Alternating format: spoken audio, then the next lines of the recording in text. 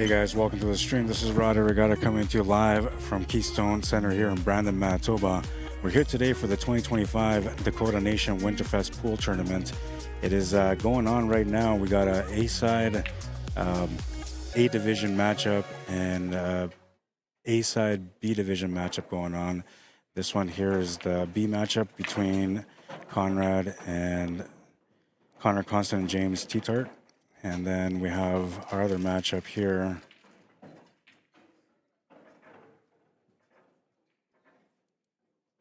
This one here, which is John HOULE and Dwight WOMBDISKA, A division.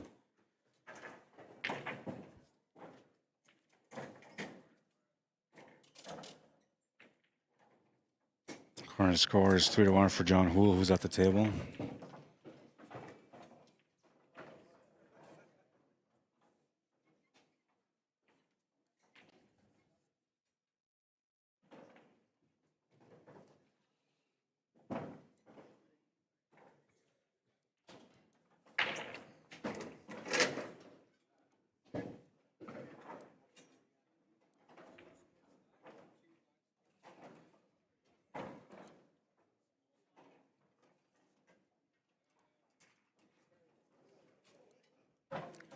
It is a race to 5.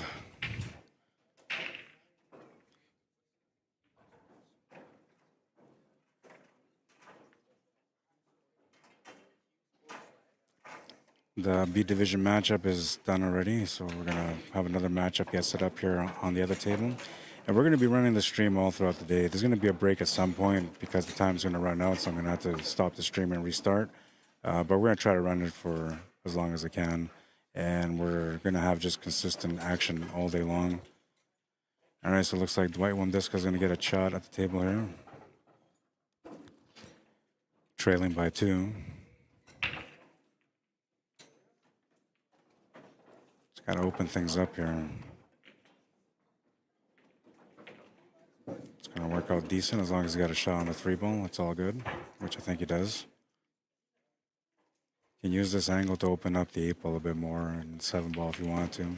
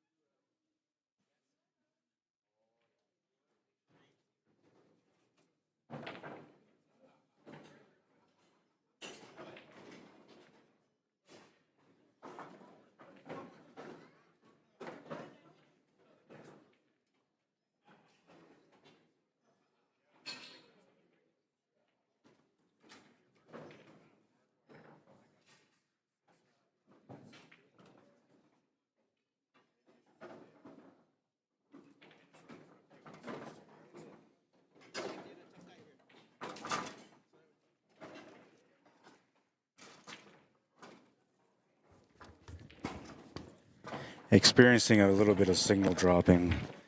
We're trying to look into it to get it corrected right away. Looks like John's about to get on the hill here. It's got to get over for either the 9 or the 11. It's going to make the 8-ball. Oh, no, man. The only thing he didn't want to do. That's going to give Dwight a little break here. He was down by 2. Now he's down by 1 with a chance.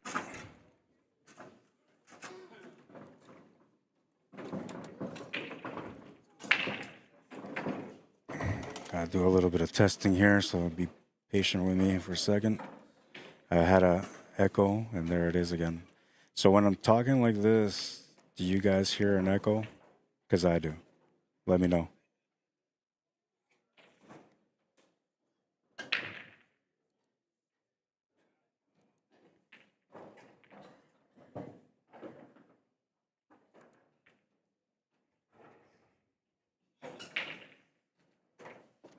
No comments yet. Why is this showing? That has nothing to do with me.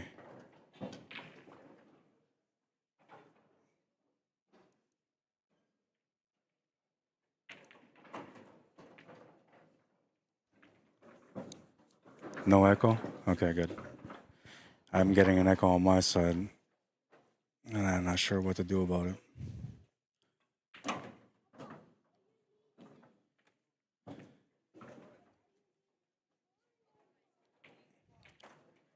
Thank you, Mervyn March and Repeat LaRose. What's happening on YouTube? You guys are quiet. It's been a while. Don't remember how to interact anymore.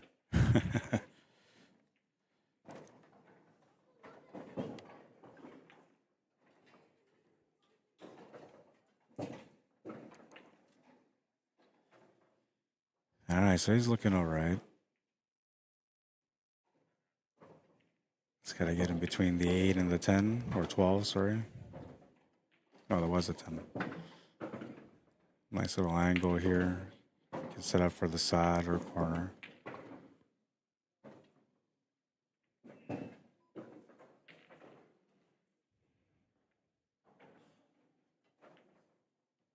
Makes the 8 ball, and he's fighting back.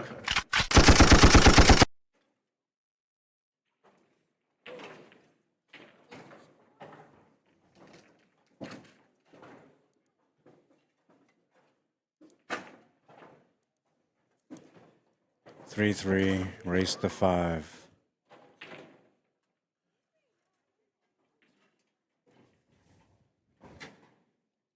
Next one to get on the board is going to get on the hill.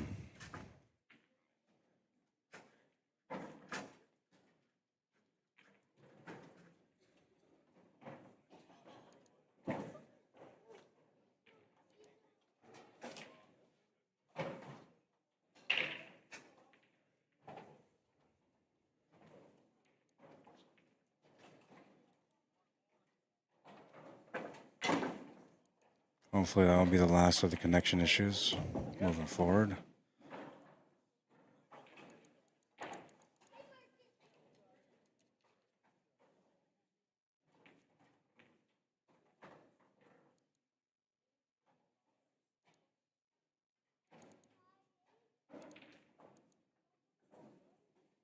All right, John Houle to break here in rack number 7. Had a chance to get on the hill, accidentally dropped the 8 ball. Needs to make up for that now in this rack.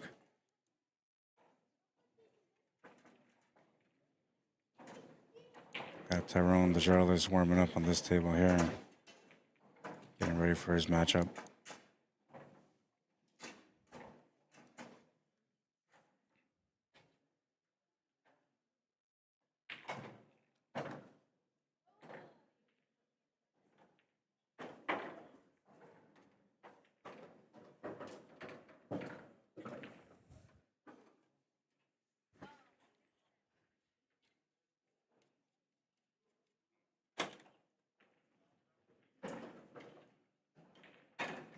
Nice little spread on this one.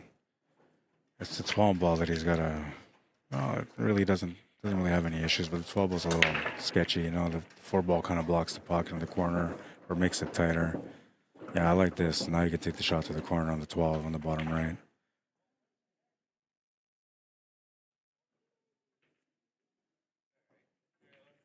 Don't really want to move things around when you're at the table, but you have no choice on that one. 3 ball's gotten a little bit closer to that 14 ball, making that 14 ball a little bit more challenging. But all you really got to do here is just kind of follow through a little bit on that 12, set up a follow through angle on the 11 so you can make it to the side, running the cue ball up towards that 3 and 4. Not towards the 4 and 3, but the 3 and 4. If you go from the... Oh, I'm not sure what he was doing there. Oh, I know what he was trying to do. He was trying to get on top of it. Had no choice but to go for a kick shot, which he got a nice little roll off that 7 ball to give him the shot. Little chuckle from John.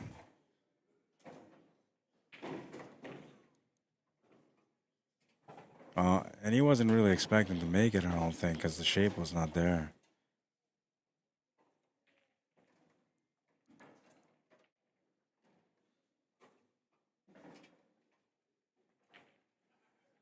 Nice little kick off the 7 and then.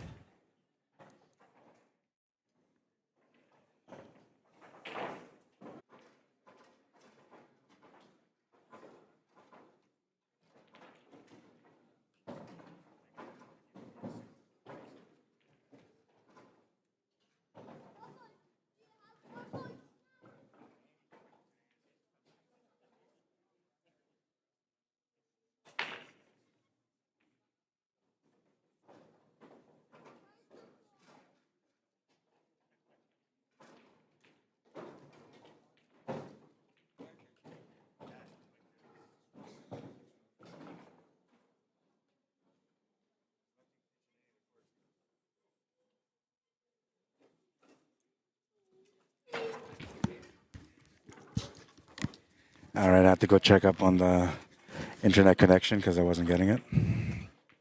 It's good to go now. We're going to get a tech to come in and take a look at it.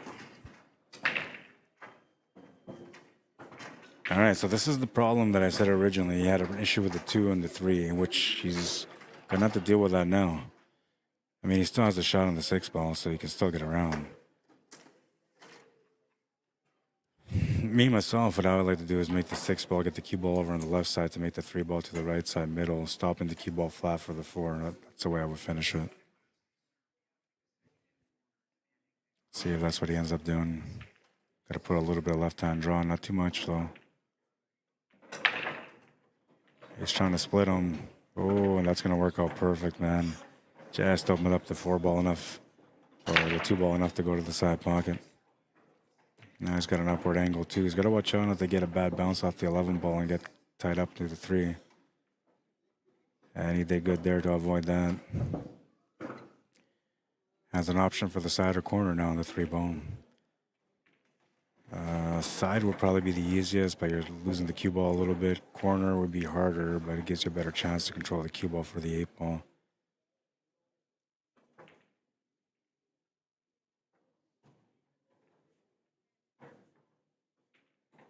Yeah, and he goes for the 3.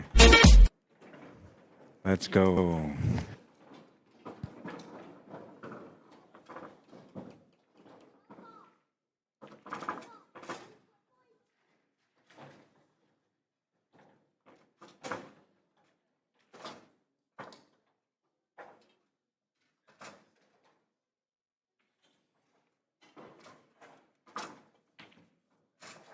No other matches yet on the other table, so we're waiting for another matchup from the B division.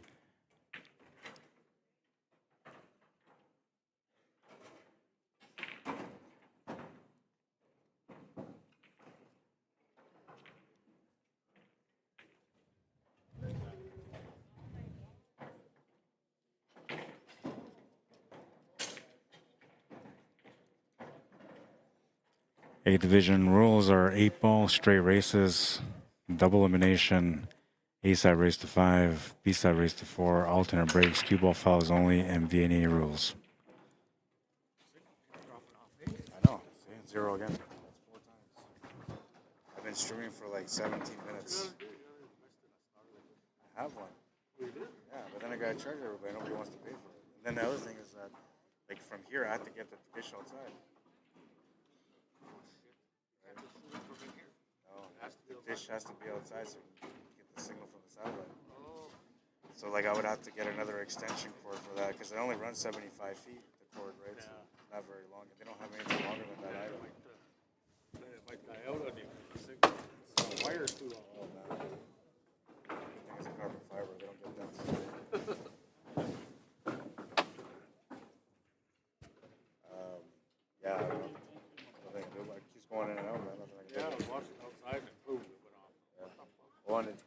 right when I'm in the middle of like getting intense. It knows. It knows, yeah, it's trying to hold me back, man.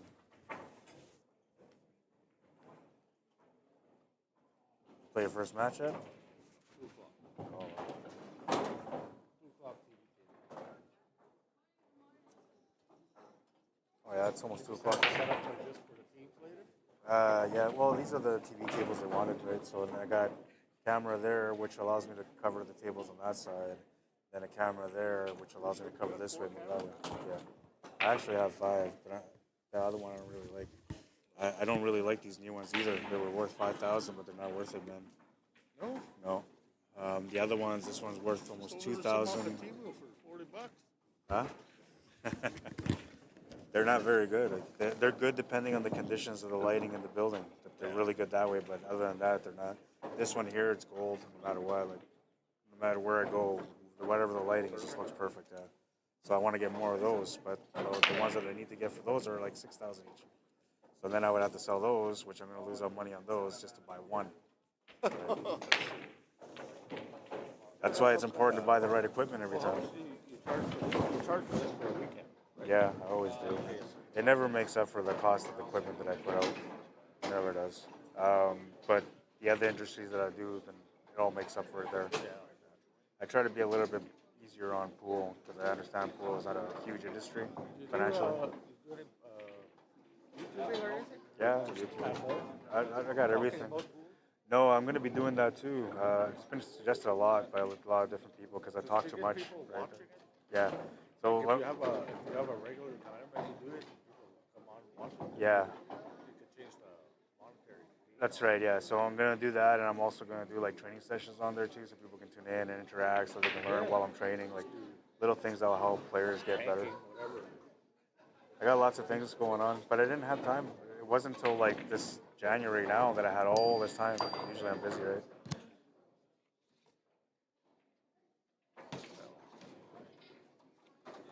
Yeah, no, always an effort. But if I didn't do anything outside of pool, it would be harder. Yeah. Honestly, pool is like, it's tough to make It's hard it. to do it unless you have the money. Even if you go on the high ups in the pro, there's not much money. Like pro commentators don't make a lot of money. Oh, they get stuff paid for. Yeah, but They get travel. you're better off being a pool player playing in the tournament. You make more money. Some of them do. Yeah. They play in the tournament too. It's a sad reality, man, but that's the way it is. Supplement their income. Well, in the States, it's not so bad because they can raffle everything out there, so there's ways for streamers to make money. But here in Canada, like, it's illegal, right? So, yeah. Oh, you can't raffle? You can't raffle anything, no. And if you raffle anything, you got to get it with a license for charity because you got to get half the charity. Like, it's a lot, man. And I mean, people do it anyway, and it's fine, but like every now and then you're going to get a snitch. Yeah, I know, but somebody's going to get mad because they didn't win the queue and they're going to snitch you out. How you doing? How's it going, bro? Good. I'll talk to you later. Yeah, man. So that's why you got to watch out. Right? And then there's like the Karens out there. As soon as you do something illegal, like, oh, that's illegal. Yeah. Like it bothers them. Yeah. Or has something to do with them. Who do you play against? I don't even know. That's good. I don't think I know. I never really look at the board. I just know that I got to win 5 matches to make the money. I have a chance. If I get past 2, then I'm going to probably run it. Yeah. At least you get a couple of warm-ups ahead of time. If they are, I don't know them. Yeah.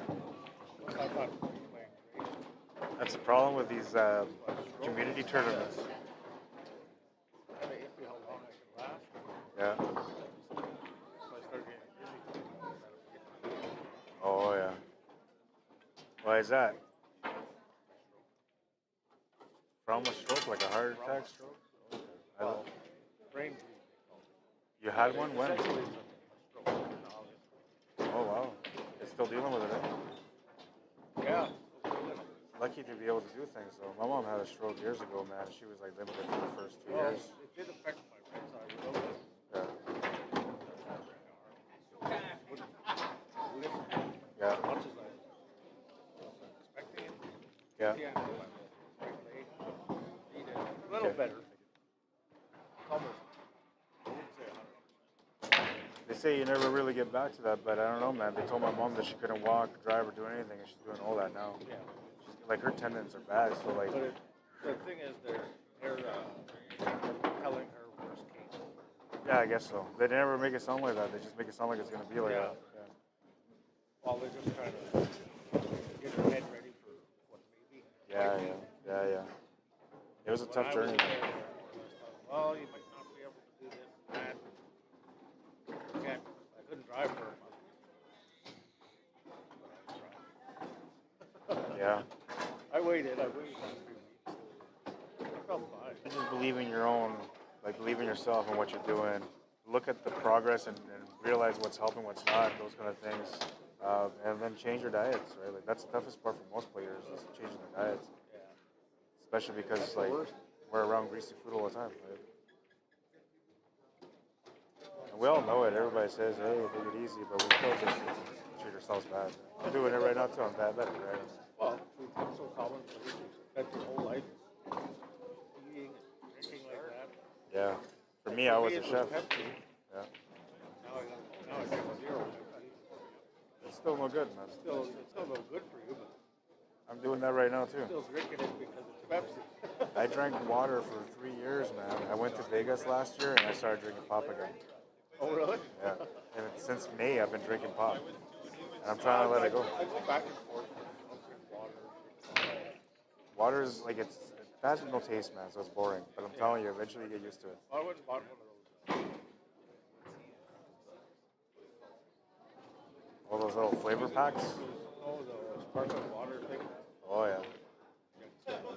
Everybody does the same mistakes, man. So Just the drive, it tastes awful with just water. So you gotta put flavor in. sucralose or aspartame comes into all those products. Yeah. Those things affect your body the worst way possible. Yeah. I'm telling you. Oh, So- I already checked on that. Fuck, but the Pepsi, like the regular Pepsi, I can't drink it. Yeah. I tried it. I tried to drink one. Yeah, it's just too sweet now. And Oh, started yeah. shaking because of that caffeine. Yeah, I know. That still has caffeine. I don't find it as regular Pepsi with the sugar. Yeah. As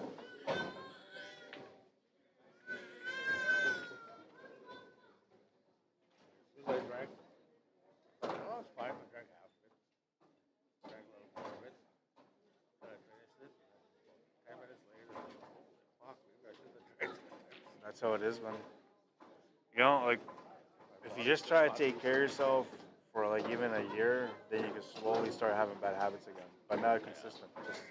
So like, have a pop, drink a water after, drink a water before, drink a water after, so then you flush it out a little bit, right? If you have a burger, have it with a salad, right? So then like you're not having that, and then like if you don't take care of yourself, you start feeling the pains. Like I feel body pains in my organs. It's not good, man. It's weird waking up. You're not even doing that. Yeah, that's right. Yeah. What the fuck? I didn't do that. Why is my back so? I just laying in bed. Yeah. What the fuck? You're not even doing it. That's old age, man. It all comes for you. Luckily for you, though, like you're not diabetic, right? Oh, yeah. Oh, you are. Oh, watch out for that one, man. Neuropathy comes and that never goes away. Yeah, that never goes away. Like whatever you're at, you control it and it stays there. Help you with your neuropathy. No, You're so deep. Pain will go away instantly. there are things. So like physiotherapy treatment, using creams like cayenne pepper cream, like that's really good because it opens up all the pores, so then the circulation works better. Circulation machines, those are good. It seems boring and it seems like it's pointless, but I'm telling you, if you don't do it, you'll realize how much it affects when you don't do it. I know lots of people that have come back and fought back and they're fine, but they have to be stubborn about their ways and change their ways. I don't know, man. I'm not on pills, I'm not on insulin, I take care of myself. It took a lot of effort, man, like I said, 3 years. Yeah. Well, and then you start leaning on the pills because you're thinking the pills can handle what you're eating, but that's not how it works. The pills are making sure you don't die, that's all. They're not helping you out. They just want to make sure you keep paying for the prescriptions. Oh yeah. Keep me alive. Yeah. Once you're broke, that's it. The pills don't work no more. Give me metformin. Yeah. That's not a good one. So many bad things I heard about it, I just stopped taking it. So I don't care. Go ahead, send it to me. Whatever, put it in my prescription. I'm not gonna take it. there's another one that's the newest one, which is called Lumedsa. That's the one that I took when you caught me off the pills. Lumedsa is strong, so you only take it once a day. That's it, and it works all day long. I took that for, I think it was like 2 months. It took me out the pills completely because my sugars went down from like 15, 20 down to like 5. Like every day they were 5, normal, yeah. So, and then I was getting like my sugars were dropping down in the summer down to 2 points. Like that's dangerous. You can die from that too. So that's why I took me off the pills because like no matter what I was eating, my sugars kept dropping, right?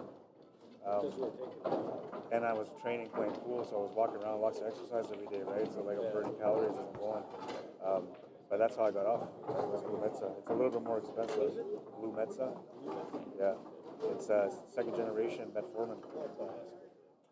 It's got strong side effects too, but you'll get off it fast. Like if you take care of yourself, you eat right, and you take those pills, you'll be off it fast. I'm like the 3rd person in the pool world that got off the pills. The other guy was successful too. I can't remember his name now. He was an older player. Passed away eventually, but he was diabetic, went on metformin, fought back, got off completely, and lived the rest of his life without worrying about any of that. But eventually, things catch up to you, right? Yeah, but it's up to you, man. Right? You can be on pills all your life, or you can fight back and just get off it. Yeah. And like when you start eating better, you get healthy, you lose weight, you feel good, your energy goes up, you're happier, right? Like a lot of different things happen, man.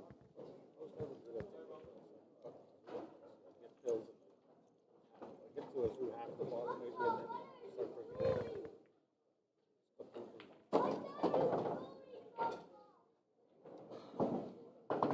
Hill.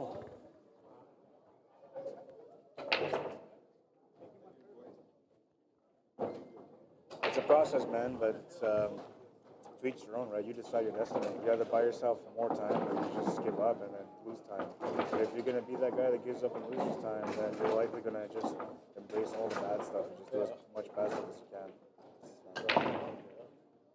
As soon as I get into it, it cuts off.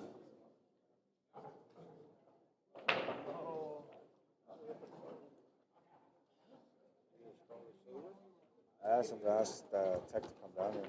There's a notification.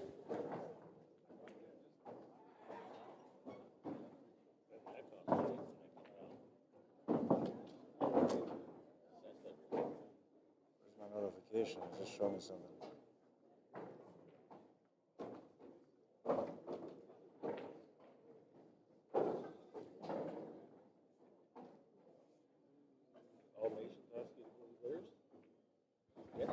Yeah, I don't know if I'm getting the job or not anymore. I had the job because he wanted me to do it, but then All Nations pushed me for hockey, and so hockey is way more money than pool, and it's a lot more work. It's 10 times more work. And I want to open up an industry for myself, right? So I was like, I'll do it. But then that guy, I'm not sure what happened. He didn't approve it, so like. Now I told those guys like, hey, I may not be able to do your event because I might be doing hockey, and then now I may not be doing hockey,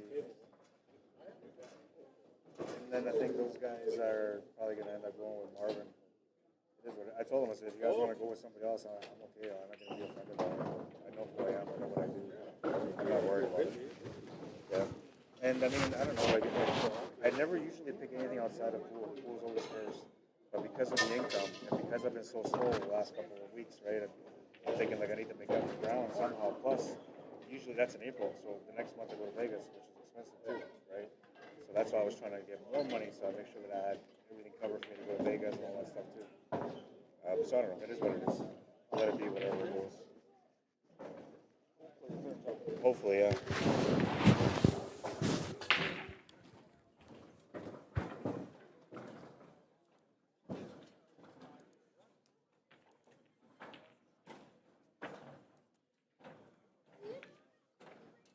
All right, so apology. The signal's been dropping, so I haven't really got into the streaming too much. And only because like every time I try to get into it, the signal drops, so it's been kind of bothering me a little bit. Let's do comments right now. Repeat LaRose on Facebook says, always I see to watch some action while I work. Randell, what's up, man? Says, hey, Rod, see you later, bud. Looking forward to seeing you, man. Hi, Tracy. Shannon McKay. Tracy says, right on, Rod. Great job streaming, as always.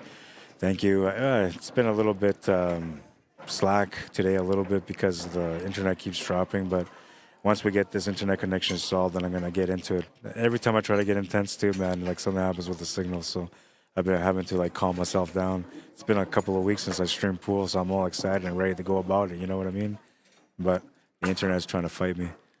What's up, Ron? How you doing, man? On YouTube says, hi, Rod. You haven't been on in a minute, Mr. Streams. Yeah, it's been a while, man. I need a little bit of a reset, you know? I've been steady going with other work, too. Look at this, John with the 8-ball for the win. He's going to make it. He's going to get the win.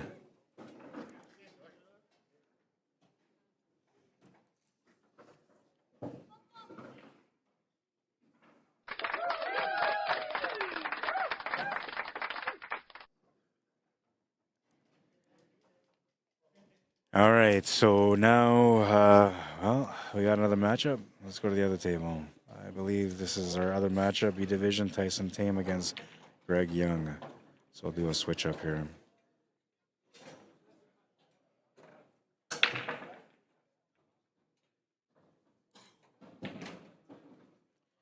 And this is a fresh matchup, so we'll restart the clock for them.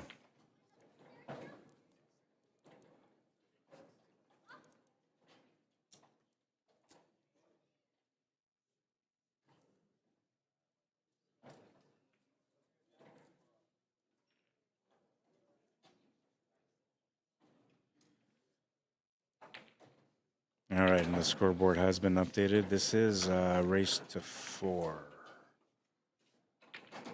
because it is a B division.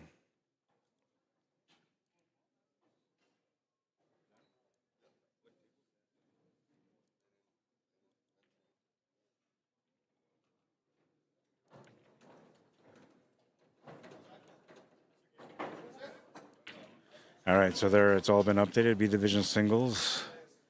Race to 4. Tyson Tame at the table right now. He's been working on his game quite a bit. Trying to see where his game is at.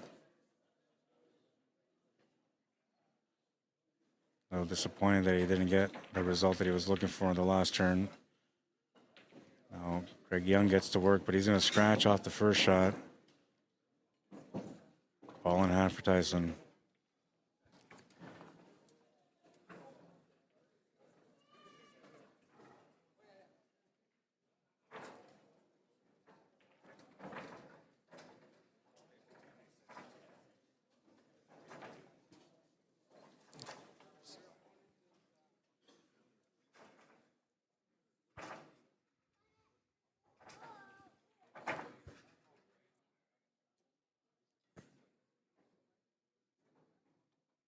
Lots of stuff going on around me. Oh, he's going to bobble that one in, but it goes in. He's got the shot on the 13 ball now. No real situations to deal with, but that 12 and 15 are a bit of a concern. And he's going to get into a bad spot here. I don't think he can do anything with that 10 and 15 or 12 and 15. Looks like he's opting to get a jump cue out. Taking a jump shot on the 10. Looks like you can almost see that 15 ball, but not quite.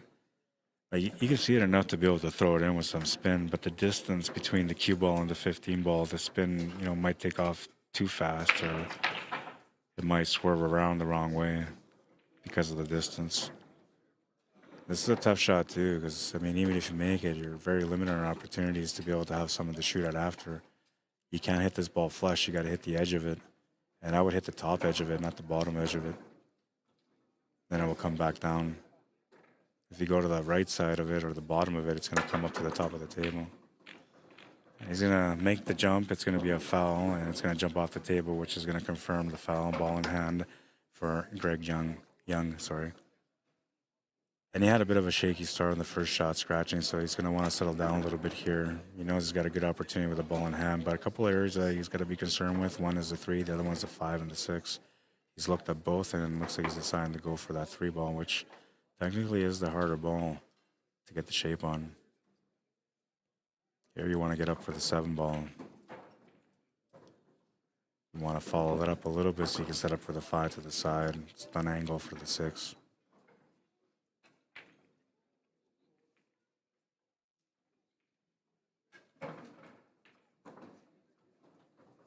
And he should have followed up a little bit more, but he's still okay. He goes to the side. The only thing here is you got to figure out what you're going to do with that 6 ball. And I'm thinking you're probably going to want to draw this up for the 6 in the corner or follow through and push it over to the top left corner. Oh, and he got a little lucky there, man. A little extra bounce because that was going to be a frozen ball to the 6, but instead he gets the cut angle. And then on top of that, the stripe saves him and gives him shape for the 8. Nice little opportunity there, momentum swing for Greg Young. He'll take that one. 1-0, race to 4.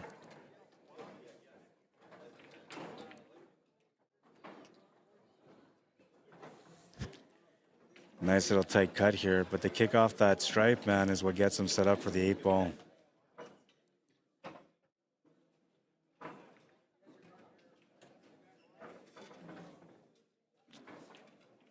You don't have to be lucky to be good, but you got to be good to be lucky. That's what they say.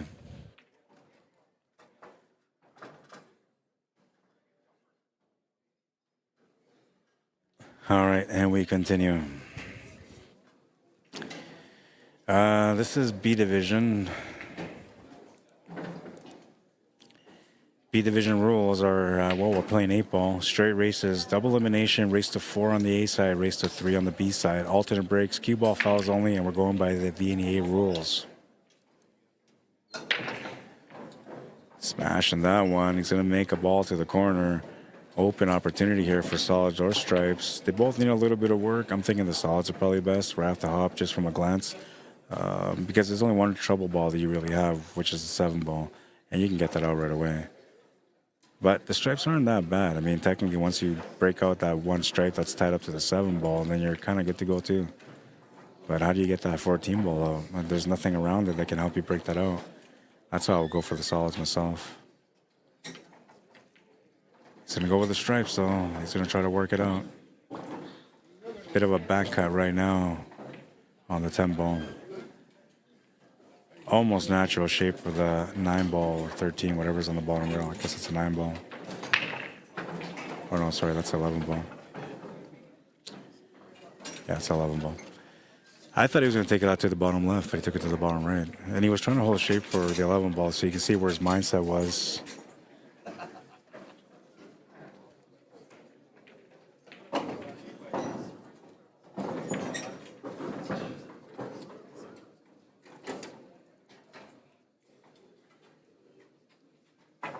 I see Dwight Klatt here, but I don't see Jason Klatt. I wonder if he's playing in the tournament this year. He might be. They usually travel together. So usually, like, Dwight, whenever he comes around, Jason's always there. So I'm assuming that Jason's probably playing this tournament. I don't think he'd be able to play in the team tournament, not that he ever does anyway, but pretty sure he's allowed to play in the open division. There's no cap as far as the open division goes.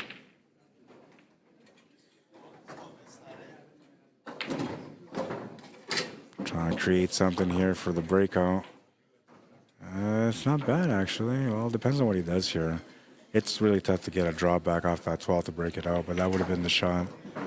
And it looks like he's just trying to set up here for a breakout angle to the bottom right corner on the 12, but he's shooting over the ball, so he's not going to be able to dig into this too well. The more he digs into it, the more he's going to miss the shot by. He's trying to keep it simple there, but yeah, still trying to control something there. He's going to miss the shot wide of the pocket. And now Tyson Tame will get a chance to tie up the score. He still needs to get that 7 ball opened up, but after this one, he can get it up for the 5 ball, which will open up that 7 ball. Now, the main thing you got to watch out for when you open up the 7 ball is you don't push that 14 ball over towards like that 2 ball or that 4 ball. Sorry, not the 2 ball, the 4 ball by the side pocket, because that could create another problem for him. Or even something like this. Like, this is not good for him. But he's got control of the table, so he doesn't have to worry about it too much. Especially because his opponent, both the stripes, don't really have a pocket at the moment. I actually wouldn't mind playing the safety here. He's going for the shot, but he's doing it as a 2-way. All that pocket, so the table will be turned over to Greg Young, and he's taking a look at this. Doesn't want to open up those 2 solids. He knows that already, so he's going for the safety. It's a perfect touch here. We'll see you, man. Did you play already? Just right now.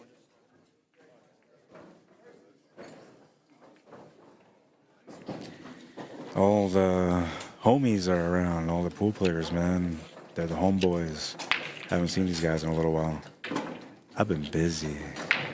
Enjoying life, man. Well, effort is an effort, and you made a good one there. The leave is going to be a challenging leave here.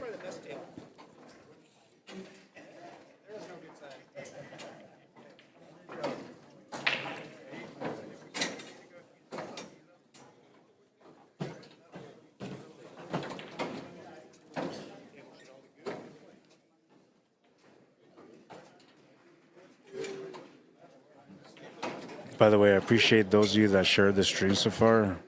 Thank you. I haven't done any of that yet. I'm about to start doing that now. Well, not the shot that he was trying to make, but it kind of worked out okay. Although he's left a bank option here, corner or side. Greg's going to call the bank corner.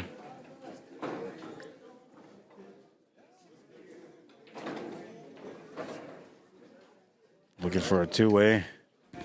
What's up, man? How you doing? Good, you? Okay. Did you play a match already? Yeah, I played him, man. You won? Yeah, right to the hell, man. Good for you. Yeah. Oh. We always been playing to the hell every time we met him, man. Yeah. I'm sad. I got lucky in that one. Joey's not playing singles? Yeah, he's playing singles, but he doesn't play the one. A division or B? The B division. Oh, really? Yeah. I don't know. It's a sneaky one. That's where they put him. Because he's a junior, though, but Yeah. he's really good, man. Yeah. I'm surprised people are still understanding with him. They don't like the rest. I went to play league last night in Winnipeg. Oh, yeah. And then I took him with me. I took him to the hangar. Yeah. He went and shot around on the big table, so Oh, yeah. he did all right. I got him ready for today. Yeah. Should've. Yeah. Alright, this is our next on this side On here. this side, okay. I'll talk to you in a bit. I'm going to go now and smoke, my friend. Yeah, man. Nice seeing you. Yeah, pleasure's mine for sure. All right, and well, we're still out of battle here. This time it looks like he got a little lucky on the leave for that 4 ball. Even if you're trying to spin it off the rail, you're gonna have a tough time making this. Only way you could make it is if you spin it off the top rail. It kind of becomes more of a massé shot at that point, though. Oh, he was able to see it enough. I didn't think he could see enough of it. I don't know. He's got it, man. Awkward shot for the 8 ball. So maybe that's what he was looking at the whole time. He was just trying to figure out like what he can do for shape on the 8 ball. I think it worked out okay anyway. He's got a decent opportunity here to make it. Scratch angle should be safe. He's gonna miss it though. He was trying to control that scratch angle. And unfortunately for him, he's left a decent opportunity here for Greg to be able to get up another game in a race to 4. Shot to the side or corner available. He's going to call the corner. Natural stun line for the 8 ball here. He worried too much about the stun line. He's going to miss the shot, and Tyson Tame gets a huge break. Could have been down 2-0 in a race to 4. Instead, he ties up the match. We're at 1-1.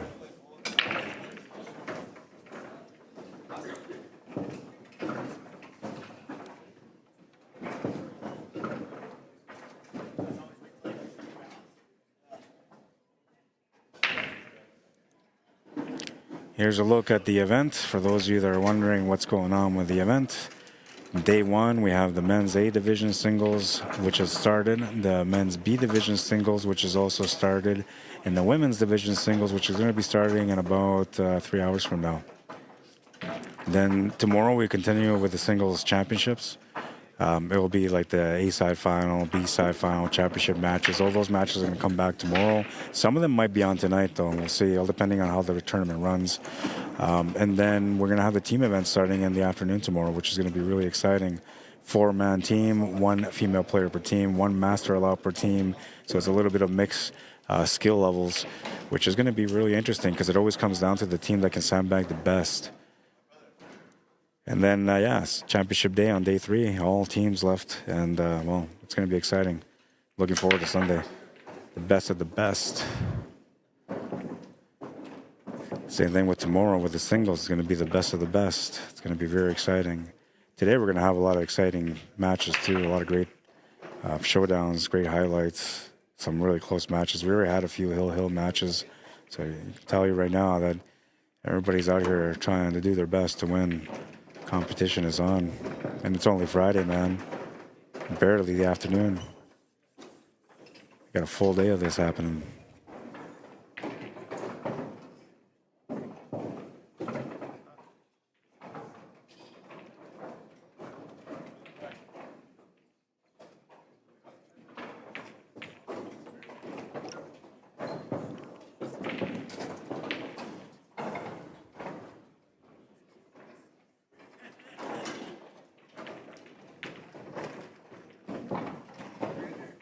A little bit too much angle on the 1 ball. Not enough speed to be able to get on the 3 ball. 3 ball is still a makeable shot. Yeah, maybe that ball there in the corner will do. What's up, man?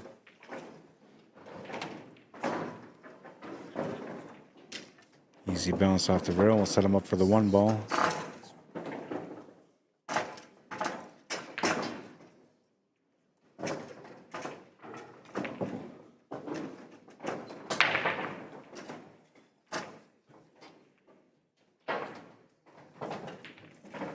Oh, he missed the 3 ball and he scratched. How you doing, man? Did you play already? I'm just starting up. Oh, good luck, man. Andy DeJarlis. All the bros are around today. That's one of the things that I enjoy about doing these events, man, is that I know everybody and they're good people, you know, and it's just good atmosphere. Nice, relaxing atmosphere. I want to say stress-free environment, but, you know, I've never had a stress-free environment with this job.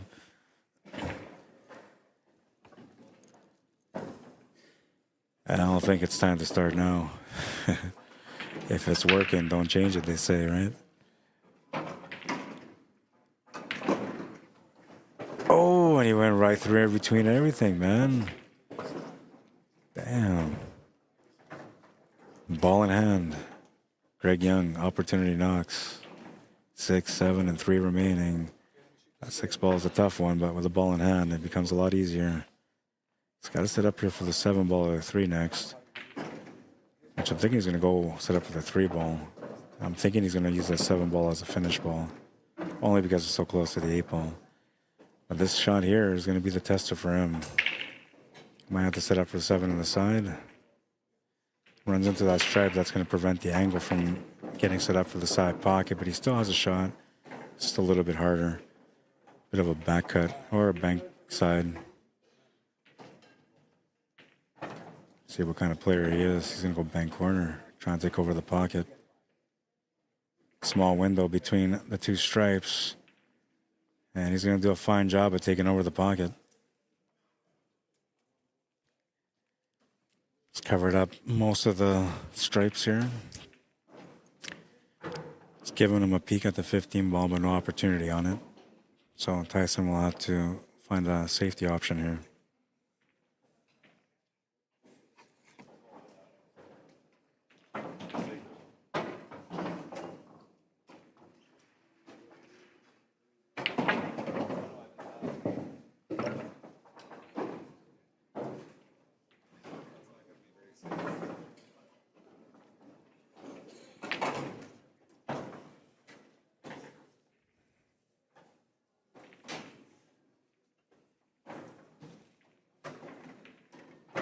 Oh, I can't believe he missed that 7 ball, man. He can't believe he missed that 7 ball right now either. Huge opportunity. I'm not sure you're going to get too many of those, man.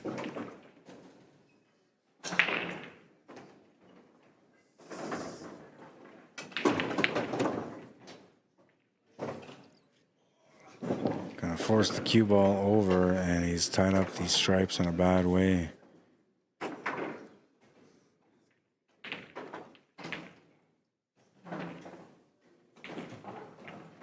He's gonna play the safe. He's left the back cut here for Greg Young, and he's feeling a little bit overwhelmed right now because he just missed the last shot. So this shot here is going to be a bit of a tester. If he makes it, though, it could be a confidence builder.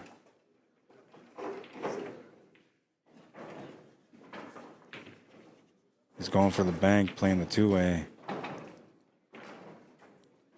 And a little opportunity here for a billiard shot to make the 10 ball in the top right corner. You basically have to just nick that 14 ball, and then that should kick that 10 ball to the corner. But he's probably looking at a safety option or a bank two-way. Went for the bank, and he definitely was trying to play the two-way. Unfortunate for him, though, he's left the shot on the 7 ball available.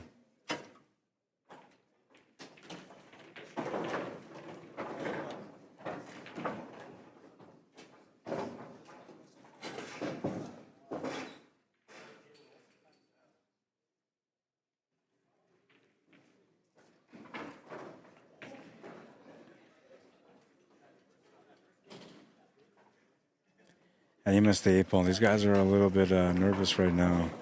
Both of them, man. On the TV table, though, so that's probably why. Oh, yeah.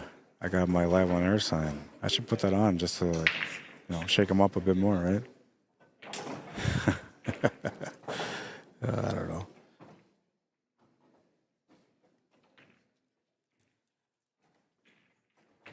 I gotta do it, man. I gotta wait for him to finish shooting here, though, before I do it.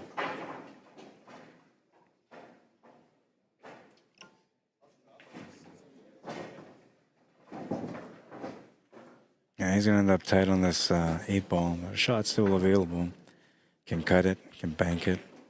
Banking is a little bit harder because you'd have to hit it with some firm pace and about maybe almost 2/3 of a ball contact.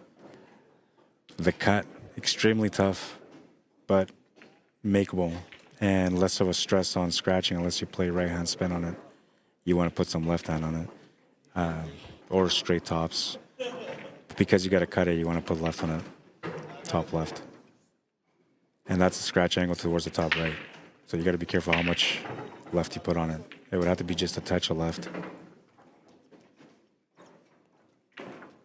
He's going in heavy on the left. This is a scratch angle.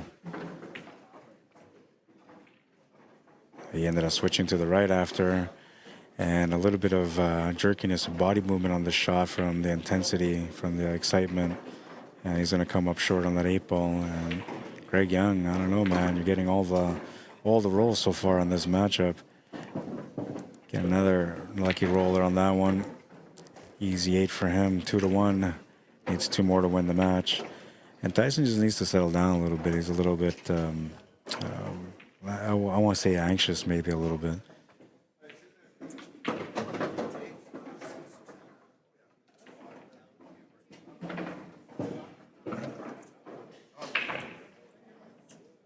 Time for him to just relax, man. Take it easy, chill out. It's all fun and games, bro. Don't worry about it, man. I'm telling you. When you live in a world of sharks, the best thing you can do is just take it easy, man. Yeah, just relax. Don't worry about it. It's all good, bro. See the little dance moves? I like the little dance moves at the end. He just starts getting into it, and I cut him off. It's kind of like me and the internet today. As soon as I start getting into it, man, something happens. As soon, I tell you. I was just about to get into it there, but I stopped myself because I figured maybe I'm going to get a drop on the signal. I'm trying to limit my excitement. Oh, and on, that ball keeps rolling. He still has a shot on the 7 ball though, so it's all right. You know, this is a pretty nice table for him. Oh, he's taking stripes. I thought he took solids there. My bad. It's a pretty nice table for him, and you know, him being up 2-1 right now gives him extra confidence. So he's going to start bearing down on his game a bit more, especially now that he's got the opportunity to be able to get a little closer to winning the match. He's doing a really good job here so far. Just needs to find the shot on the 12 ball, which goes to the right side middle. And he knows it, so he's playing it that way. And he's got a nice little stun line here to get set up for the 8 ball. Got to watch the shot and the shape, make sure that the shot comes first and that the shape comes natural. Otherwise, you're going to miss one or the other or both. Plays it off the 2 ball, keeping it steady. And look at this, nice little positional shot for the 8 ball because of it. And this is the problem. He's starting to settle down. This is Tyson Tame's problem. Down by 2, breaking with his back against the wall and a race to 4. And we'll drop over here real quick. We got another matchup going on. This is a advanced A division matchup that's going on right now. And it's right here. Sean Orv Taylor at the table. Tries a big cut on that stripe, and he's going to scratch. Oh, yes, he's going to scratch. Trying to use some medicine on that one, get that ball to tie up that 4 ball, but that's not going to work. And Curtis Fedorowicz from Kuiper's Bakery is at the table with a ball in hand. Go back to our B division singles action here. Tyson Tame just broke and made a ball. He's got a big opportunity on this table, but a little bit of pressure because he's down by 2 and his opponent's on the hill. So he's got to work through the motions here.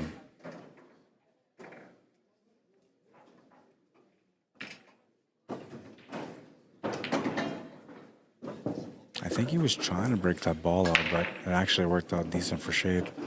So I don't think he's too comfortable with the shot. It's going to be very limited on what he gets for shape after this ball, unless he puts a lot of spin on it. And he put a lot of draw on that one, which is going to draw the cue ball back and give him options here on that 10 ball. I can wait for 3. Jeff's here. You want to wait for table 3? Yeah, wait. Okay. We just got here. If you need me to assist you with running the tournament, just let me know. I can help you out too.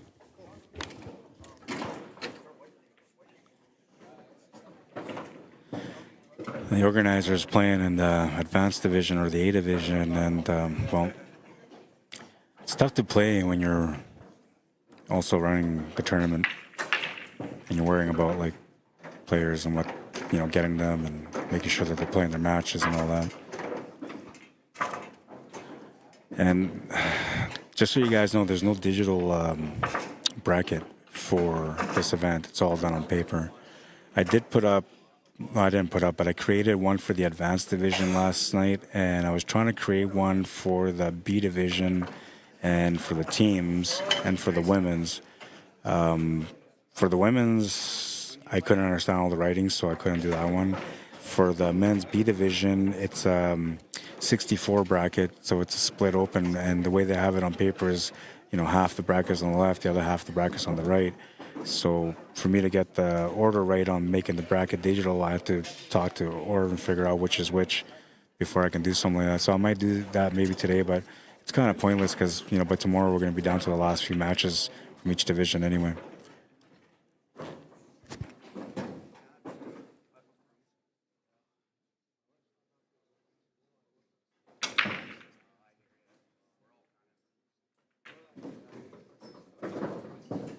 Nice little bounce into that 2 ball, and looks like Greg is getting ready to close out. 4 ball is the biggest problem, but he's got an angle to get on it right now. And looks like he was trying to set up for it, but it's going to go a little bit too far, so we're taking the 7 ball, or maybe he was playing the shape with the 7 ball all along. It looked to me like he was trying to set up for the bank maybe on that 4 ball. And he is going to set up for a bank, but he was setting up for the bank corner, unless it goes by the 11 ball, which it kind of looks like it does. Especially on a valley table, you can kind of lean into the pocket a little bit. And, well, That's going to be a miss and a great opportunity here for Tyson Tame to get back in the match. He's got a nice little setup here. He's been feeling a little bit intense or anxious over the last couple of racks, so he's been doing some things that players normally do when they're feeling that way. Overrunning the ball, missing a couple of shots, body movement, all those kind of things.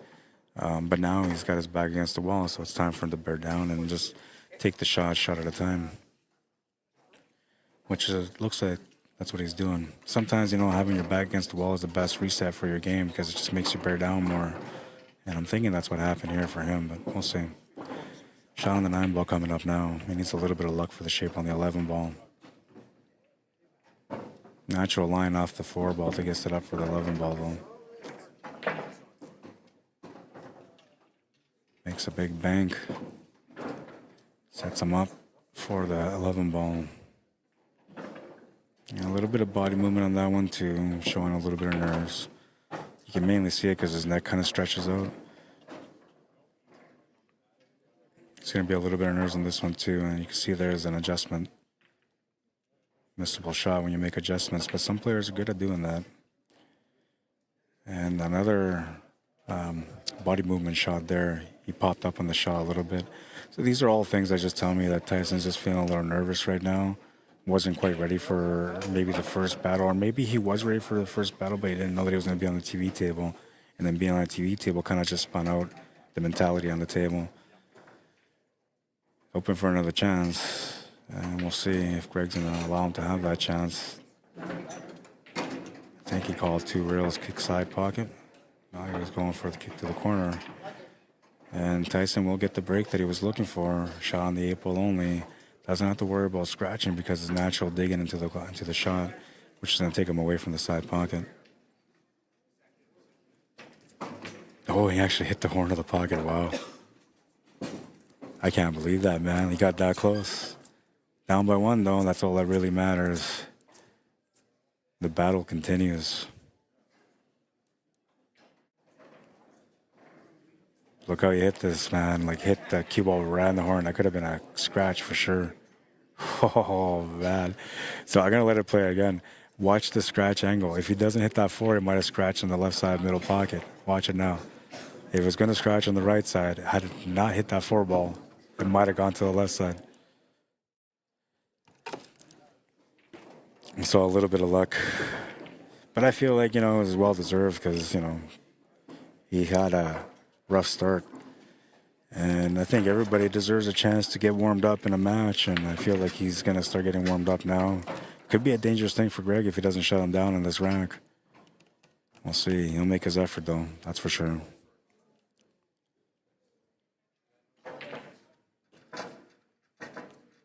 Check up on the boys again on the other table.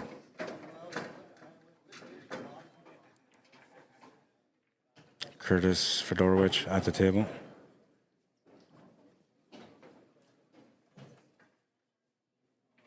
Playing against the organizer, Sean Orv Taylor. And it looks like they got a puzzling table here. I'm assuming,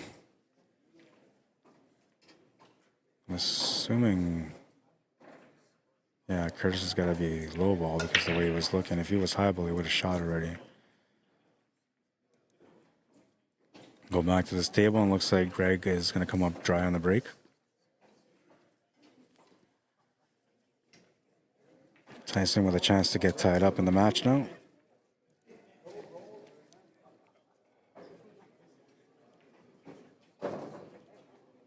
Cornell McLean says, no, it's not, LOL. Let's see. And I'm sorry, guys. I'm getting into the... I haven't been around pool tournament for...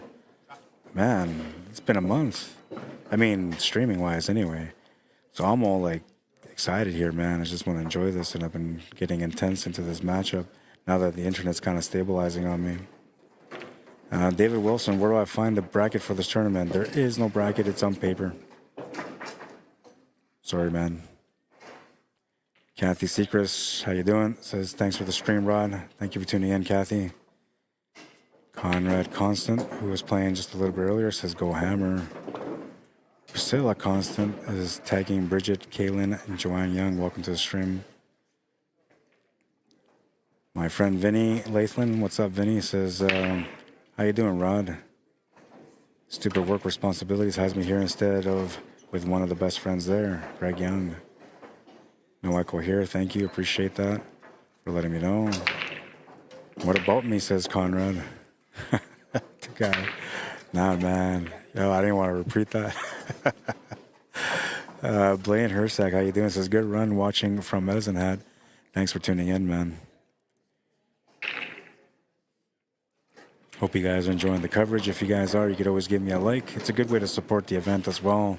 Most of the times when people are hiring me to come out to their events, they're doing so, one, because of the talent that I have and the work that I do, two, because of the exposure that it gets for their event, and three is so people are aware, you know, what's going on in a bigger scale through the quality of the work that I do. So hopefully, you know, living my part, doing my best to represent this event, and I can use your guys' help with liking the stream, because that lets the organizers know that their money was well worth it, and that people enjoyed the quality of the stream, they enjoyed the commentary, they enjoyed the event, they enjoyed the competition. Just a good way to support. Or you can send me $9.99 via YouTube. I'm okay with that. I'll take money instead of likes. See, it just becomes that easier when you talk about, you know, money and likes comparison. You're like, hey, you know what? It's not that hard to give a guy a like. Suddenly I feel easy about it. $9.99 YouTube, I'm telling you, man. There's people out there that charge for the streaming. I don't do that. I do charge for, you know, streaming with likes and asking for support, but I don't ever ask for money. And if people ever want to support me, like, I appreciate it 100%. It's not going to go to waste. I'm a good guy that loves pool. I'll do good things for pool. So if you want to support me that way, by all means, you don't have to like it. But I'm telling you, way cheaper just to like the stream.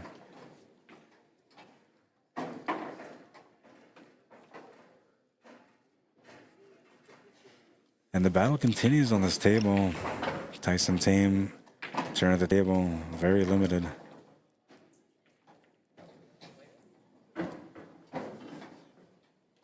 Looking for just a good hit. Oh, he's trying to make it to the side. Oh, he was so close. Just missed it, man. So close. He shot that pretty quick, and he was that close. That's pretty good. Another thing that, like, when I'm looking at things here as far as, like, you know, how Tyson's feeling, he's been working on his game a lot. He's been doing a lot of, like, drills and exercises that help you to be able to control the ball better, to be able to pop better, to play better angles, all that kind of stuff. But he's playing in a tournament, and there could be a small chance that maybe he's going through all the technical stuff in his mind as he's playing, and maybe that's kind of creating a problem for him too. He can't really get relaxed.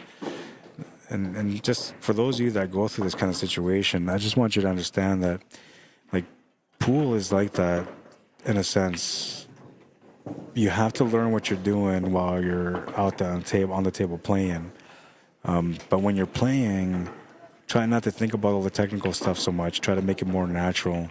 And you're going to see that your game will become a little bit better. Because sometimes you can overthink it, right? You're overthinking too much on, you know, a certain system to be able to get position on the cue ball where you want it to be. And next thing you know, you come up short. And look at this. Oh, no, man. Made the shot. Scratch the 8. Is it 3-3? I think it's 3-3, or maybe it's 4-3 now. Maybe it was Hill. Yeah, I think it was Hill. Tyson got a break there, man. Wow. Huge break at the right moment for him. Take a look.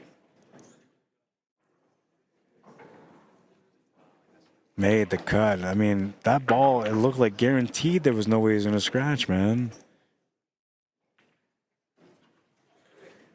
Momentums, that's what it's all about. Momentums come and go when it comes to pool, and it looked like the momentum came on that one at the right time for Tyson Tame. And we'll switch over to our other table. This is now A division matchup. Get that all set up for you guys real quick. Give me a couple of minutes.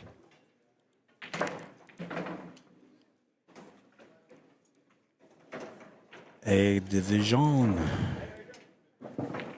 Race to 5.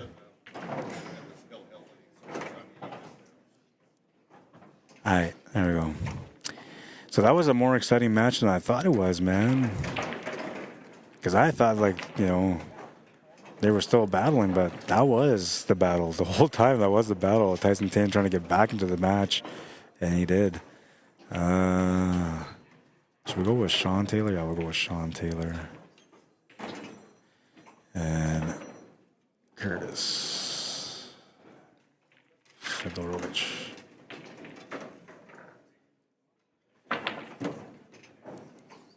I will reset their time and start it fresh. I'll find out what the score is. Give me 1 minute. I'll be right back with a score update.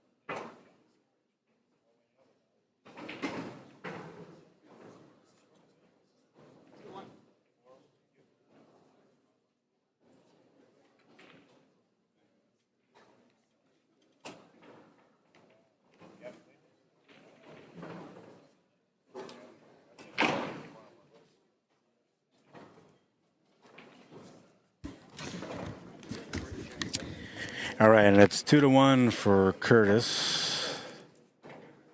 So we'll set that up right now. All right, there we go.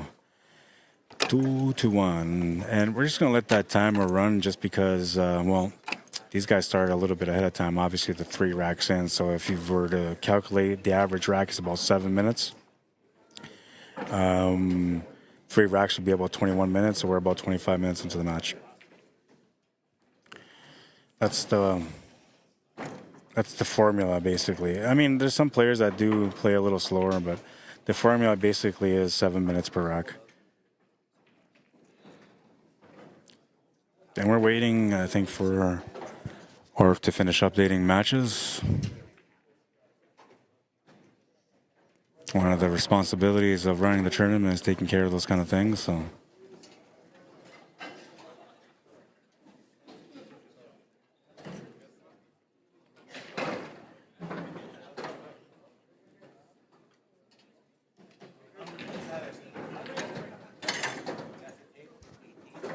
All right, so it looks like we're resuming now. Curtis is about to break on this one.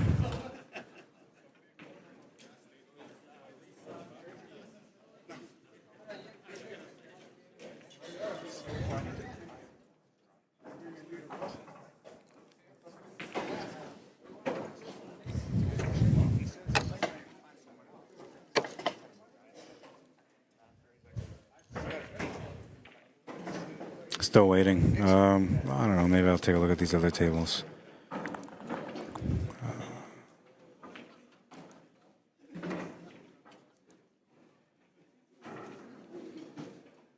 Looks like Curtis is about to break now. I'm gonna pan over to the right on my other camera so I can check out some of this action over here.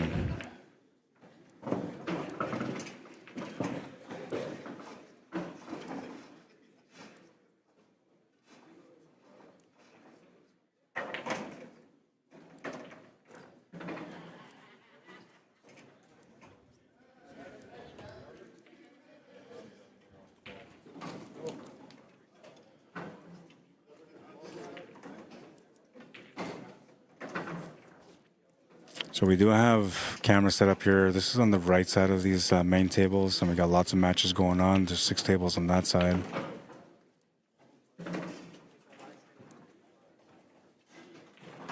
I have a back angle camera also,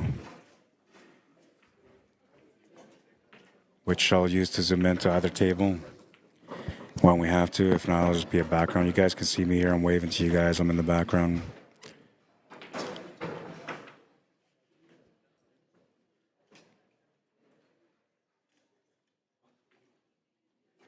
Curtis at the table.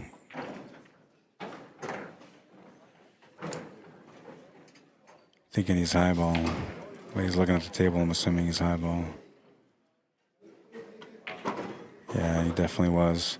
A bit too much drawback. Yeah, I think he was trying to set up for the 9-ball to the side next, but he didn't quite get it. Now he's forced to do a bank side, looking for a breakout on this 12-ball, or at least a bump into the 12-ball. It's going to miss it, and the cue ball's going to go on the side instead. I'll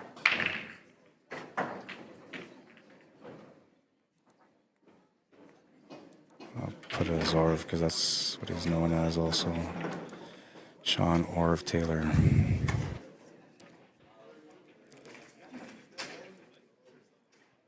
Ball in hand. Chance to tie up the match at 2 and a race to 5.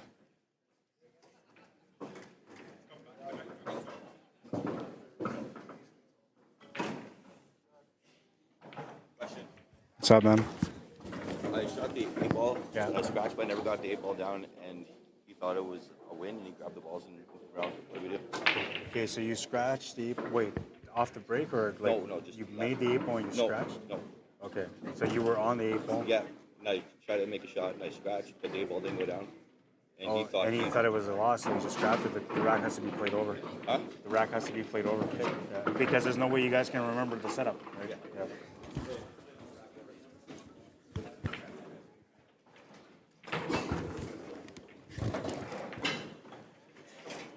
Yeah, so player on the other side, I guess he made the attempt on the 8-ball, didn't make the 8-ball and scratch. His opponent thought that it was a loss of game, so he ended up just scrapping the table, and then he found out that it's not a loss of game, so now they had to reset the table, and you're not going to remember what the layout was like, man, not even close to what it was like. So the best option to save all sorts of arguments and disputes is just to play the rack over, so that's the advice that I gave them.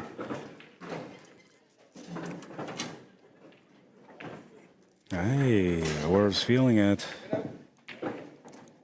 Tied at 2.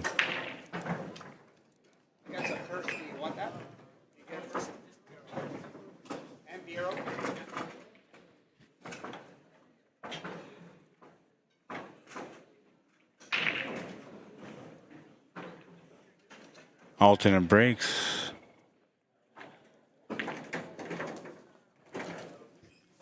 Men's A division rules. We're playing 8-ball, straight races, double elimination, race to 5 on the A side, race to 4 on the B side. Alternate breaks, cue ball fouls only, and we're going by the VNEA rules.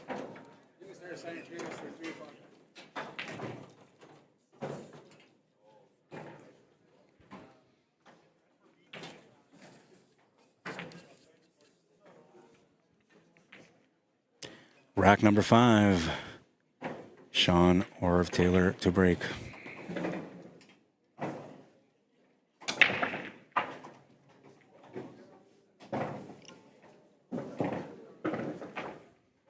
Smash and break. Makes the ball options for solids and stripes are both available. Stripes look way better though.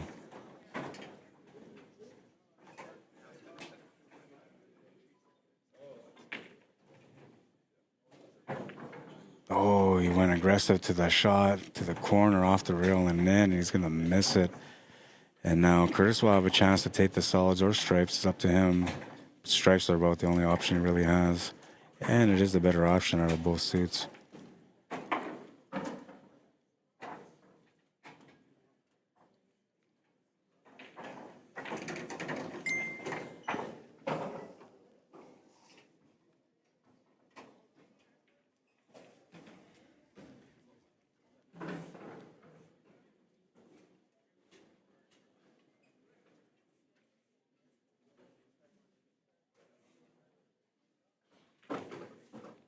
Nice cue ball control there, looking for the combo to the corner.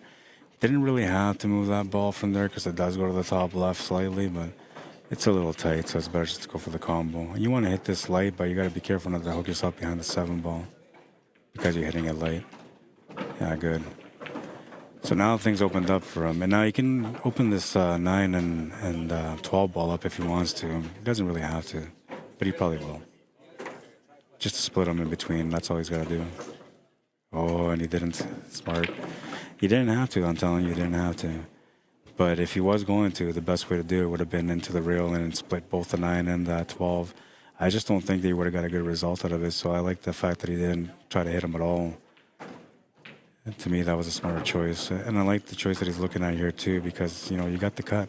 Natural line to go back and forth for the 9 or the 13. Got to make sure you don't run into any of the balls, but he's going to run into the 9 ball, and that's going to work out all right. Little bump into the 9 sets him up with the side pocket. And now this is looking a little bit easier. 8 ball is still a bit of a challenge, though, because you got to, you know, get up table for it. But if you set up a straight shot on that 13, you can just draw back from there. Or sorry, 11 ball, you can just draw back from there. He was trying to create an angle. Didn't want to draw straight back. It looked like he was trying to force an angle to get above it. Maybe set up for the side or bottom corners. So Orv will get a chance here. You doing? Yes, I am. You already know that because you're watching. A lot of these are comments from people asking me about the stream. Yeah, the stream's on. Ron Chaborak, Timothy Bone. Sorry for getting to your comments this late, but yeah, it's on. Nigel Bennett, how you doing, man? Says, who was the player who thought he had won, and why aren't they at least using challenge? It's free. Excuse me.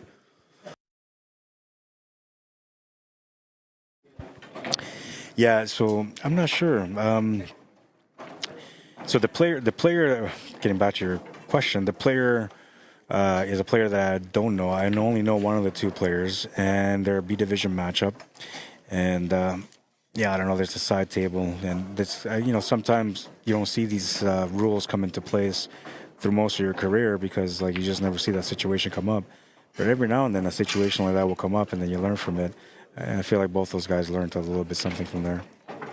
The guy that scrapped the table is definitely not going to scrap the table ever again because he had a chance to win that rack, and now they have to play it over. So now if his opponent ends up winning the rack, it's going to be because he scrapped that table. So that's going to be a lesson that he's going to definitely take to heart and never do again. He will always confirm that the rack is over before he scraps it. And for the other player, well, he knows now that if he's going to scratch and an opponent tries to approach the table, to just warn him right off the hop, like, hey, man, it's just a ball in hand. But sometimes you don't have enough reaction time, and, you know, it is what it is. It is what it is, man.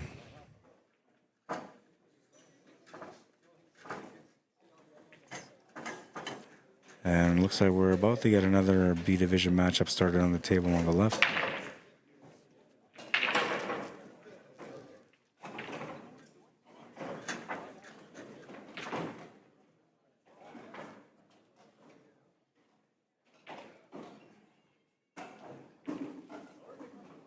Really focused on pushing that 9 ball out in the open, and you can see here, like, he was perfect, so that's where his mindset was.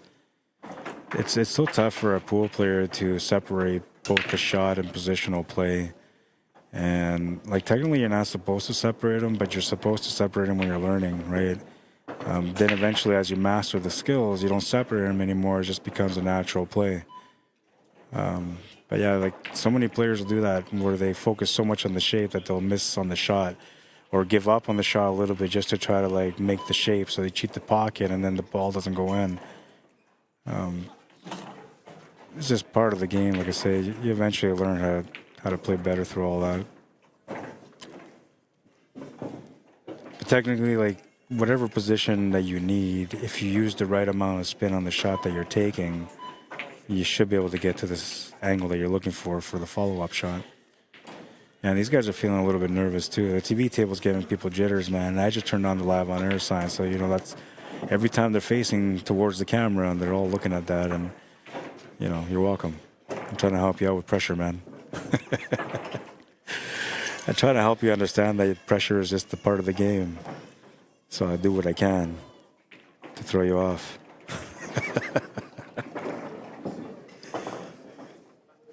I'm kidding. I don't do that. I support pool, man, and I like watching players play good. So I don't try not to throw them up. But the live on air sign is like my special touch, right? Let's see what you're made of, man. You know, it's Hill championship match. You look over and you see the sign. Are you the kind of guy that shakes it off, or are you the kind of guy that says, "Oh yeah, I'm on air"? If you're the second guy, you're gonna miss. If you're the first guy, you just make the shot.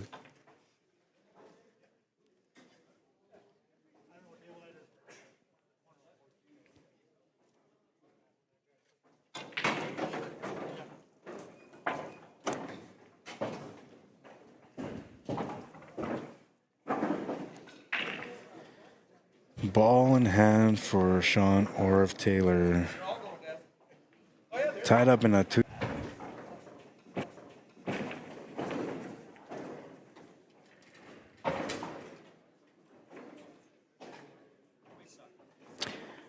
Another signal drop there. I'm sorry about it. We're trying to get it looked into. Not a whole lot I can do about it.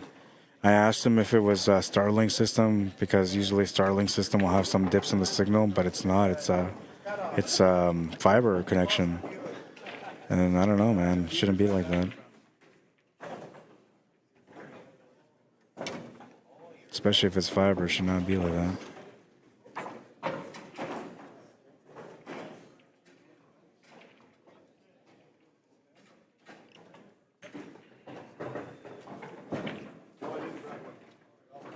Nice little shot on the 11 ball. Easy 8, waiting for the finish.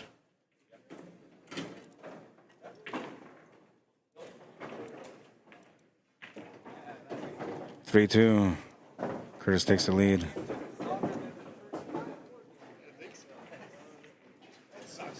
This is what to expect in the event throughout the weekend. It is day 1 today, so we got the men's A division singles, men's B division singles. The women's division singles will start around 5 o'clock, so about 2 hours from now. And yeah, then we're going to finish the day off as late as we can. I think the last matches are called up at 10:30, which would end the day around 11:30 tonight. And then the action resumes tomorrow at 11 o'clock in the morning. Sorry, I got to correct myself. 10 o'clock in the morning for the women's division and 11 o'clock in the morning for the A and B.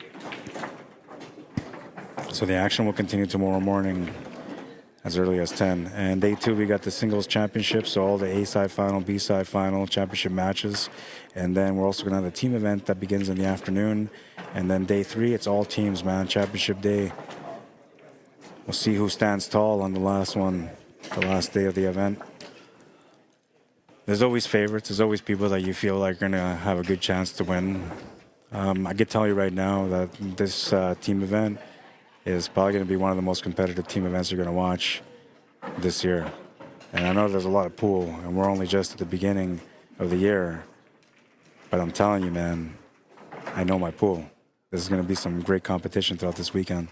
I know all the players in here. I know what they're all capable of doing. Wants to see the mix and match. I know exactly who's going to be coming through in the top 3. Well, most of the times. I do get it wrong every now and then.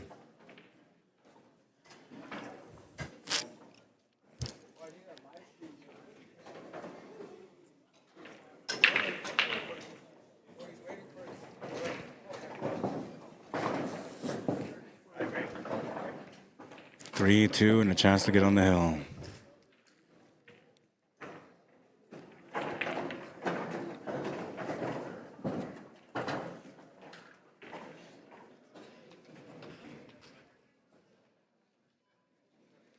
Something there he doesn't like. He's taking a second here. Maybe he was overthinking. Maybe his mind was scrambling, so he decided to come over and have a sip of water.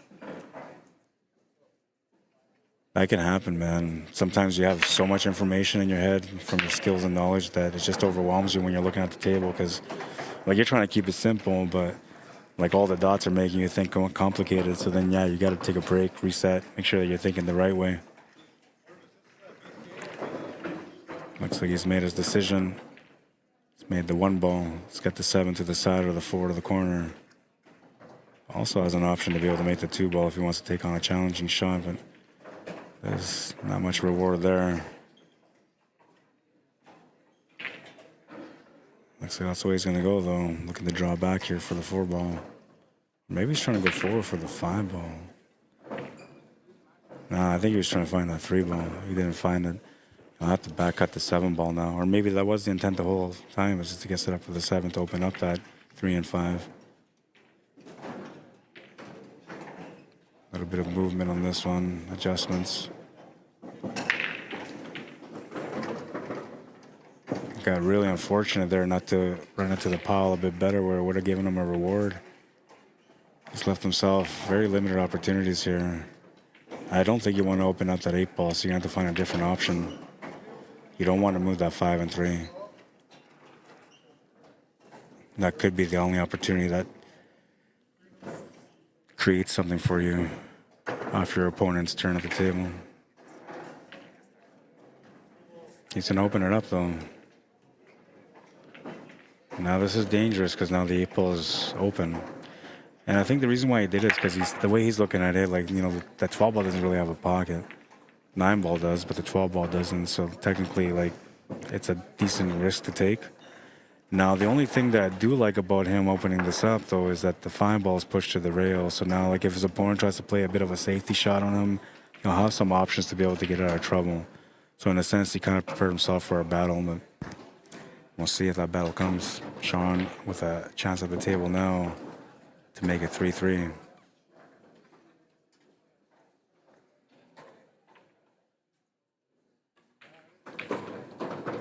It's going to split things up a bit.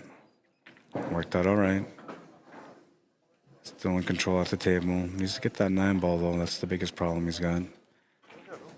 Can probably draw off the rail to get into it right now, but I'm not sure you want to move it from where it's at. Yeah, I feel like it might be just right where it's at.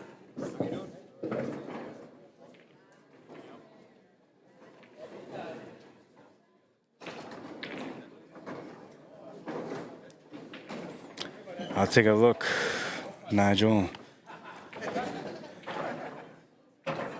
I'll have to wait for the next match to start.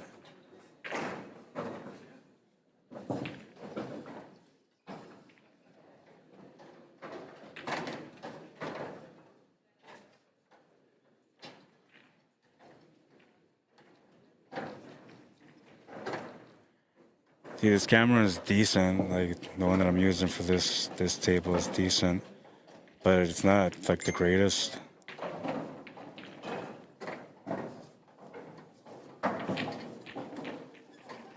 Okay, I'll see what I can do, Nigel. This is my go-to camera here. So, like, when you look at this one, it's beautiful, man. This one, not the same. I'm gonna try working it right now, actually. Let's see if I can fix it up. I'm looking to upgrade again to make all my cameras be consistent. But it's a bit of a process. All right, let's see what I can do here.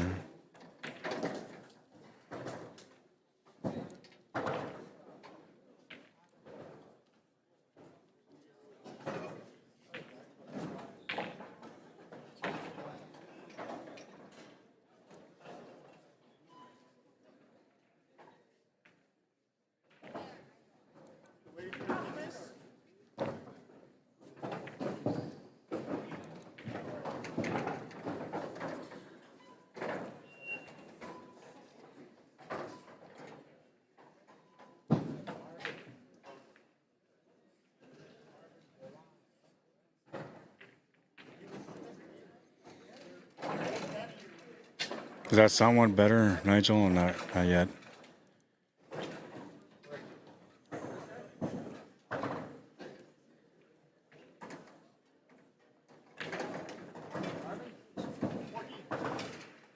No, that's not good.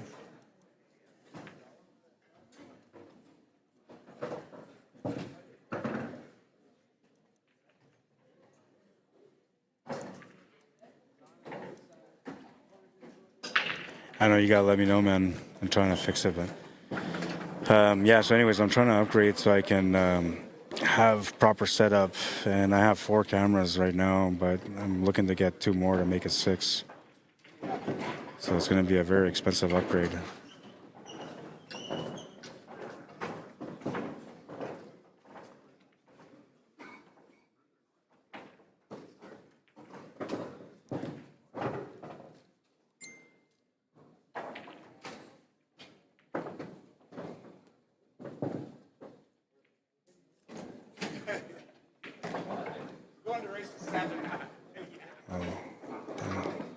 I want to close that.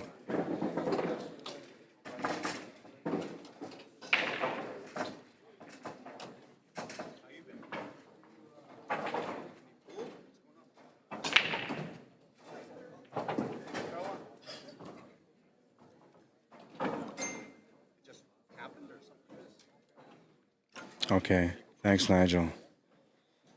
Appreciate the support, man.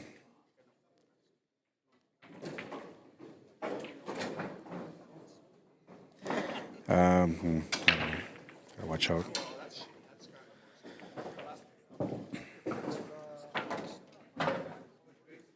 I didn't see what happened in the last game. Well, so whatever the setup was earlier, it looks way better now on my end too, Nigel.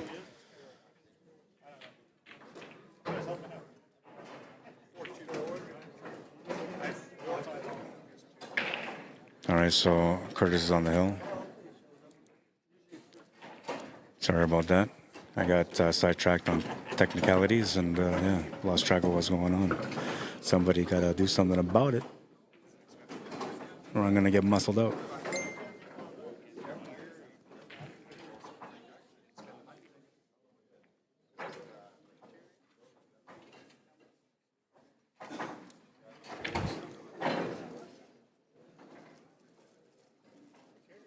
I'm gonna go check out comments too, because I haven't. I've been neglecting you guys, man, and not intentionally. It's just that, you know, I love pool and I get into it, and I don't know, man. I'm a little crazy, you know. Donnie Bird, how you doing? Says watching from Vegas on Facebook. Maggie McGrath, how you doing? Another great stream. Thank you for tuning in. Let's see. Blaine is the last one I watched. He said he was watching from Medicine Hat. Ryan Pittman. What's up, man? Says hell of a try there, John. Oka Orv, says Freddie. Good Eagle Eastman. Beetle Bailey, how you doing? I haven't seen your name in a while, but I guess I haven't streamed in a while. I figured it would be a loss to the guy that scrapped the table. No, well, like you could. That's why you prevent the arguments, right? Because you could, I guess, try to argue about it and be like, well, you know, blah blah blah, but. So instead of like having the argument about who was right and who was wrong, we just say reset the table and get it going again, and usually that's good enough. Evil Pagel, what's up, man? Says shout out Bus Rod. Mike McKinney, how you doing? On Facebook says, hey Rod, how's it going, bud? Doing pretty good, man. And I'm feeling like I'm learning the skill all over again. I don't know what happened. Too much time off, man. Forgetting how to do the job. Matty Boy, what's happening, man? On YouTube says, afternoon, Ron. Good to see you streaming. Been missing you, bro. I know I've been missing myself, man. Like the other day, I was talking to my wife, and I was like, hey, like, do I still do pool? Because I just don't know, man. I just don't know.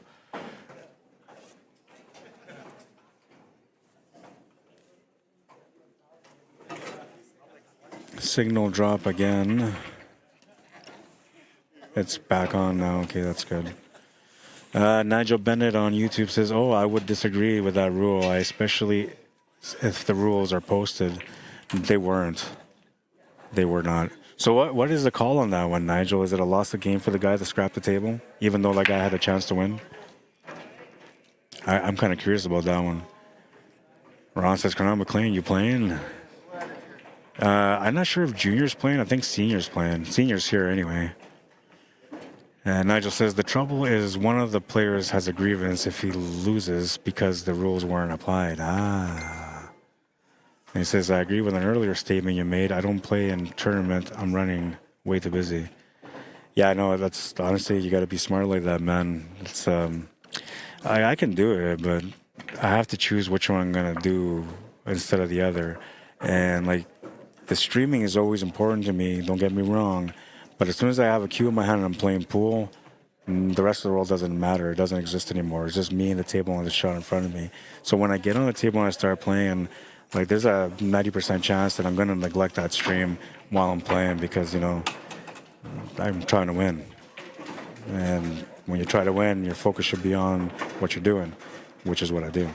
And that's why the same thing with like why I don't play when I stream is because, like if I'm streaming, I'm way better at it when I'm focused on the job itself. And really there's nobody out there that can do the kind of work that I do when it comes to the operations. So whenever I don't take care of the stream, the quality of the coverage drops quite a bit. And I don't know, I don't feel good about those kind of things. The way I look at it is if people are asking me to come out to come to our event and they're paying me to be out there, I'm going to do my best. I'm not wasting their time or dollars, man. So like working 16 hours a day without a lunch break or any break whatsoever, I'm okay with that because that's what they're paying me for, right? I don't know, code of ethics, man. And I have that when it comes to my work.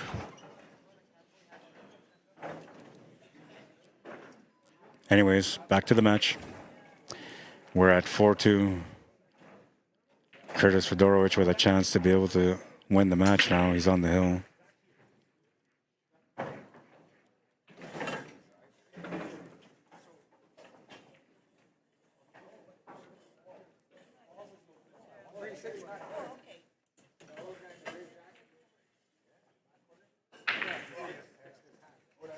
Big shot coming up here. Change the table quite a bit too. Oh, he's going to come up a little bit short, but it's not bad. The leave is good. Just got to watch out for the safety play here, which is probably what Earth's going to do. What I would do here is I would just skim off the side of the 10 ball and get that cue ball to freeze up between the 10 and that 8 ball against the top rail. I can't really tell from this angle. Let me check this out here. See if I have enough time to change things and get it set up.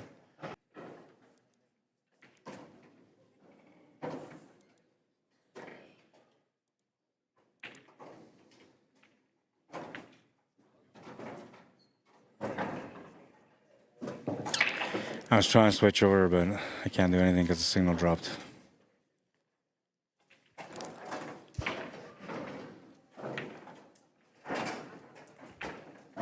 I gotta apologize about that signal, man. And it's not like I'm not sure what it is, because like the Wi-Fi speed is really good. Not in the like triple digits, but it's in the double digits strong. So I shouldn't have that kind of issue. But what I'm thinking is that the line that I got set up here is also a line that got set up for every other event that's running here. And chances are we're all pulling on each other when it comes to the internet, and that's probably why I'm experiencing the drop. So I'm going to see if I can try to get a separate line set up where I won't have interference with the other events that are going on here at Keystone Center. 4-3, fighting back. Down by 1, needs 2 to win. Breaking next. All right, so can I work on this now?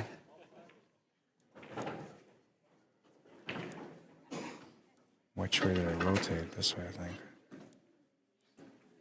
Oh, that is my full rotation.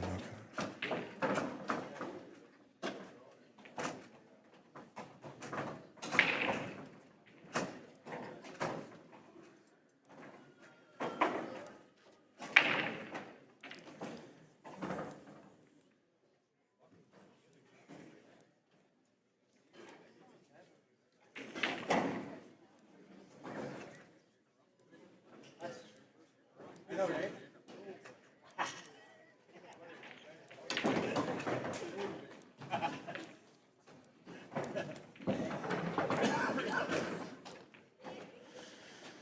All right, so I set up that back camera to have.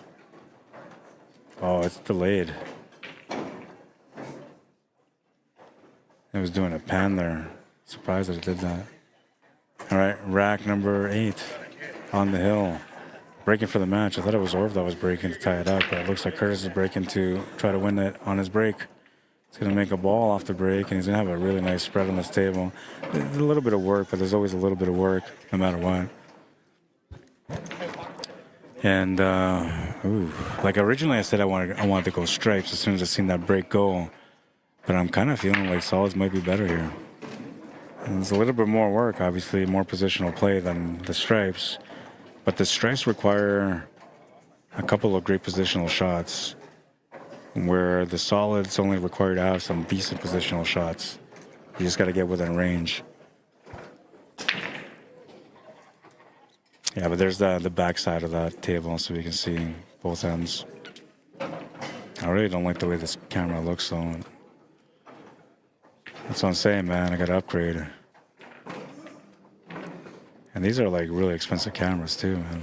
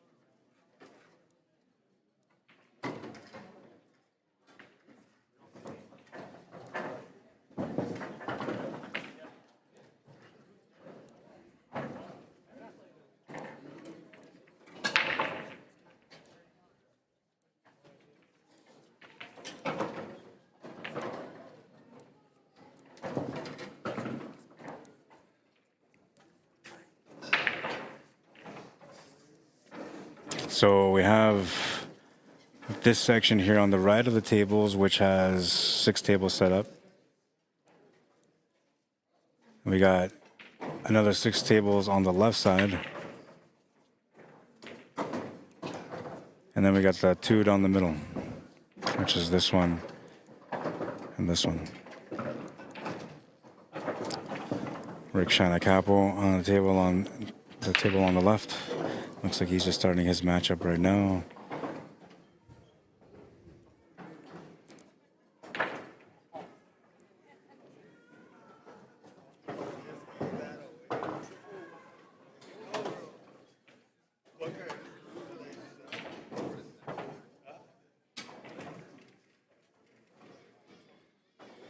Trying to create some distance, hoping for another opportunity, but he's left a nice chance here for Orv to be able to tie things up. He's got an easy 9 ball to get started with a tangent line that takes him towards that 11.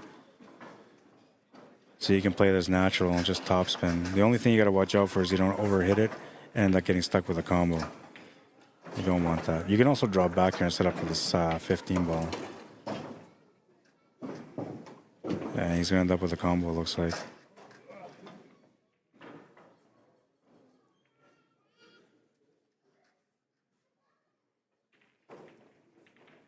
Good thing he made it. Good shot. Definitely under pressure on that one.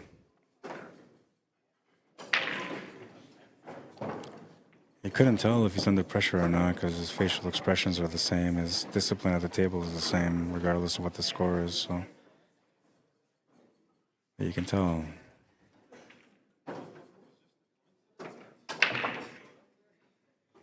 If you ever played pool in your life, you know there's pressure in these moments. And there you can finally see a little bit of a break. Definitely a little bit of pressure there. And unfortunately for him, he's left Curtis a really good shot on this 5 ball with a nice line to get set up for the 8 ball.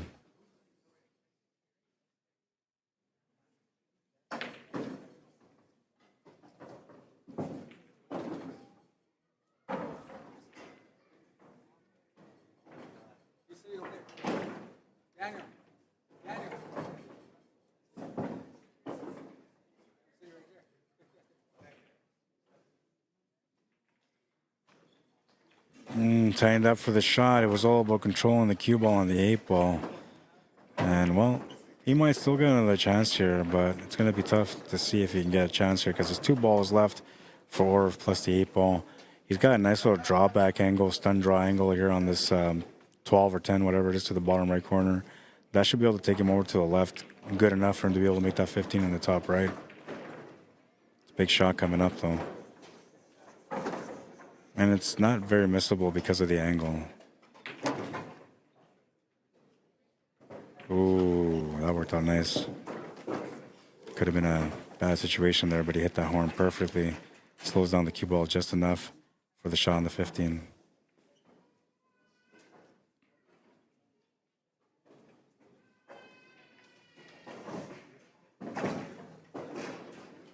Makes the shot, draws back off the rail to get set up for the 8-ball. A back cut shot on the 8 available now. Natural line takes him just past that side pocket on the right. But he might feel like he has to avoid a scratch, so he might try to hit it with some extra bottoms. And now that could maybe bring that bottom right corner into play on the scratch. But I don't think it will. I think it'll be all right. Yeah, he's all right. Dangerous angle, but it stops just in time. And we're tied up, 4-4. He's on the hill.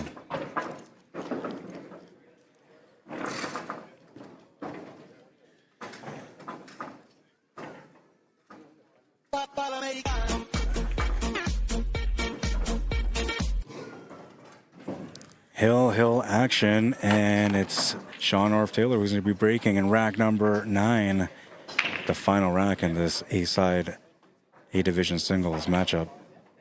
44 minutes plus 20 on top makes it about an hour in this match, and we're down to the last rack. We have another matchup going on the table on the left, and we're going to switch over there as soon as this match is done.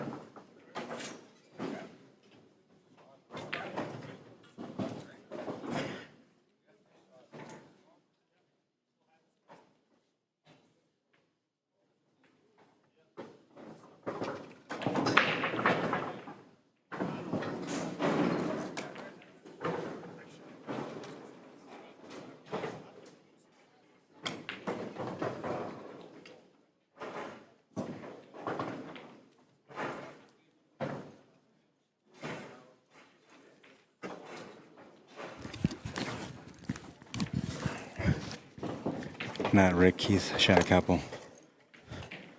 He's playing against Joel LeQuette. That's our other matchup on the left. All right, so Hill, Orv at the table. I'm guessing he's that stripe sitting by the side pocket.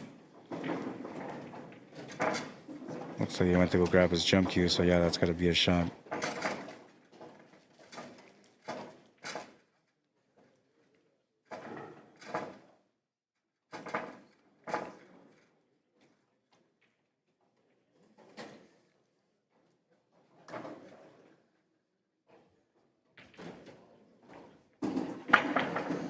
Oh, that's a money shot right there. He's going to come up short, though. And Curtis with a golden chance to be able to close out. I don't know if he's going to get another chance after this one. I mean, that 15 ball is not in a great spot, but Curtis is going to have to shoot a few balls, and that might change in a couple of shots. We'll see how he addresses this table. Couple different options to get going though. 5 to the side or the 6 ball to the bottom left corner. 4 ball as well, or sorry, 2 ball.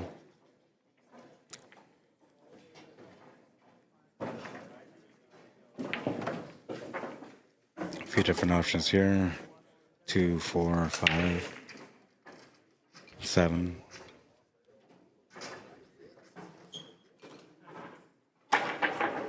Goes with the 4. Left himself a longer shot here on the 1. I think he was supposed to set up for that 3 ball, but he didn't get it. And it's kind of okay here, like, even if he doesn't make the shot, so that's going to give him extra confidence to make the shot. Yeah, like now if that 15 ball was wide open, that might have, you know, jittered him a little bit, and he might have, you know, had a wobbly shot on that ball to the corner on the 1. But because that 15 ball was blocked, he knew for sure that even if he missed that shot, that his opponent wouldn't have anything to shoot at. That relaxed him a little bit more to make that shot a little bit easier.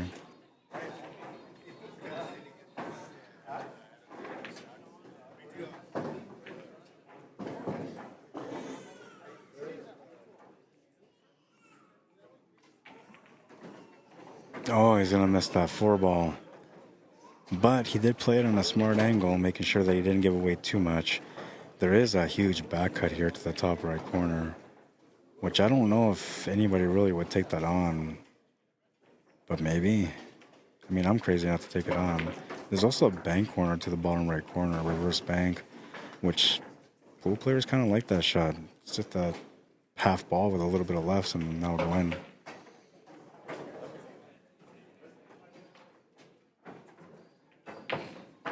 Oh, he can squeeze it into the pocket. He just missed it.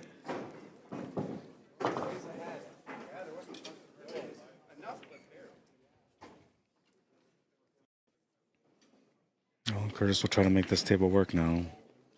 15 balls out in the open, so the pressure increases now for him.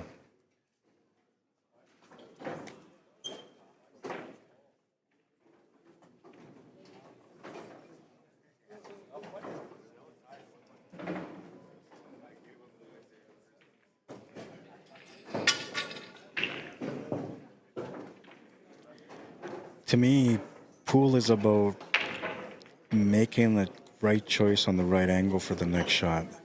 So it's about that. It's also about making sure that the cue ball gets to the line of where you want for the next shot. Those are the main ingredients to being successful in pool. But it takes so many years to get that all developed, man. The consistency. Doesn't matter how much YouTube there is out there, like videos and Facebook videos. Like, none of that stuff's gonna help. You got to go through the experience. And by the way, there's a lot of videos out there, man. I see people like getting like 10,000 views on shots that are like your first day of pool. You learn those shots.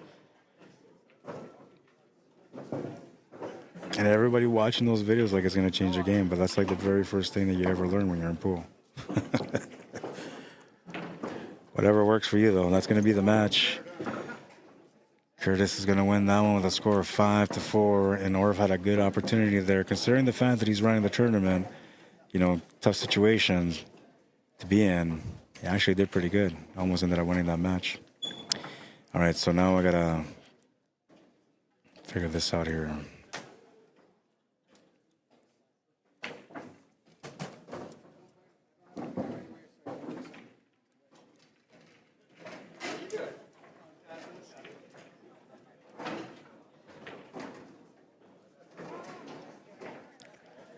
And I don't know what the score is on this one, so I'll have to find out what the score is on this one, which I'll do right away.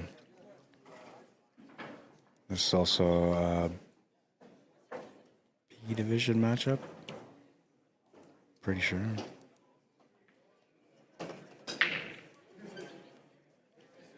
Fairly sure. Might be wrong. I'll find out though. Yeah, there's lag going on. Even on my computer, everything is kind of lagging, so it could be a bandwidth issue. All right, and we'll start the clock on them. I'll find out what the score is. I'll be right back. That's Joel at the table right now.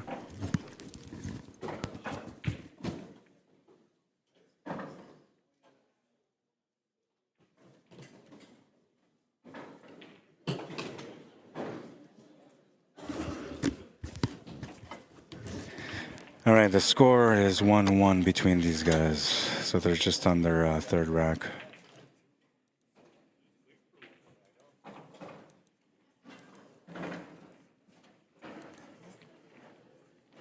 And this wouldn't be the round of 32. It would be the round of 64 because these guys have a bigger division. We'll change that too.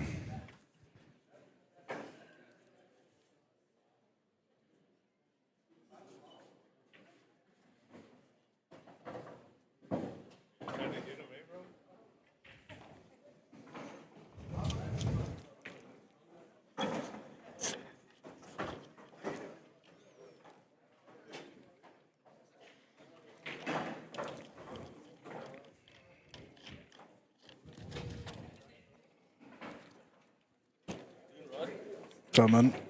Did you play already? Yeah, man. Yeah, I did 2-1. I mean, 2-4. Fucking lost. Yeah. That's the A side, though, right? No, that's the B side, bro. Oh, you lost on the B side. Yeah, lost against Rommel. Oh, wow. Quick day. Yeah. Maybe they'll have some minis throughout the day. Well, is that what the plan is? No, but as they slow down, they open up the tables, and they usually do that kind of stuff, Yeah, right? yeah, So, for sure, man. I'll be hanging around here anyways. yeah, there's lots to do here anyway, right? Yeah. Yeah, man. All right, I should mute the mic every time, but I know. It just happens so quick, man. I didn't even see it coming.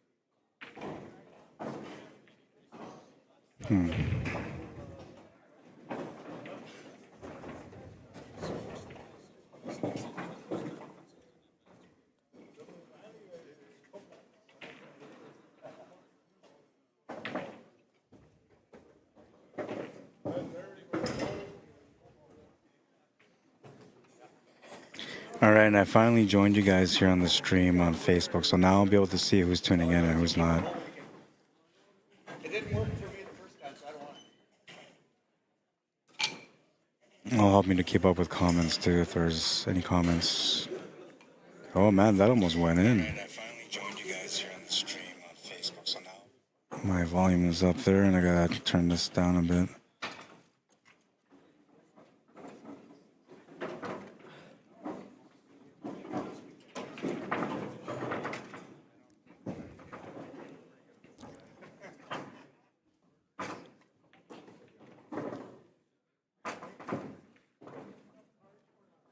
Keith is a fast-paced player.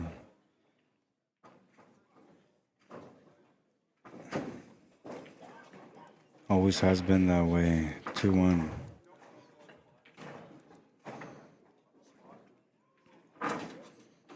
We got a A-division matchup coming up right away too. It's Daryl Musso. I believe it's Daryl Musso against Sean Monkman. He may not be playing Sean. We'll see.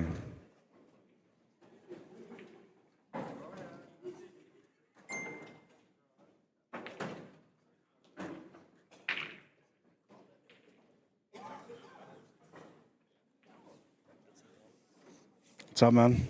Did you play already? I played 4. Oh, Somewhere around here. yeah. As long as they're on a pool table, that's all that matters. Yeah.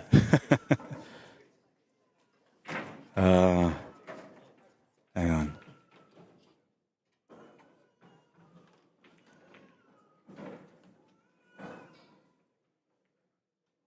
So what's the call on that, Nigel? On that situation earlier, player scratches on the black, the other player scraps the table, but it's not a loss of game. I want to know because like I deal with a lot of tournaments, and so far, like the way we've always done it has been like just play the rack over, so there's no dispute. Mike McKinney says on Facebook, are the brackets posted any place, Rod? They've done the brackets on paper, so I don't think so.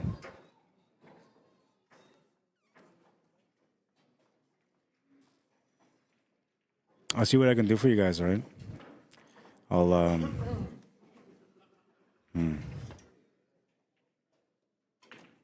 yeah, I'll see what I can do. I'll try to get the brackets set up digitally for you guys. I do have the A division bracket set up digitally, but I couldn't read some of the writings on the B division and on the women's division. Then I got overwhelmed and I said, well, what's the point of doing the teams if I can't do the singles too? So I just stopped. But I have the process ready to just go in there and do the writing.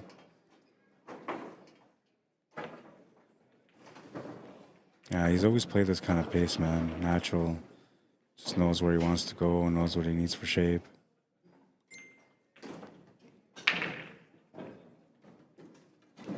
To me, that's a sign of a natural talent. But he's gonna miss that shot to the corner. He slowed down a little bit there, and I don't know, maybe like playing fast is his juice, right? Maybe that's how he plays. Maybe slowing down is just not the recipe for him, because he slowed down a little bit there, and he's gonna come up short on that shot. And now Joel will have a chance to tie things up.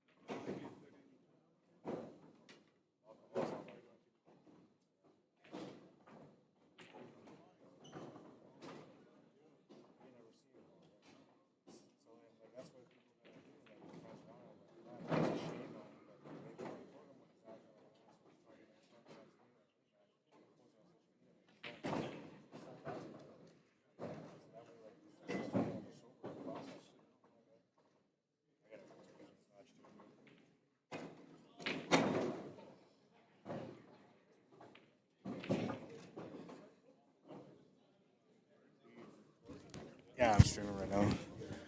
Tied at 2. Sorry, guys. I was just talking to Jason Klatt's dad. All right. So their score's been updated. Oh. As long as they didn't scratch, you would have been okay. But scratching is not going to be good.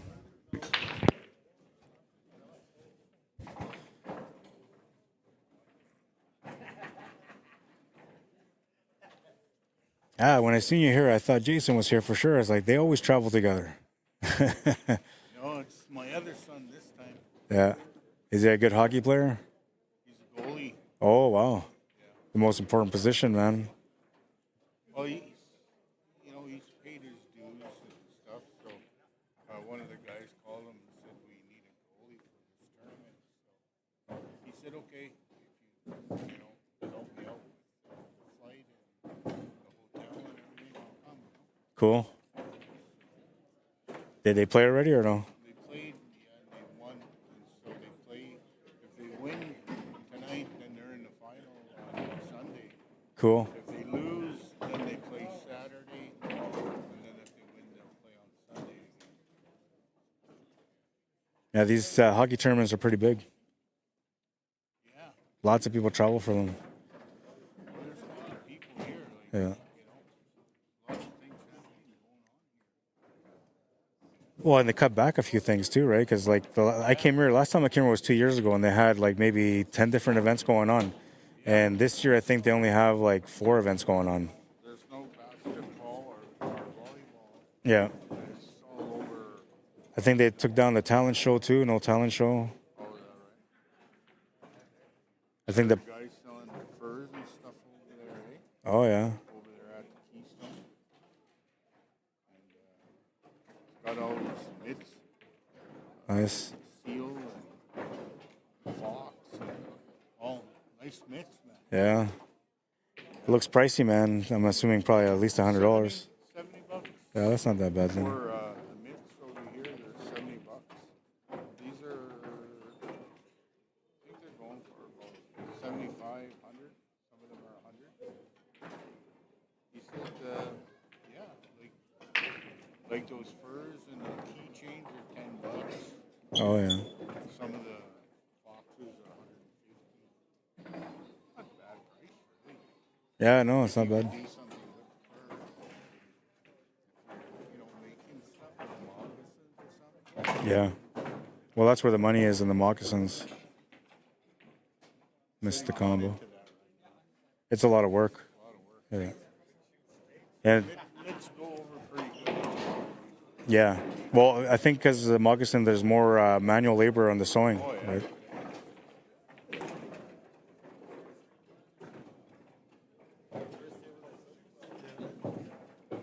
My cousin's supposed to have a thing here too, just around the corner. A vendor? There's guys selling hockey cards and stuff over here too. Oh yeah. Around the corner.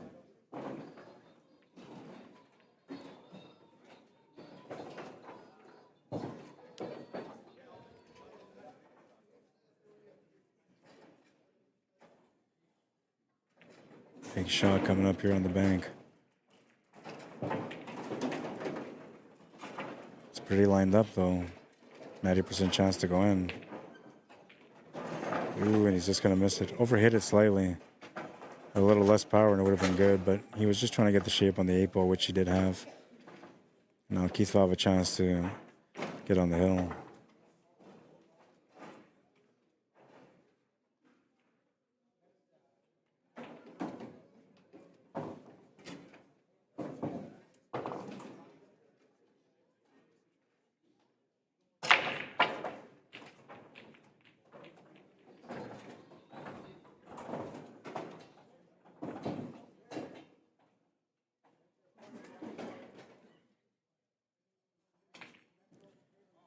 Oh, I can't believe they didn't go in. His style of play is very natural, man. The way he looks at the table and so, like, I'm a methodical player. When I play, usually I got to walk around to the other side to see where I want the cue ball to be for my next shot. For Keith, he just looks up and he knows where he wants to go and he gets the cue ball to go there. That's natural talent, man. Scratch there from Joel's going to give Keith a ball in hand. You'll have a chance to get on the hill for sure. Any new toys you buy? No, I'm buying. So like I got that one there at the end. I got to get that set up.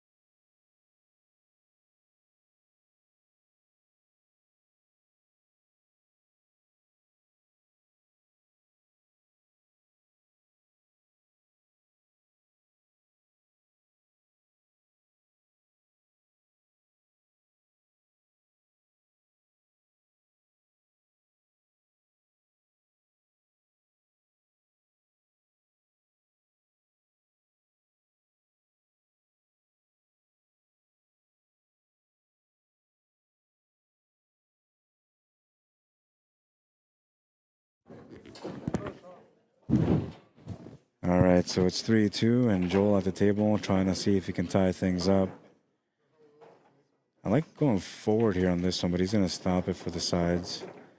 I actually like going forward there for that, I think it's the 11 ball on the top rail. No, sorry, 15 ball at the top rail.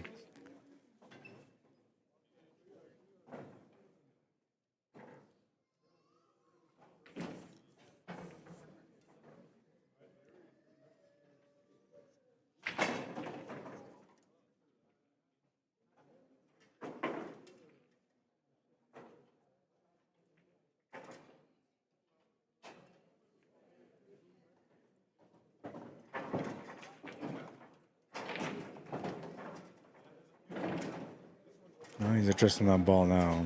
And I didn't know that was the 9 ball. I thought that was the 1 ball that he just shot. So he's looking pretty good on this rack right now. Just has to, you know, focus.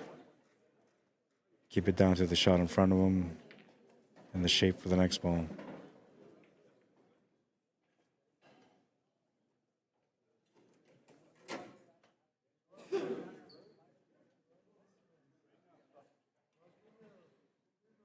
Table's turned over, and Keith will have a chance to close out now.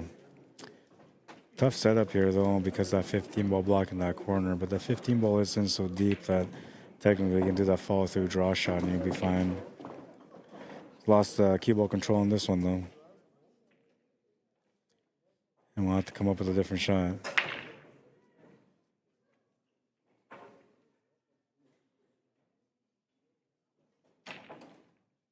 He almost made it. We'll turn the table over to Joel, and he'll get a chance to tie things up again. Decent spread at the table. Looks like he's going to have to start off with a 13. Will probably be best if he could start off with a 14. That would be the best way to go. But if you hit it light, you might tie up that 15 ball. So if I did take that 14 ball to the top left corner. I would hit with a little power to make sure that the 5 ball drops that 15 ball next. Then you would have that 12 to the side and then the 13 for the out. So that's what he's thinking about doing. He might try to hit this light though. I would hit it heavier.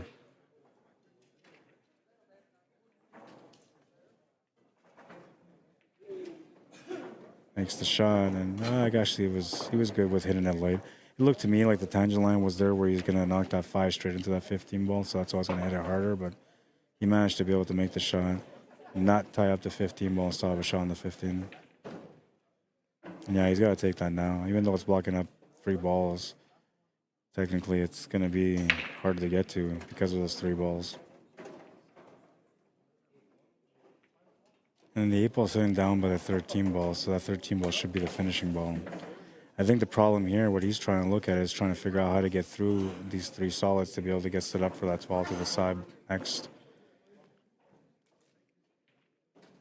But the 12 actually goes to almost every pocket, so he doesn't have to necessarily set up for that side. Come on, this is a problem, or maybe not. He might still have the shot to the side. If he's got it, he's good. If he doesn't, then he's still okay, but we'll have to do a little bit more effort to get the finish.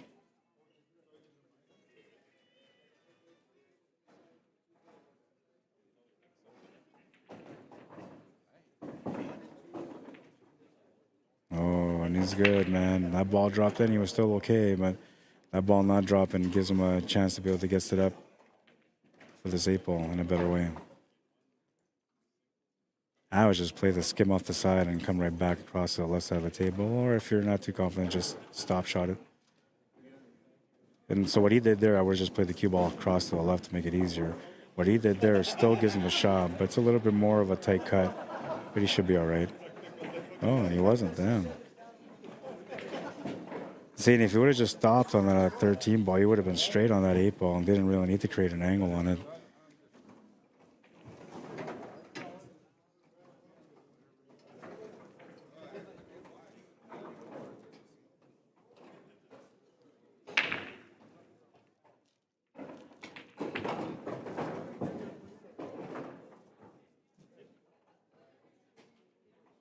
That match is over? It started like when these guys were like 3 games in.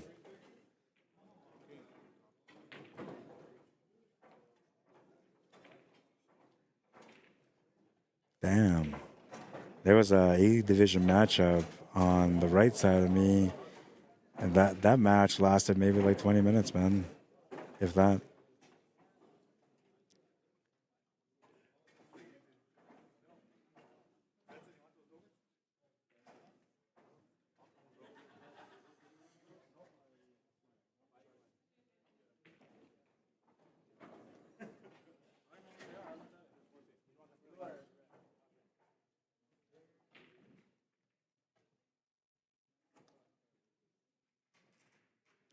Well, let's see how well he knows his kick system.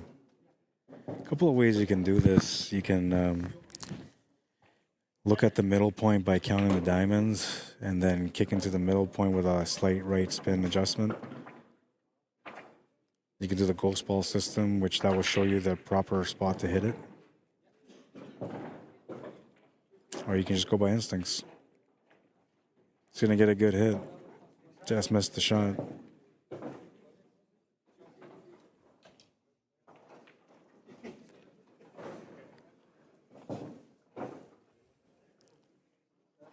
I have to get to a bank so I can get some money out. I got no cash on me. Oh, there's a lot of ATMs around. Is there? Oh, lots. You just go out the door there, just over ATMs all over the place. You don't even have time to go for supper or anything, right? I'm going to ask eventually to shut down for an hour. As the days progress, it gets harder to take time away. Yeah. But the first day usually there's a little bit of room because they're not that important of matches, right? Yeah.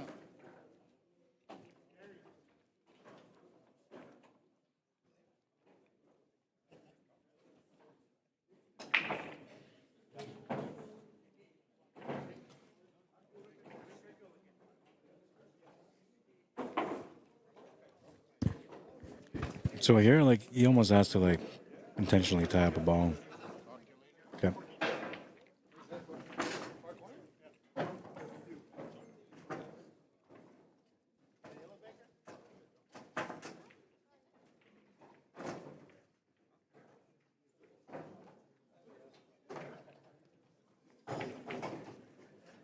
There is a shot. Like, you can back cut this to the top left corner. You're going to lose the cue ball, though. And then there's a slight roll up to the side pocket on the right on the 8 ball, but that's a very missable shot. You have to hit it with the perfect weight. Table can't have any rolls.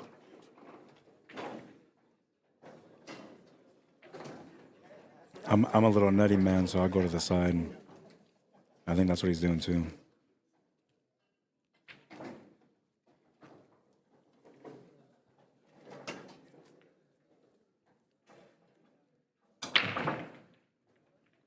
Oh, he's going to turn the table over, and the 8 ball is out in the open.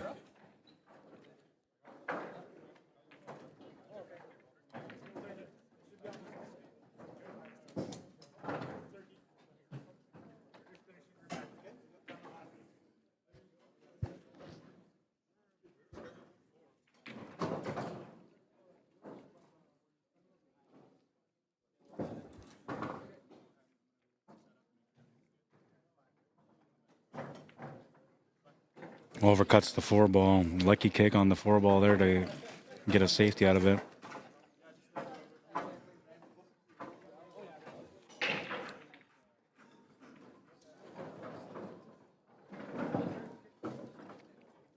Sean Monkman, one of the favorites to win this tournament. He's the guy that was just playing on that table on the right. The match that said it only lasted 20 minutes. It was a race to 5, and I think he ran out 5 tables in a row.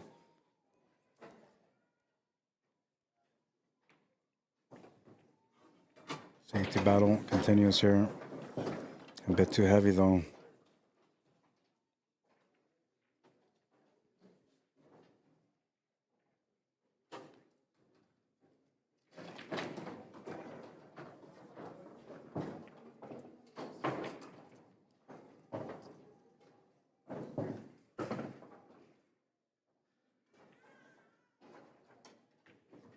Makes the 8 ball.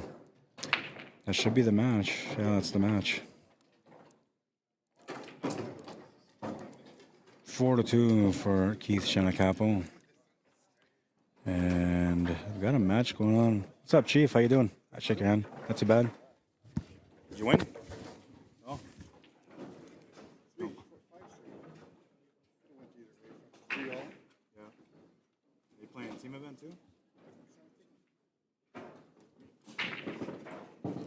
So what are you doing now? You watch some hockey? Oh, well.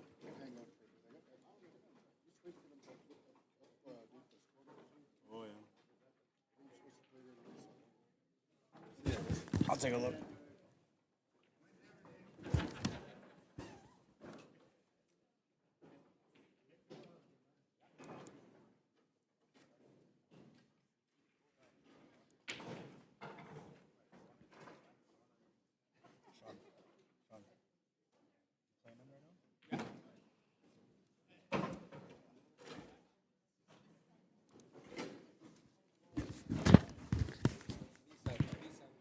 B, so it's race to 4? Yeah. All right, so this is a B-side match. It's a race to 4, and I believe they're just in the first rack on this one. And we'll do Sean on the left.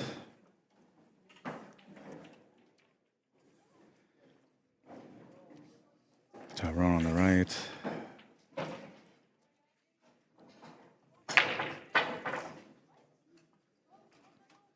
This is a B-side. Round of 32, round of 16, sorry.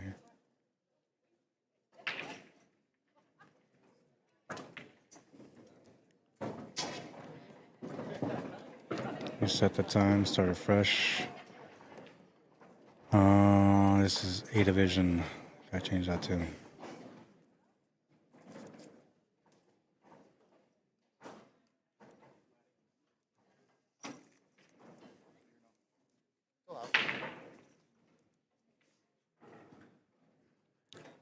And I believe this is the very first rack between them.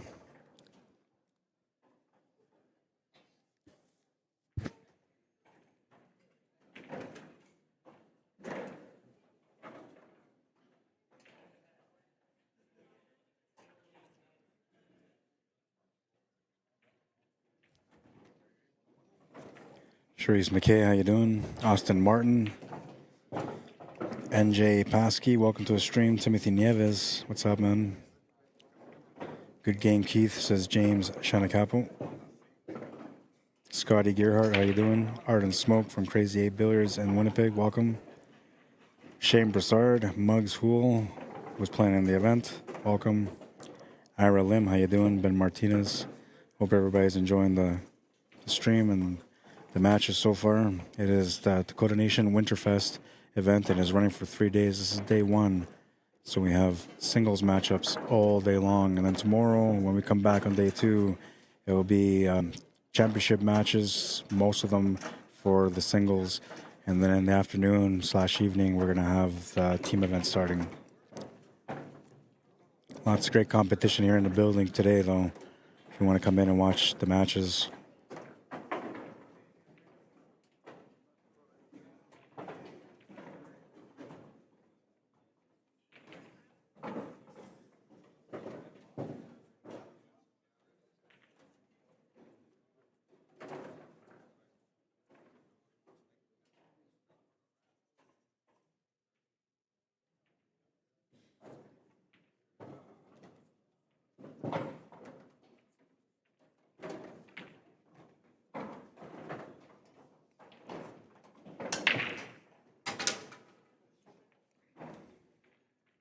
Drop this cue.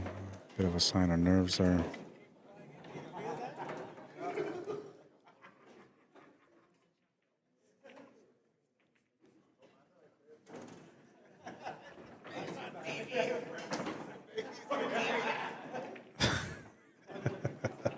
They're all teasing him because he drops his cue.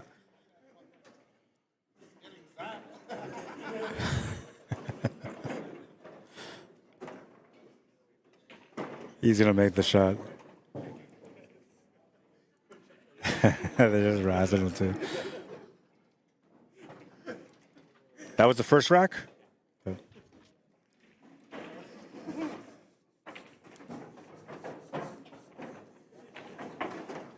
Race to 4, B-side matchup.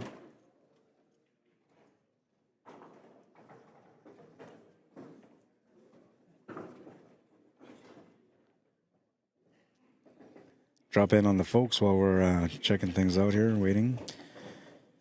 Let's see.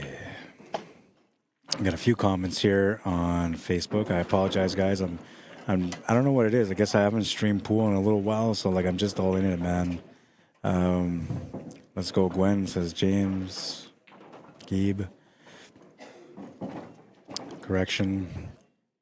Jason Coleman, how you doing? Says, where's this tourney held at? We're in Brandon, Manitoba, Canada. Center of Canada. Manitoba's the province. Brandon is the city.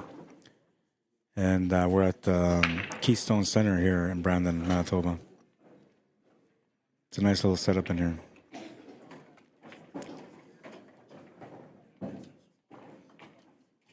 Jason says, I take Brandon, South Dakota. No, it's Brandon, Manitoba.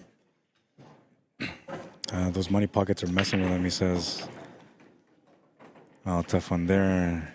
Good game, Keith, says James. Jason says, is Banner Graham playing down here? No, those guys, so we're all partners. I cover Manitoba and basically around me. Those guys are mainly out in Calgary, Alberta, and they travel to the States to do events as well. I do too, but I just don't get that many events out there in the States. But they only play in their events that they are at. So they don't travel to play in events. Ben does every now and then, but he hasn't done it in a couple of years. And this stream here is out in Manitoba, not in Alberta. Alberta, where those guys live, is about 15 hours from here in a drive. It's actually more like 16 hours, but whatever.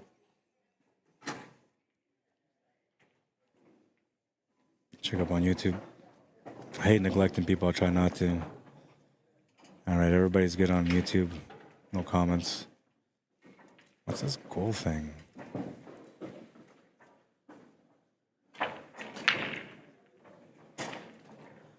Super chat. Come on. I ain't got time for super chats, man. If I did, I'd be at home talking to my wife right now. That's a super chat every time. Brian McIntosh, how you doing?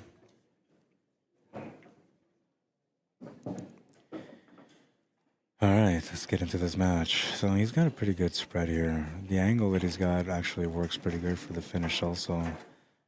Just a matter of choice on where he wants to set up, but the 13 ball would be the ideal setup. And he's got options here, but the 13 ball is pretty straight.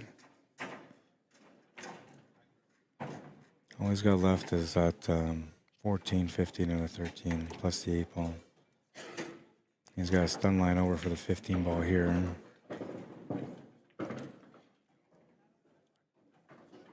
Doesn't like that he's going to be shooting over the ball, so he's going to set up for the side instead. And that's not bad. He's got a nice angle here to set up for either corner on the 15 ball after.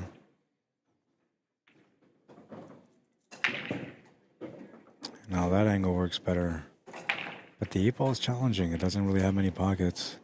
You either have to bump that 1 ball out to set up for the bottom right corner. You have to come to the right side near the 3 to set up for the left side middle. And that's really about it. It doesn't really have any other pockets. It might go to the right side middle, but I don't think so. He's taking a look at all those options right now. If it went to the right side middle, then he's good here because all he's got to do is just play through with a little bit of top lefts. But if it doesn't, he's got to play right hand spin. And not bottoms, but center ball. Oh man, he played such a good shot. Got burnt. Absolute beauty there. Just a little too heavy on it.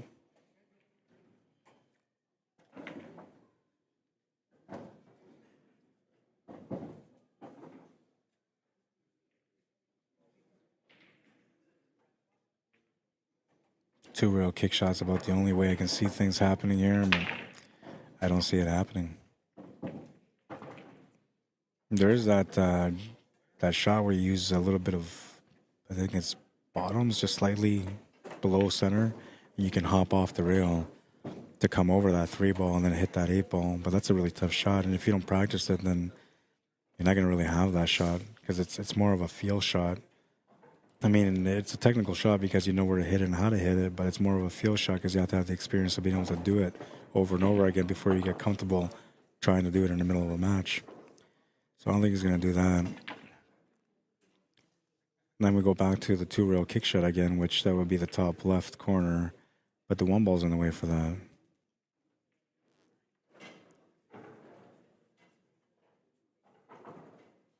This is a tough spot to be in. Now, what I do like, I think my best option here would probably be, let me see if I have enough time to set this up.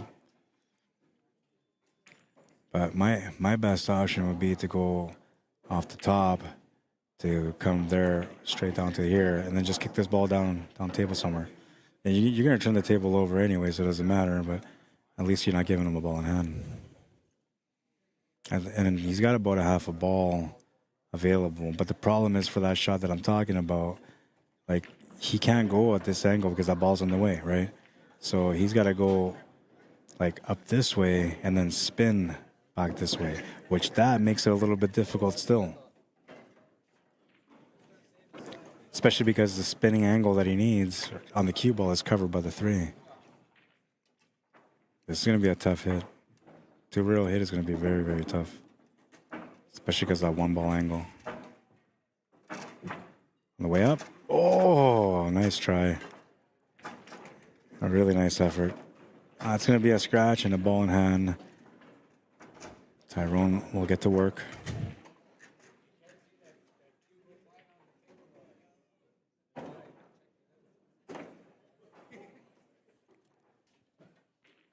That was a tough hit, man. Yeah, like at 1%. Really tough. The only way you could have gone is top and then spin. But even that was tough because there was a solid in the way. Yeah.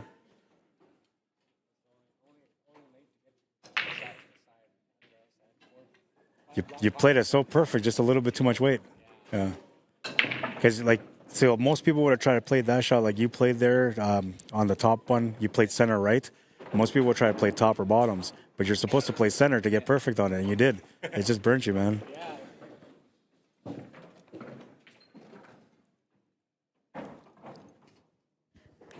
That's one thing I get from doing this kind of work is that I get to see a lot of the flaws in people's choices, and it helps to understand what the proper choice would be. And I'm always learning something all the time. Doesn't matter where I go. There's always a player that teaches me something different that I didn't know, or some sort of skill that I had never seen before.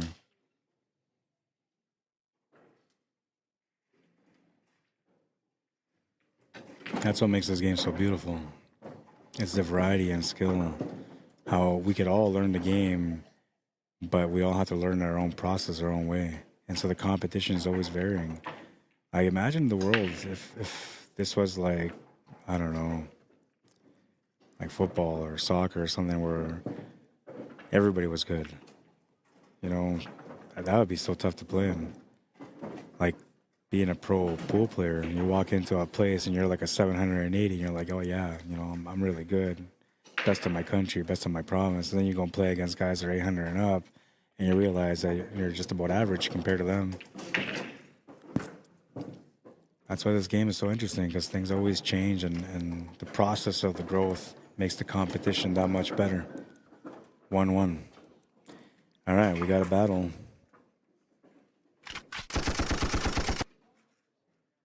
Let's see what Orv can do here on the return.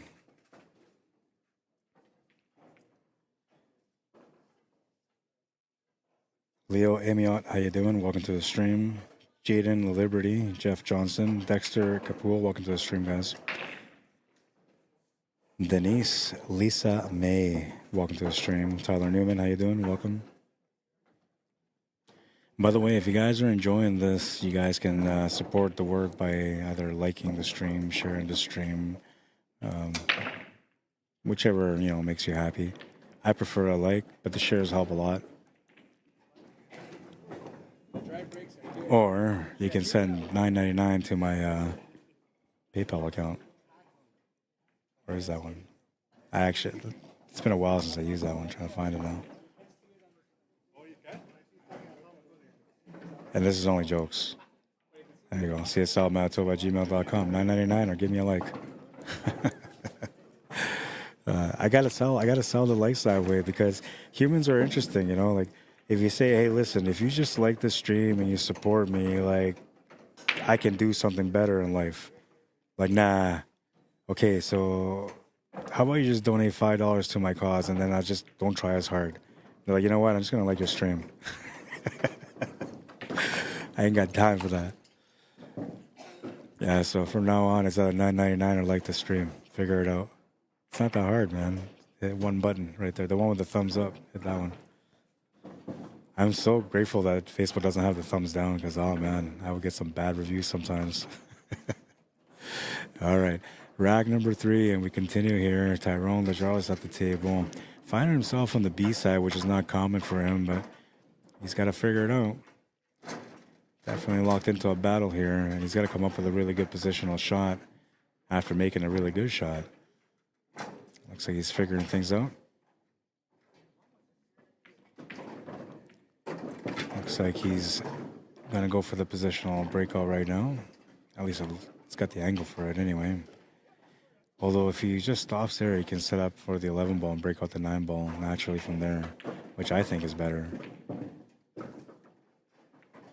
And he's going to get lucky to come around enough to still have a shot on a stripe. He could have been in some real trouble there. I don't think he looked at that 11 ball as a breakout option for that 9. And now he's taking away that breakout on the right side, so he's getting into a little bit of trouble here. And it's only going to build up unless he corrects it with a breakout or 2. And that's going to work out okay. A little bit of medicine. Oh no, it's going to be a ball in hand. I thought he hit that right. I guess not. It's a ball in hand for Orv, and, well, he's having a tough day himself right now, because he's the organizer of the event, running the tournament, and he's playing in the tournament as well. On the B side, so you're feeling a little bit of pressure, like, hey, I got to do something with myself. So everything is kind of building up on his plate right now. You see how he deals with the pressure.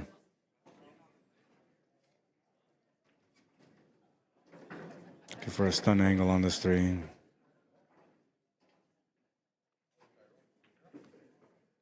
Breakout angle available now.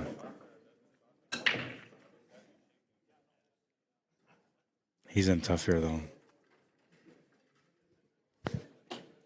I think that, like that 4-ball's going to be hard to get out, first of all. 5-ball you can get out now, but that 4-ball is always going to be a problem no matter what. Now, he does have the 1-ball, which is, I believe, what he was setting up for here.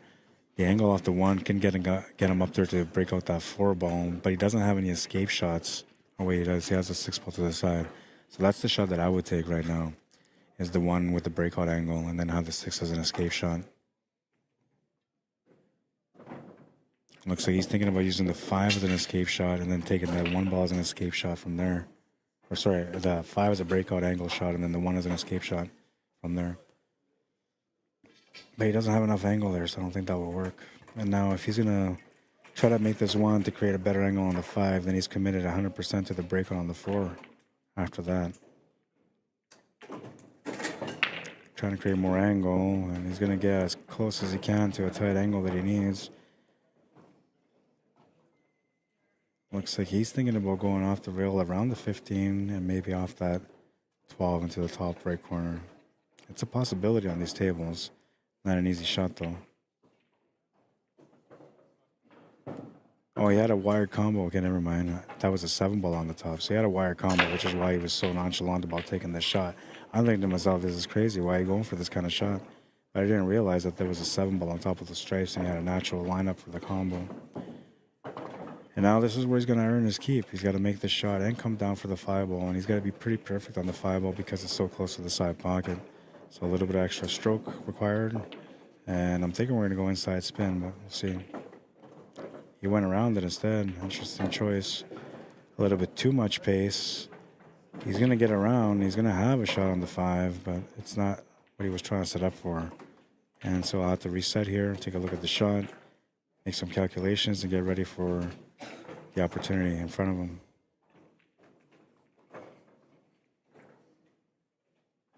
Looks like he's made his decision on what he wants to do. It's going to hit the horn, though. Will come up short. Tyrone will get a chance to take the lead now. Everything's opened up for him. 11 ball is probably the only tough choice that he has on the table, but he can get to that.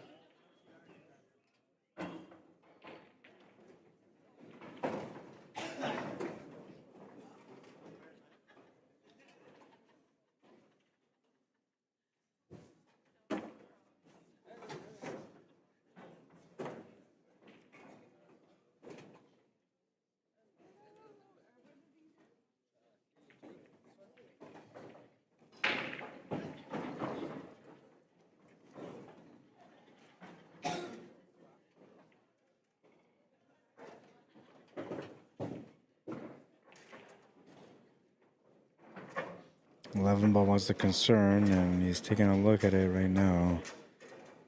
I guess he's thinking about the short drawback to set up for 11 in the bottom right. I would play this through, though. Yeah, and this isn't bad. I mean, he's got a nice little back draw on this 11 ball, which is the challenge, but the line for the 9 ball is pretty much natural there. I'm going to put a little bit of draw so you don't go to the side pocket. Yeah, there you go. It's going to give him a makeable 9, and now he doesn't have to worry too much about shape on the 8 ball either because the 8 ball's right by the pocket.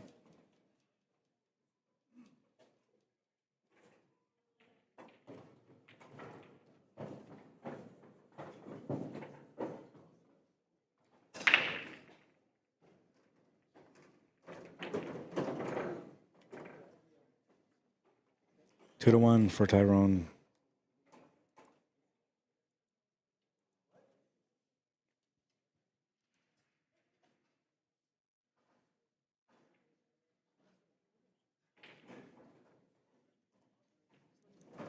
I'd like to give a shout out to my sponsor, Mechanic Auto Repair Service. You can call them at 204-229-6691 or email them at mechanicauto@gmail.com. They're located in St. Andrews, Manitoba, which is just, I don't know, right at the outskirts north of Winnipeg at 1012 List Road in St. Andrews. Good, reliable service. great pricing, lots of experience in the industry, and they're eager for your business. Fresh company.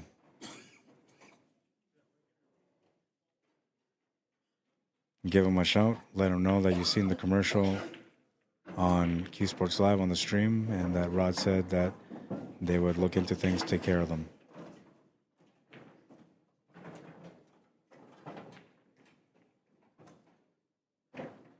Tough to find good mechanics nowadays, but when you find one, usually it's a keeper. And yeah, these guys, they'll make sure that you guys are happy with their service every time.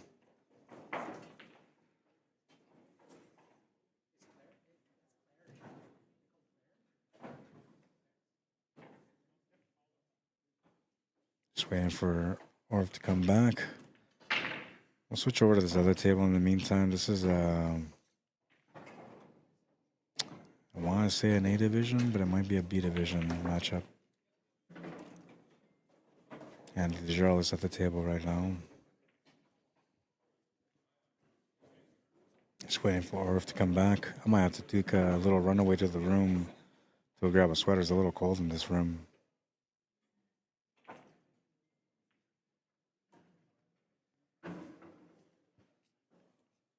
Still waiting for Orv to come back.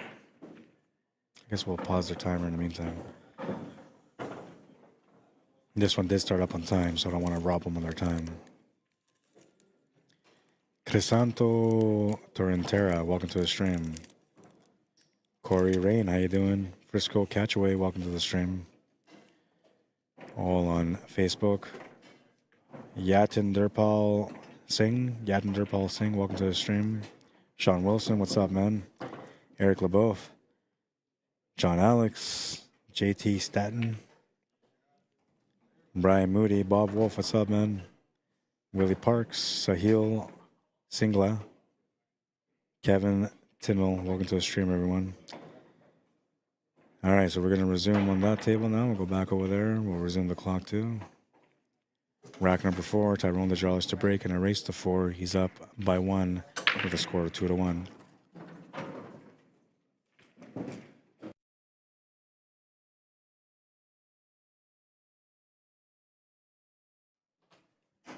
Made a ball off the break. He's got a good spread, and he's going to get to work.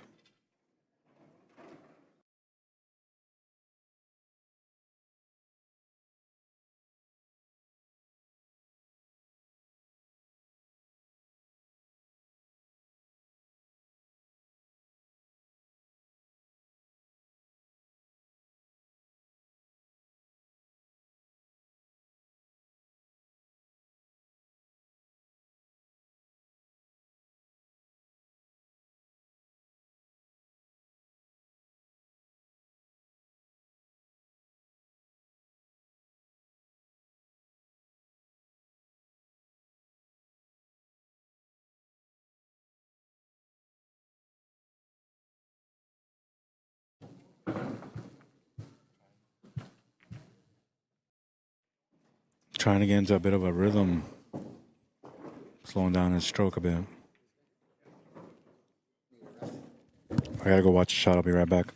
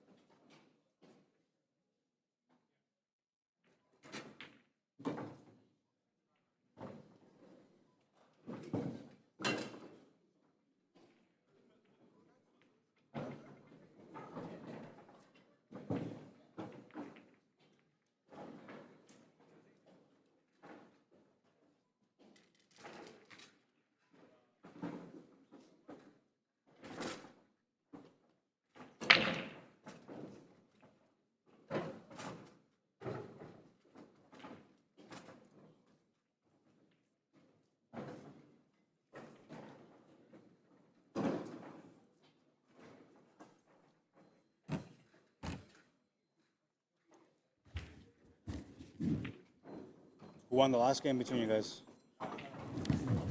3-1. It was a good hit. Bit of a walk. And we continue the action on this matchup. Massive break from Orv. Sound like he made half the table on that break.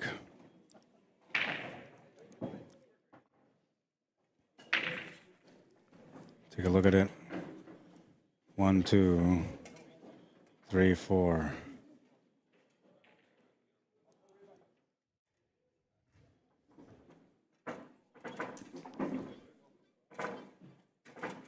Made 4 balls off the break. 3 of them were stripes.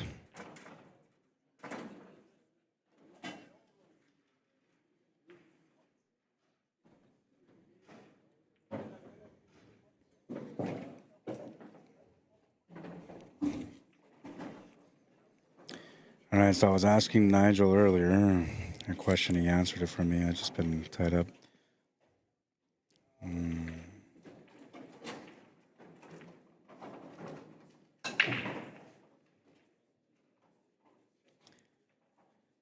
Westerns in 2 weeks. The Canadian Westerns, Western Canadian Championships, VNEA Western Canadian Championships.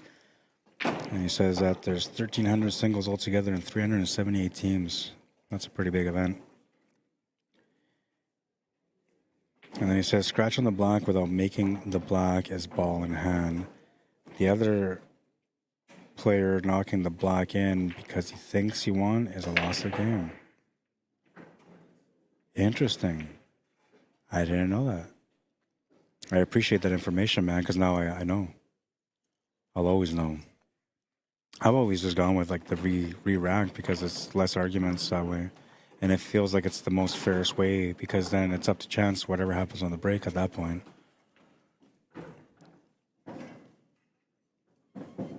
But now I know. Whoever scraps the table loses. Interesting. And you figure like I would know this because I'm like streaming pool everywhere, but I haven't read the rules on pool since I first started, which was like 2002. Yeah, it's been a long time, man. 23 years we're going on to now.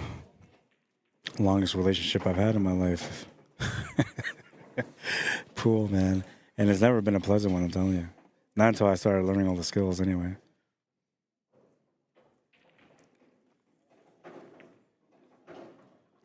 You need to get up for that one ball and he's going to come up tight on it. And he might have to go for it. This was the problem with the solids that he took, is that one ball was always going to be a problem unless he addressed it ahead of time. And he didn't address it until now. He tried getting onto it now because of the pattern. And now that he's come up short on it, he's in real trouble here.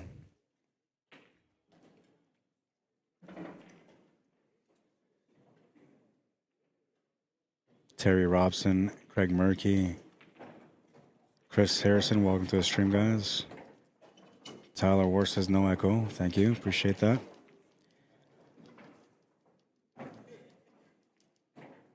Scarborough Marchand, welcome to the stream. Jonathan Flatfoot, how you doing?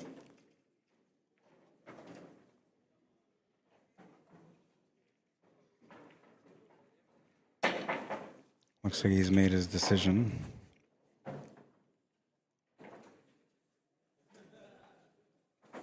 Bang side with a lot of tops might get him on the one, but really tough to do. And oh my God, look at this shot.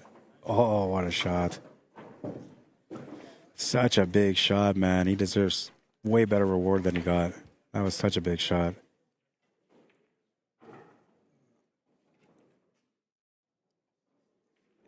I'm thinking he's going to go bang side with some topspin, but he went heavy, man. Huge cut.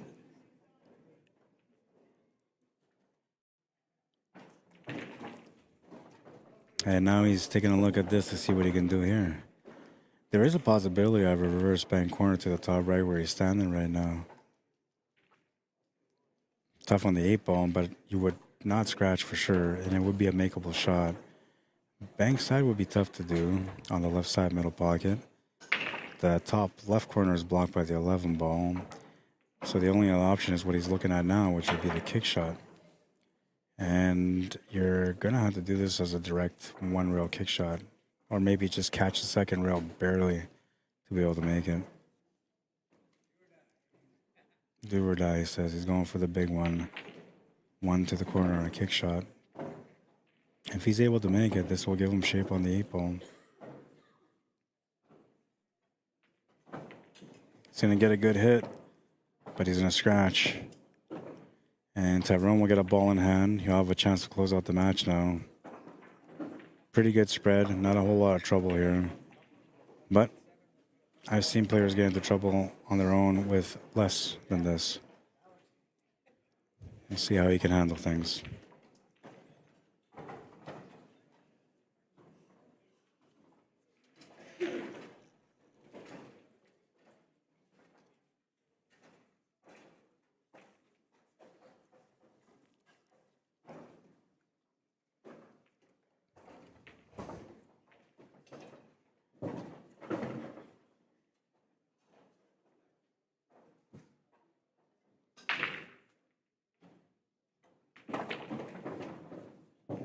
Good draw back on that one to get set up for the 9, and now he's looking comfortable. Stop shot, draw back a little bit, or go forward a little bit will do. He's going to draw back a little bit. That's going to give him the line to go up table on the left side for the 8-ball on top right. Well, I guess I must go by the 1. He's shaping up for the top left corner, so I must go by the 1. This is for the match. Oh, and he nicks the 1 ball just to rub it in his face a little bit. 4-1, the final score.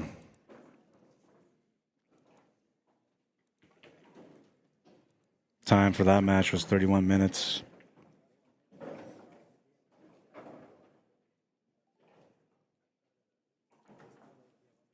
No idea what's going on in this matchup. I'll take a look right away, though.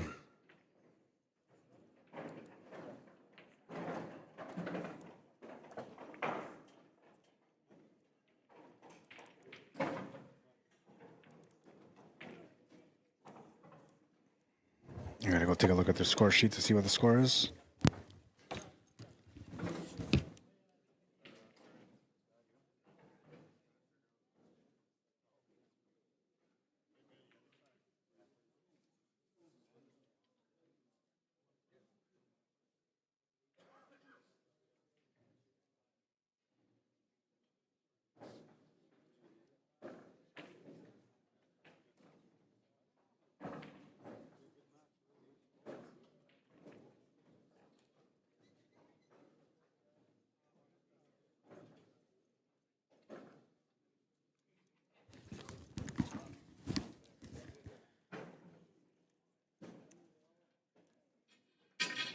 All right, I got the info.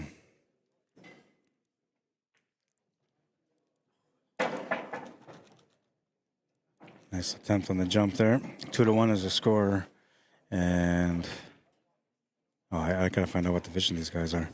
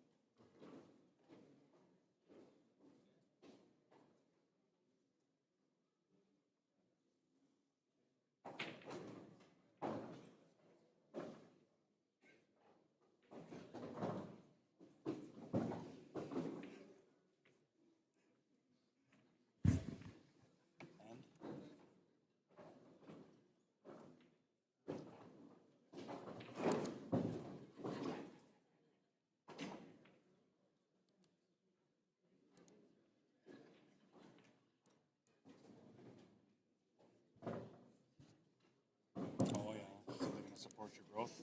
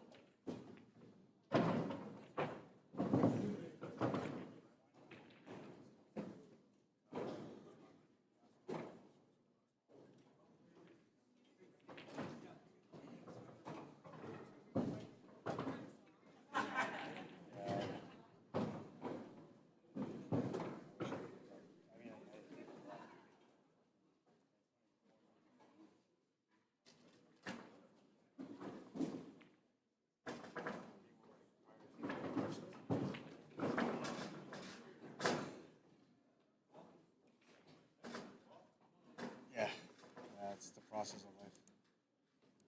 Right on, man. Okay, well, I love you, and then I don't know, maybe I'll give you a shout out on Monday then once I'm done doing all this and catch up with you then. Maybe we can see each other next week.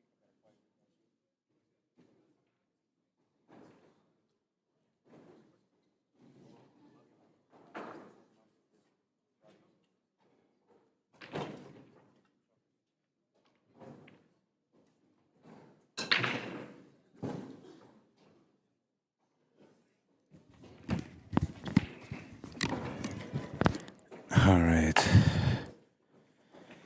Sorry about that. My oldest son just gave me a shout, and we I don't know. He's got some good things going on in life, so I was listening to him and trying to support him in his ways and things that are going in his life. He's such a good kid, smart kid, trying to approach his career at a young age and to become something big and important by the time he gets to be an old man. We'll see how it goes for him, but so far he's on the right path. I'm telling you right now, man, there's like no better feeling than seeing your kids grow and become responsible adults that are trying to do something with their lives. That's the best reward you can get as a parent. It means that everything you've done was right.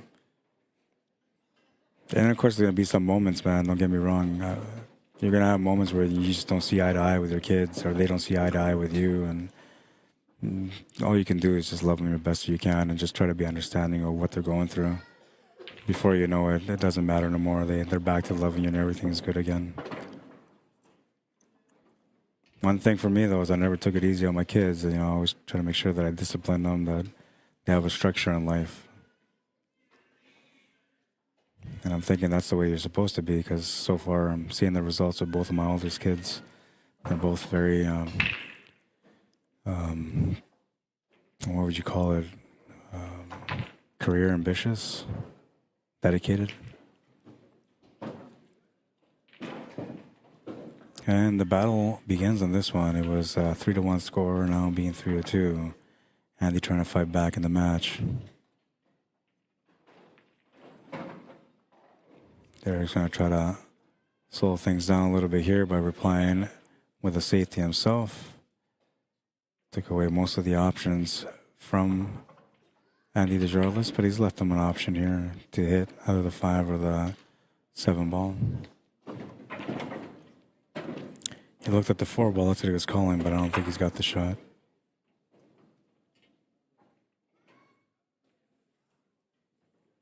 Now, one thing about him hitting any one of these 2 balls is that it's going to open up the stripes, and so that's what he's trying not to do. But that's what his opponent was trying to get him to do. That's the whole intent of the safety, the way he played it, was to force his hand to open up the table a bit more. Now, if Andy makes the shot, it was a wasted effort. But if he doesn't make the shot, then, he's going to get rewarded for that smart play. And look at that beautiful shot from Andy.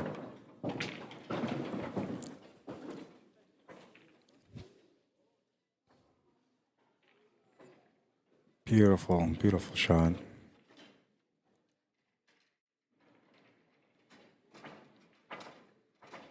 Back cut, straight to the pocket.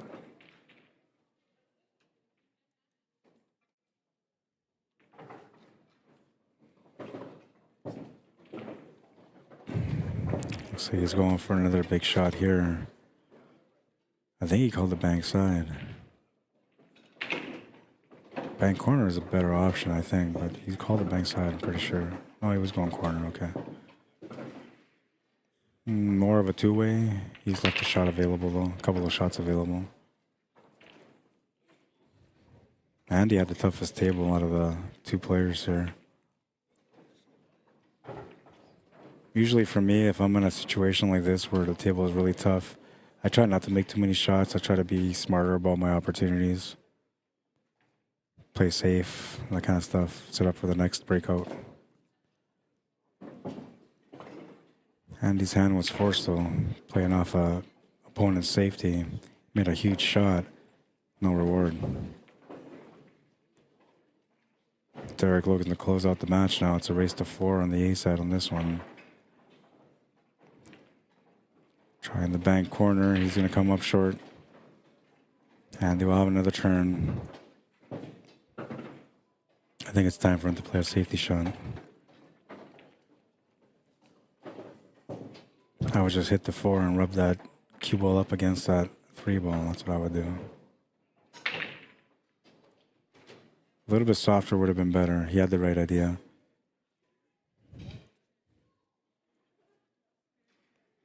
And the only reason why I say a little bit softer would have been better is because here he's giving him a shot on the stripe that he's calling. But if he would have hit it a little bit lighter, he wouldn't have given him much of an opportunity on that ball either. Derek makes the first shot. Looking at his options now, that 14 ball is quite the problem. He might have the right angle here to get into it.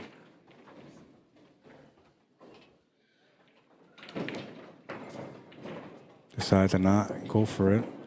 He'll draw back instead, and he has a shot to the corner. Now he does have that 9 ball sitting on the top left, so maybe he's thinking that's going to help him get position on the 14, or maybe break it out from there, but I don't know. I think if you leave that 14 for your last shot as a breakout option, you're going to be in a lot of trouble.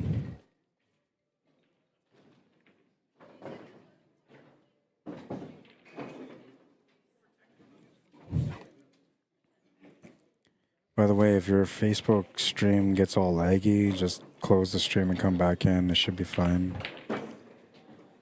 A couple of comments here. Jason Coleman says, Rod, you are a character, LOL. I am, man. Honestly, I don't know. I don't know where I came up with that. I see my personality and all my kids, and I think they're all crazy. Matthew says, nice cut shot, but unlucky leave.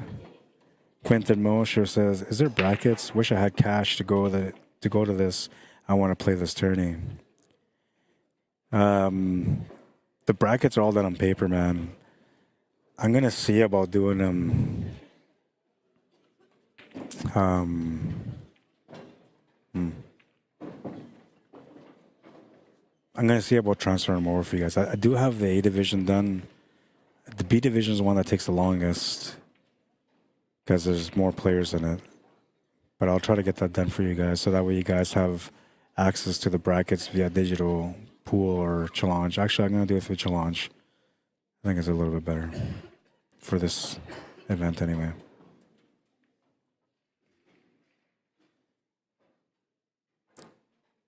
Janet Soldier McKinney, welcome to the stream.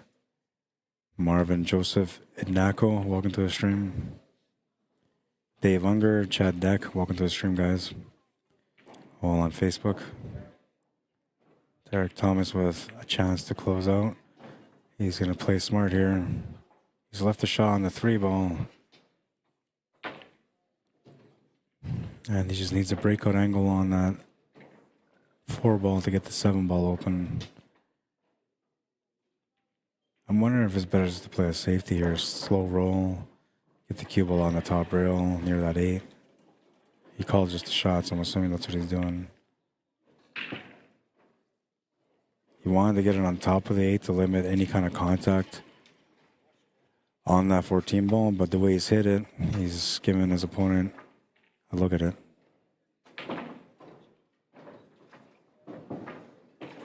He's going to make that shot to the side and open up that 14 ball perfectly. Just the 14 and the 8 to win the match. A little bit of relaxation there. You can see he's not as tense because he knows he's at the finish line. And he'll get that finish. 4-2 the final score. And we don't have another match set up, so I got to see what I'm going to do here. Yeah, we'll do that. I'll let you guys check out this angle here.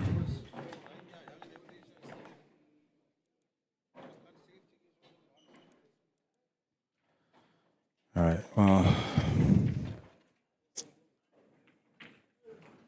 this is the left side of me, so there's a few matches going on there. And then I got this one here. This is a little bit closer, so maybe we'll leave it here for you guys. I don't like the picture on it, though.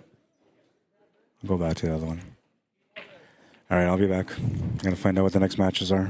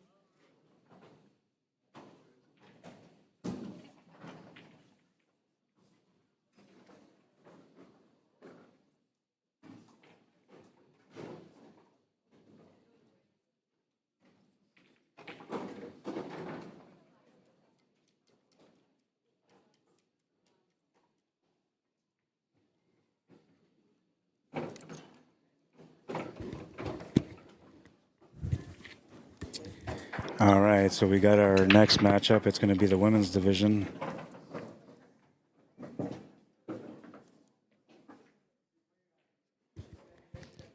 Just got to get it all set up here.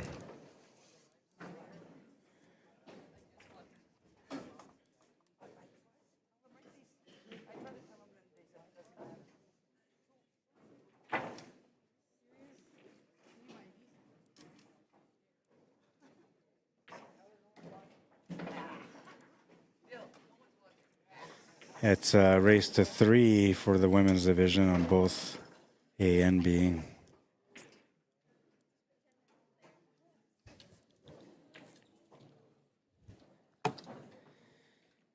And they're just getting set up for it, so I'm going to start setting up the scoreboard here.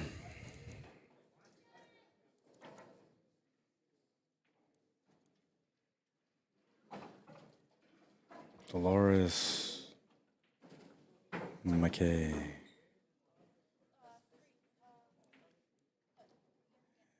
Elise Cameron.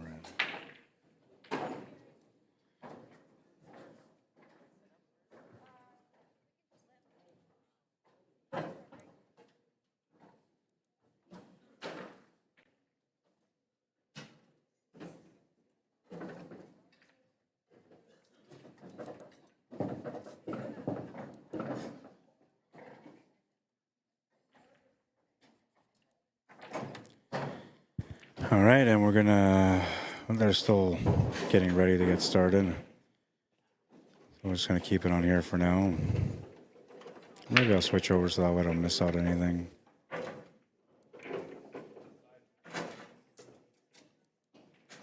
Just flip the coin. Dolores on the right, wearing the black hoodie with the yellow writing on the back, and Elise Cameron on the left, hair in a ponytail, black sweater. Dolores is a new player to the game, so not a lot of experience, got a little shaky, never, ever, ever been on a stream table. So on top of being a new player, she's got the pressures of performing on a stream. Very difficult time for her right now, I guarantee it. A lot of nerves, for sure.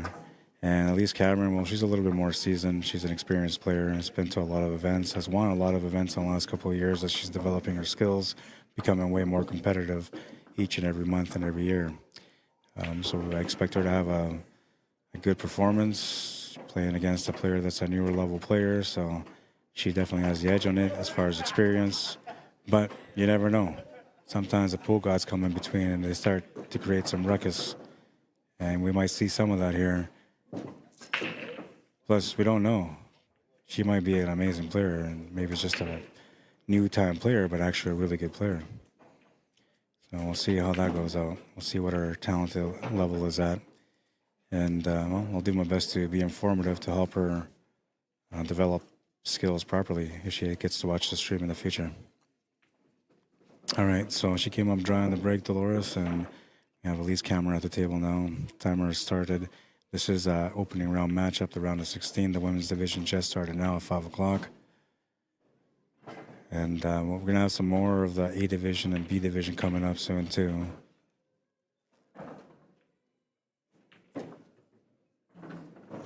I like to have the variety, and I'm glad that we have a women's match as well on here. It's just good for pool to have a little bit of everything on there.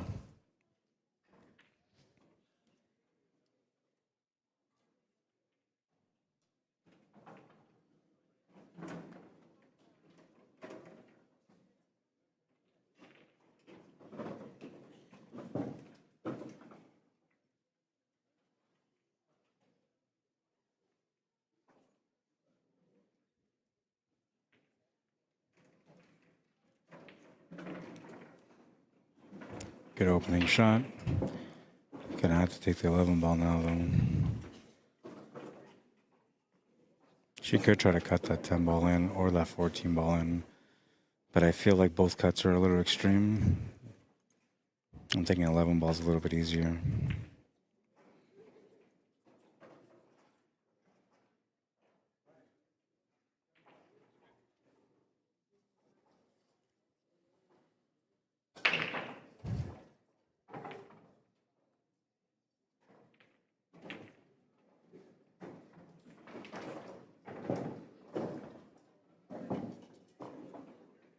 Oh, she ended up right up against that stripe, so now she's gonna have to figure out what to do here.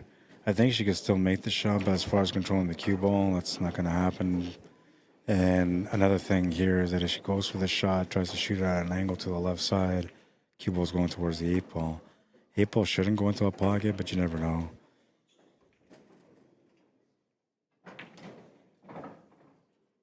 These are all the things that a player assesses when they're at the table, and they weigh their percentages against the odds and make the choice based on that. She was able to make that shot, missed the 8-ball. Nicked it a little bit, but didn't hit it in a way where it's going to change the table much. And now she's starting to run out of options here, so it's going to be a safety shot or a big bank, which I'm thinking we're probably going to want to play safe now, but we'll see.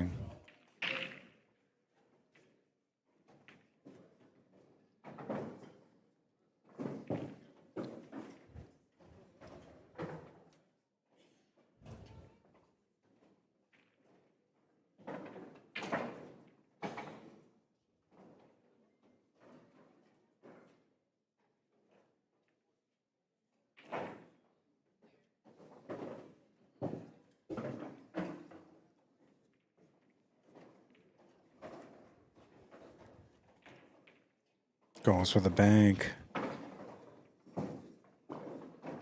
Didn't make it, and it's kind of lucky that she didn't make it. She didn't really have much of an option after that. Decent leave here too, so we'll get a chance to watch Dolores play now, see what kind of experience she's got based on her opening shot and what she does with it. There really isn't much of an opportunity here, so she's going to have to play a smart safety.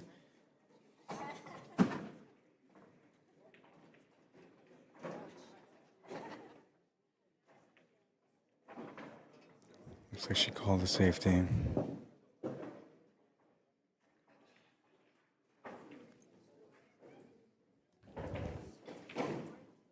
Just wants to hit it, freeze up to it, and that's all she needs to do.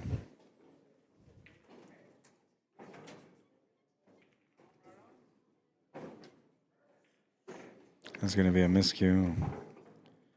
A sign of nerves for sure.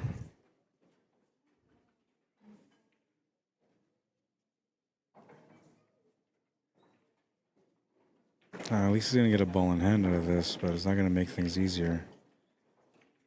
It will help her somewhat, but she needs to play this 9-ball off that 2-ball that's sitting above the 12, just to open up the 12. And not only does she have to break that out in the open, but she's got to play shape for the 15-ball afterwards, because you can't count on the shape on the 12. No guarantee you're going to get it.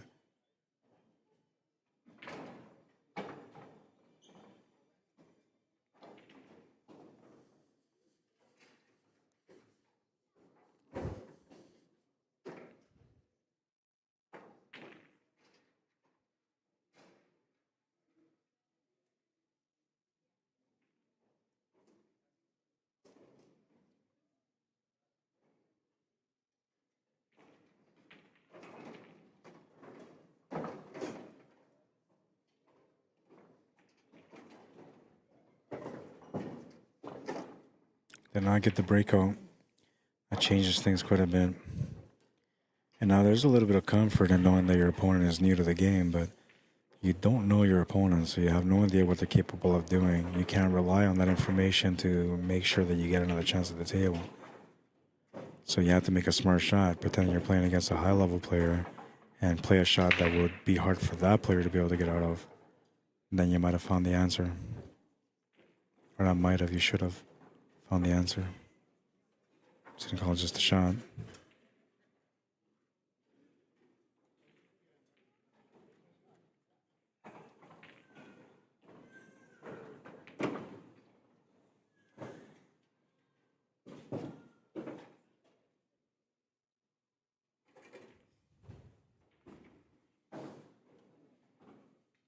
Considering the cross bank corner, I don't mind that option here. You can definitely make the shot, and you can obviously take over the pocket. And I just said, like, it doesn't matter who the player is that you're playing against, but it kind of matters a little bit. You can take a chance on this one. Just don't want to leave a wide open table. which she sort of kind of did. But Dolores will have a challenge trying to clear out this table. One thing about this table for her right now on this turn is that it's going to give her a chance to kind of get comfortable and relaxed in the match.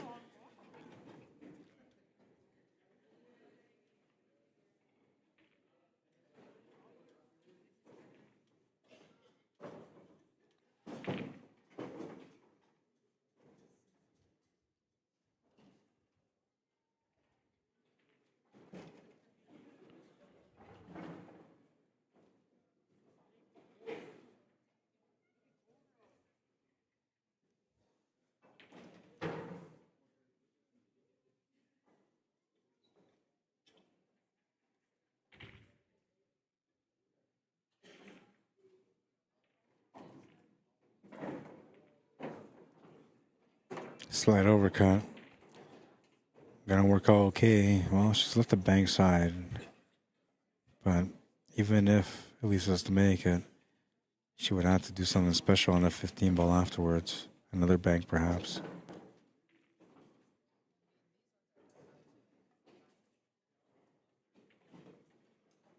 Oh, looks like the 15 goes past the 4 to the side pocket. So she's got to make the 12. As long as she makes the 12, she'll have the shot on the 15. Natural line off the bank is going to run her towards that 5 ball. Maybe just miss it.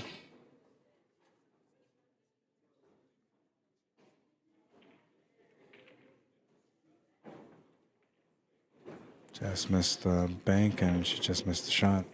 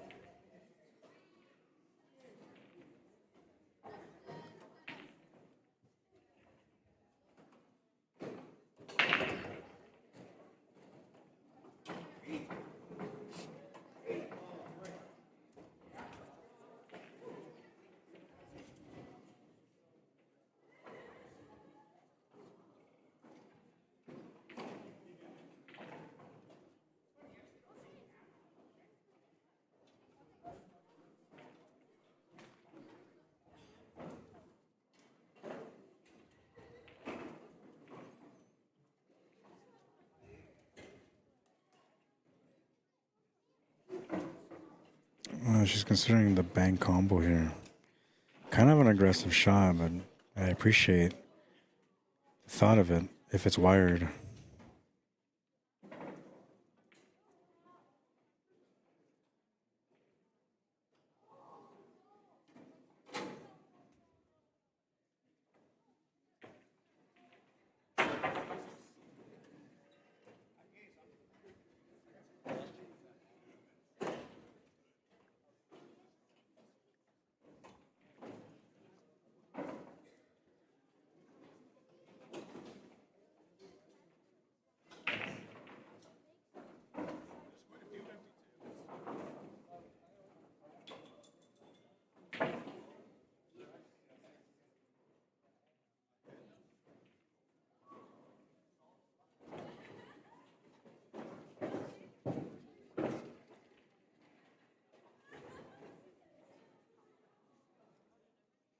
All right, and Dolores hasn't really had much of a chance to get going, but she has a decent chance here.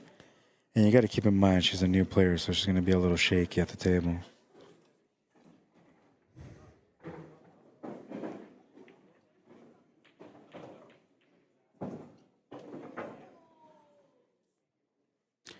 Maggie McGrath, women has just started now at 5 p.m. Edward Hoffman, how you doing, man? Says your head can start to hurt thinking through all that. Well, yeah, no, man. Trust me. It's so easy for a pool player to lose themselves in their mind, honestly, man. It's crazy. And it starts off with like the simplest thing, like, oh, this shot goes to the corner. Next thing you know, you're putting back draw, left hand draw, top rights, masse in the shot, power stroke, pause stroke, all sorts of stuff going on. And then you're questioning yourself. After you figure it out, you're questioning yourself again, like, did I get the right recipe? That's what makes this game so beautiful, though. We could all learn the game the same way, but when we play the table, we all play it differently.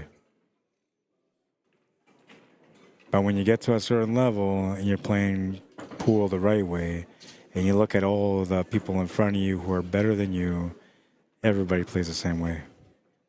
They all have the same knowledge on the same shots, same angles. They know their safe spaces versus their areas where they can get into trouble. And so they'll choose the patterns based on, you know, the easiest way out. And I don't mean by like the potting easiest way out, but I mean like the puzzle, solving the puzzle the easiest way that they can. It's be a nice little challenging shot here for her, playing a combo, shooting over top of the ball too.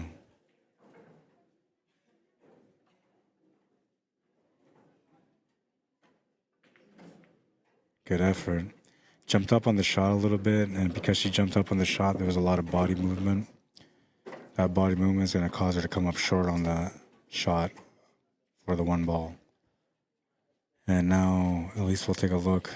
She only has a side pocket. If that 15 goes past the one to the bottom right corner, then she can just draw right back over to the left side of the table for that shot. If not, then she can still do the draw back over to the left side of the table and set up for the bank corner on that 15. I do remember saying that the 15 ball went by that 4 to the side pocket, so I know that goes. And looks like she chose to go with that option, which is not bad. You just gotta focus on the speed of the shot here, because if you hit it too light, you're not gonna get much of an angle or a setup on that 8.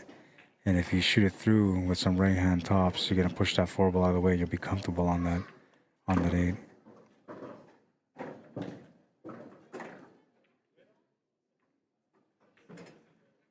Oh, didn't look at the scratch angle though. I didn't even consider that scratch angle, to be honest. Ball in hand for Dolores.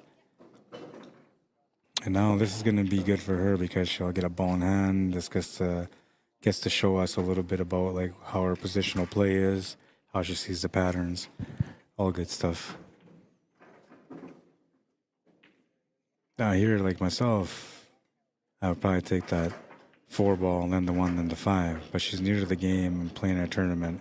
The way she's looking at this is like, I just don't want to look bad on TV. So she might take that duck.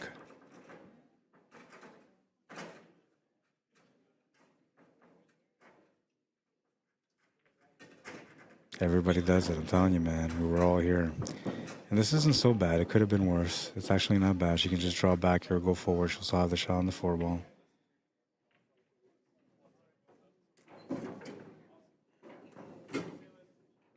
Just enough of a line to get past that 8 ball on the top right.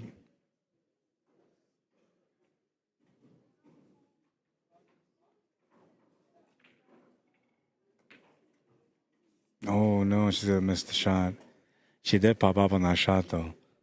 And that's one of the common things that I've seen so far in her game is that when she's not settled in, which honestly is gonna take a few months before she settles into the game, there's a lot of body movement, and that happens to everyone.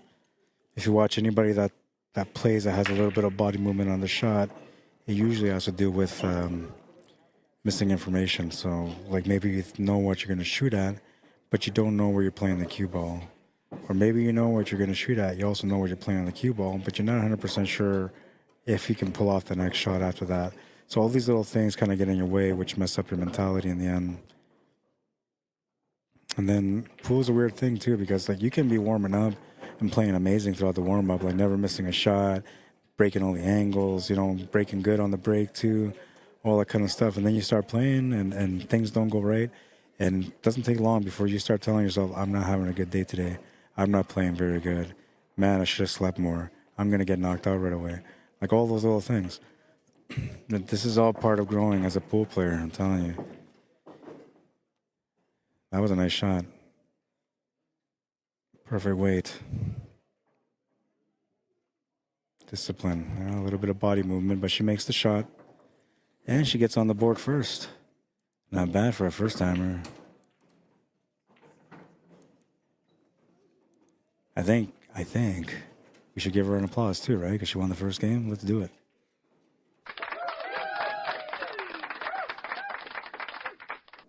Yeah. Let's do it again.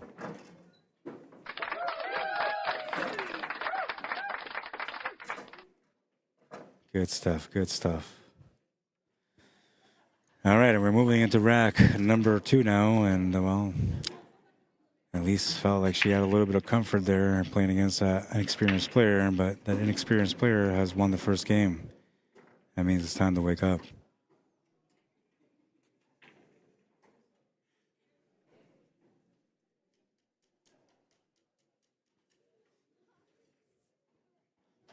Rack number 2.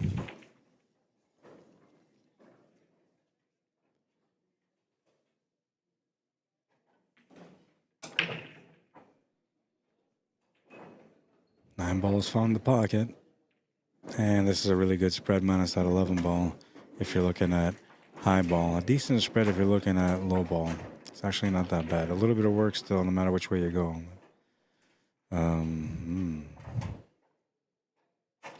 I don't know what I like here. I actually like the stripes better. If that 4 ball wasn't where it was, then I would like the solids better.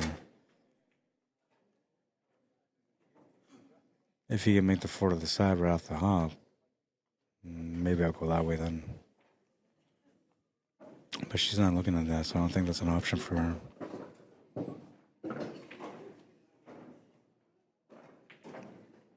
Playing the solids. And I'm thinking that 1 and 11 was probably where she was, coming up with a decision on that. She figured that she got a good grip on that 11 ball. Worst comes to worst, she's going to get another chance.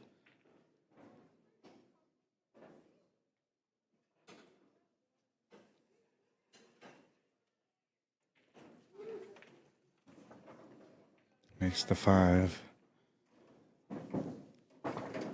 Taking a look at the 4 and the 3, see if there's any options for either one of them right now.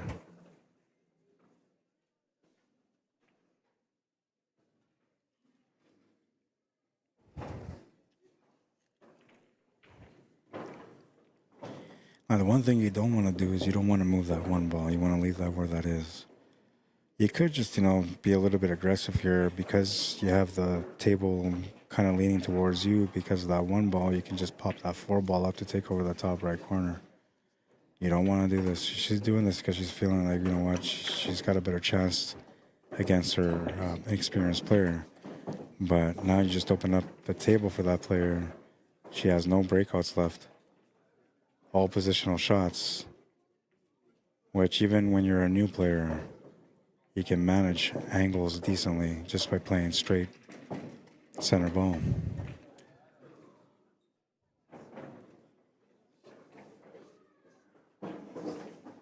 If she goes ahead and finishes this table, then it doesn't matter. The way she's played the shot, it looks to me like maybe she can shoot that shot on the 4 ball to the corner.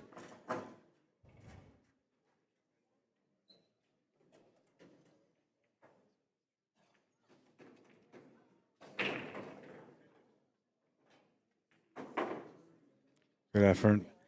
Ran into the stripe too soon, though, and that's going to turn the table over to Dolores. Dolores won't have a whole lot of opportunity here, but she can maybe shoot the 15 ball. However, she'll be shooting over top of the ball because she's leaning right up against the 13. If she's any kind of a banker, she might try to take on that 14 on a bank, which will go bank corner or bank side. Bank corner being the better option, natural angle for that one.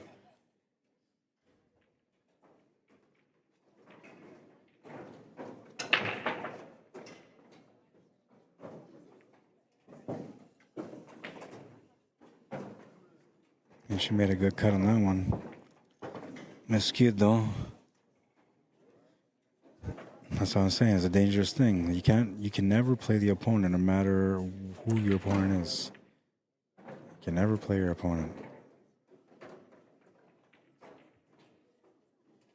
Even the players that don't have a lot of experience offer a threat on the table. And the biggest misunderstanding in pool is that male players truly believe that they're more dominant than the female players, and they feel like they can beat them anytime. I'm telling you right now, that's not the way it goes, man. A lot of these ladies can play really, really good pool. And sometimes all they really need is just one opportunity, and they can capitalize on it.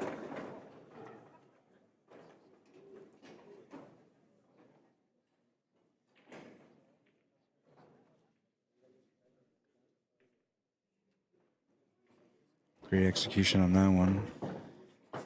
A little bit of a line here on this 3-ball, but it's not a line that can actually help her out much. I'm thinking she's going to have to follow through. The drawback would be all right too, but then you might not get right onto that 8-ball. The follow through should help you out. I actually like the punch draw here. Punch draw top left corner, making the cue ball go to the right of that 10-ball on the top rail, and then coming back down off the right cushion for the 8-ball. But I don't know if she's got it. Only she knows because she's at the table.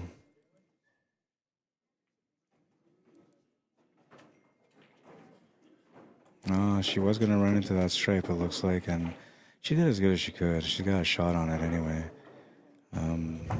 Very limited, though, just to the side pocket. Tough shot. Requires a lot of speed. You got to hit it thin with a lot of speed. Cue ball should run into the 14 ball, avoiding the scratch if you make this shot properly.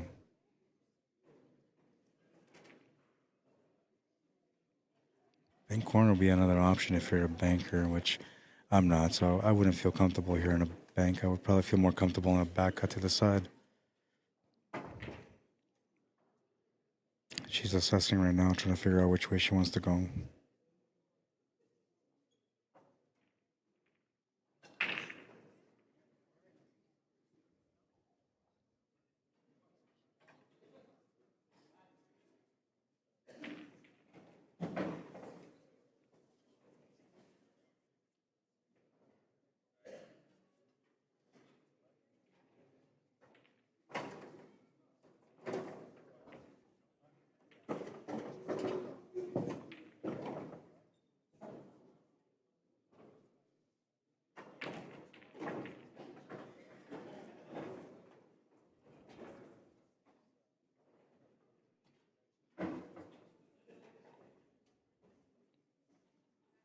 Trying to back cut this to the corner, off the rail, off the 11 ball. Gotta be perfect. Oh, she had the line to the corner. Unfortunately, though, the 11 ball was in the way.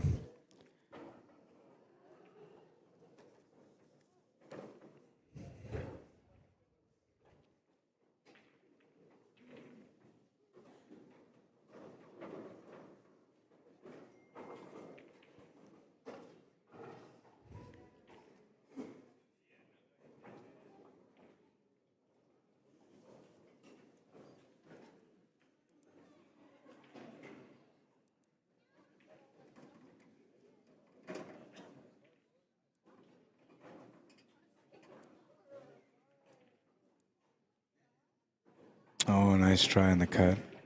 She's got a lot of potential, this Dolores. I'm watching her play right now for the first time, and I'm telling you, man.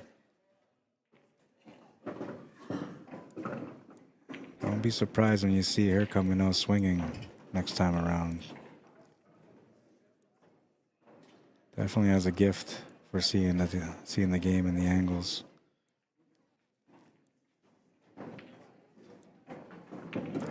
Easy 8 to the corner for release. Ties up the match at 1.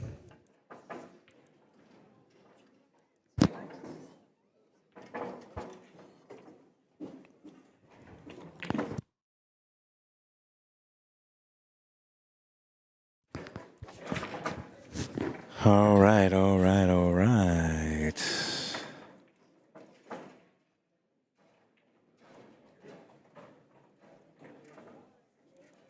Shout out to my sponsor, Mechanic Auto Repair Service, located in St. Andrews, Manitoba, which is just north of Winnipeg by the perimeter. 1012 List Road is their address, and they want to give them a call. You can call them at 204-229-6691, or you can message them via email at mekanakauto@gmail.com. They have a free pickup and delivery or a free pickup service on your vehicles if you need the repairs. They have vehicles for sale if you're looking for something to upgrade into. And they handle all sorts of things like safeties, repairs, anything mechanic related, really.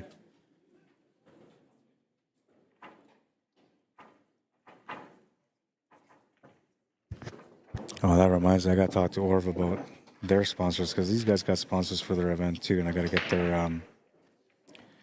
get their logos up so everybody's aware that these guys supported this event. Thomas Roseanne, how you doing? Thomas Alton, welcome to the stream. Errol McIver, what's up, man? Anthony Dow, how you doing, man? Says thanks for the stream from Redwood Falls, Minnesota. Thanks for tuning in, man. Appreciate it. Orlando Flores, what's up, man? ¿Cómo estás? Bienvenido. All right, give me a minute to win it. I'll be right back.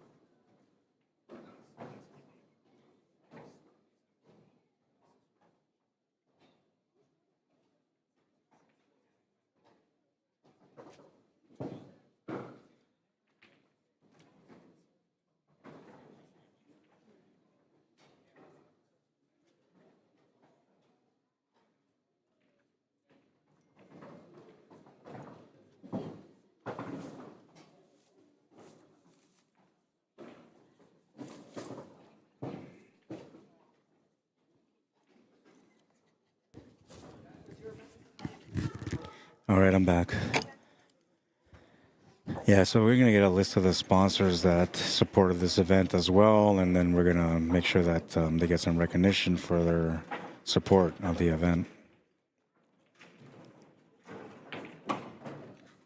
By the way, if you're watching this right now and you're thinking, hey, I would like to get, my logo up there or advertise my company up there, you can message me, Arriagada. You can probably do it through the Q Sports Live Messenger too, but you can do it on my own through Arriagada. Just let me know. We'll work it out.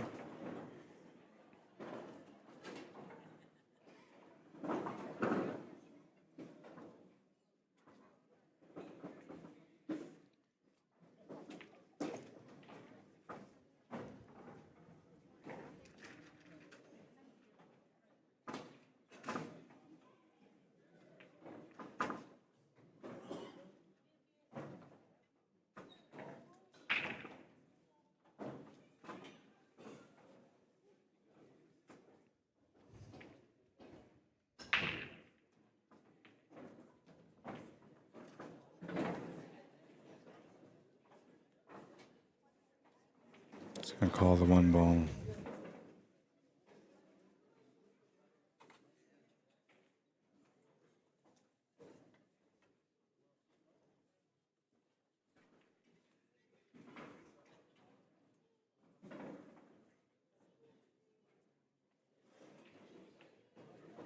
Makes the one.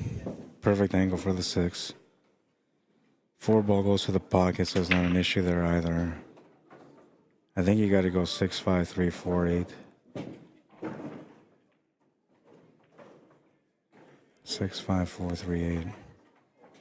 Or you can go 5-3-4 or 5-4-3, and then the 6 and the 8. But I like the 6 ball now.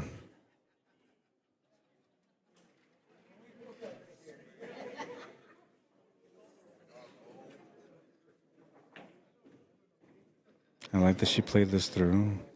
Didn't get enough pace for it, I don't think. Still has a shot on the 6 ball though, so it's not bad.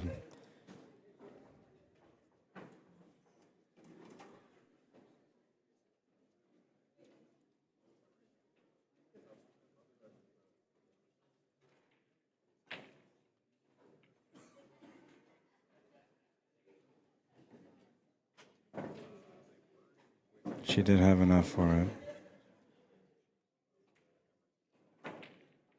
Did not play good enough shape for the 6 ball, but has a shot on that 5 ball right now.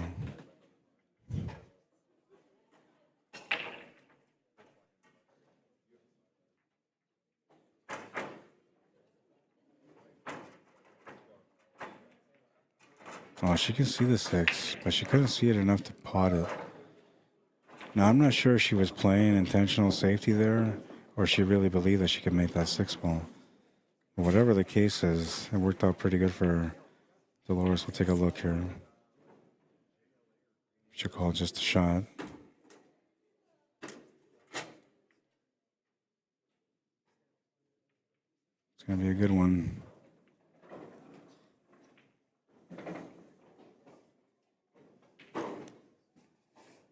Kenneth Feston, how you doing? Dave Stu, Chris Stralin, welcome guys. Leo Jr. Montalvo, welcome. Monty Brinkworth, what's up, man? Stuart Disnomi, Willie Parks, welcome. Larry Nipinak, how you doing? Welcome. Richard Daggle, how you doing? Welcome to the stream. Lisa Robertson says, go Dolores McKay from Regina, Saskatchewan. Jose Gonzalez Matos, bienvenido, welcome.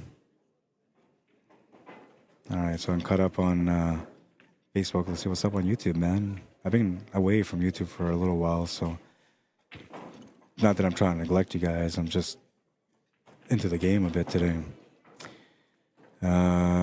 Richard Venn, what's up, man? Says hi.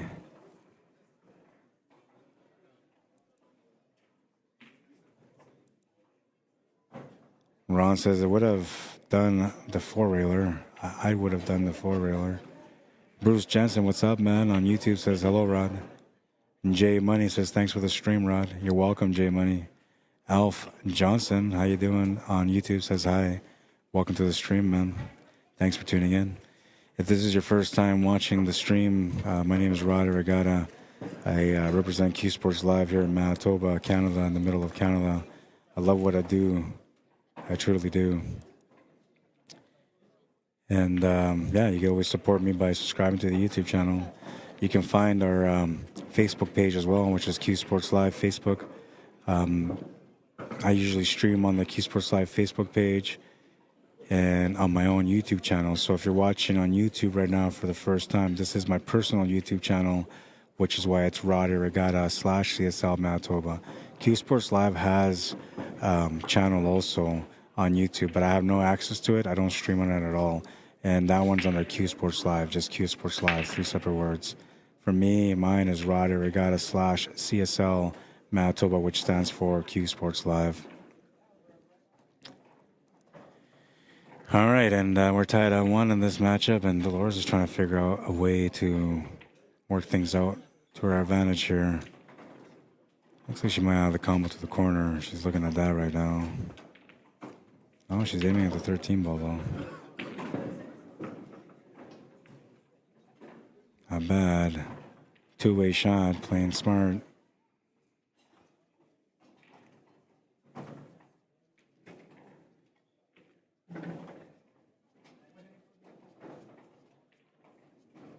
Dan St. Paul, what's up, man? Restituta del Rosario, bienvenido, welcome. Barry Van Dam, what's up, man? Trudy Big Plume, welcome. Are you related to Joe Big Plume? I don't know Joe. I never got a chance to meet him. But I understand that Joe was one of the greatest snooker players around. And I love snooker, so if you are related to him, I kind of want to know, what was his highest run? What was his highest break in snooker?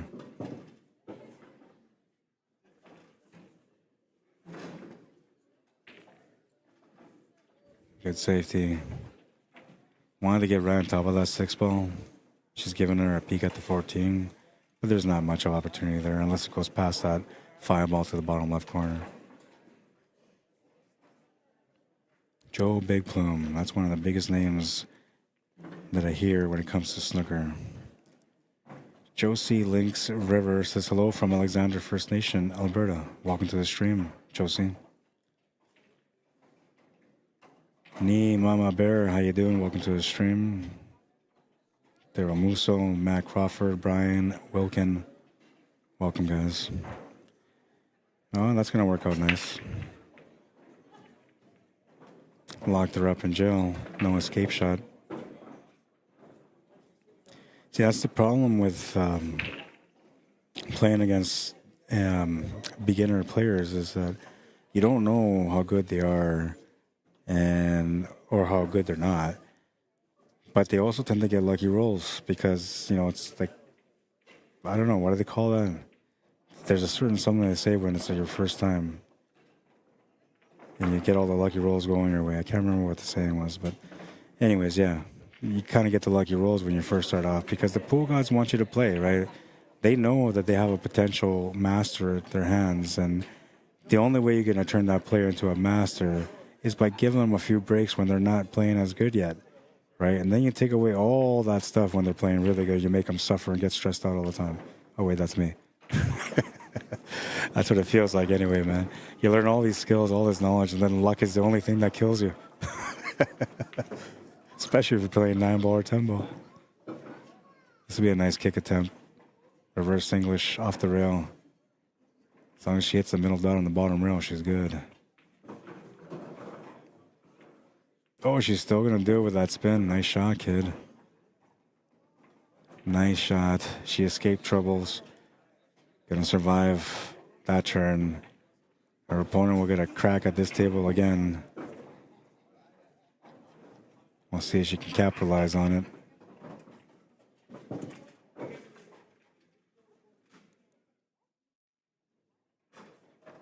Beautiful reply on this one, though. You feel like your back's against the wall and you reply with a kick like that. What a shot.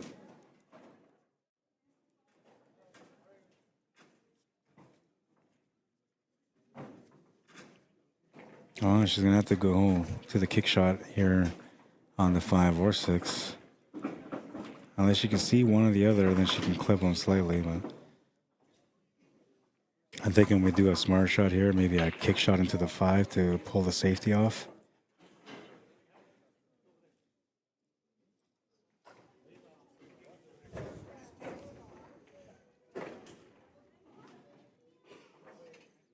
She's calling one of the 2 balls into the corner, so she must be able to see the 6 ball. Maybe she can see enough of it where she can just spin it into the pocket, and that's what she's trying. Oh, a nice shot, kid. Didn't want to run into that 5 ball, though.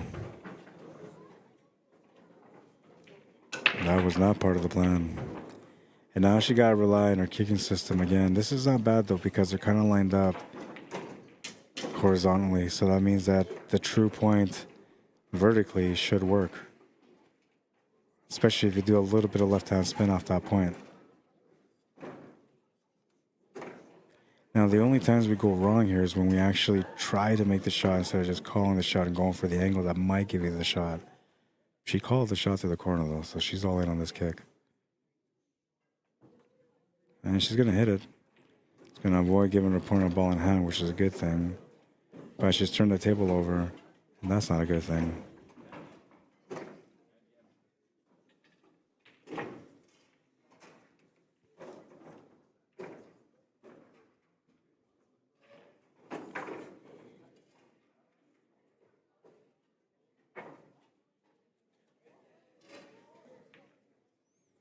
It's going to bobble that one to the corner, but that was a great shot.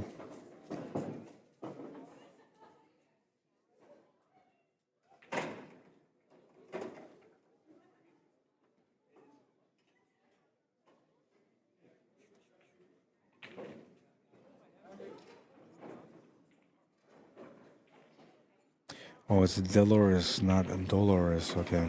I'll fix it right now. Sorry, guys. So, I'm Spanish, right?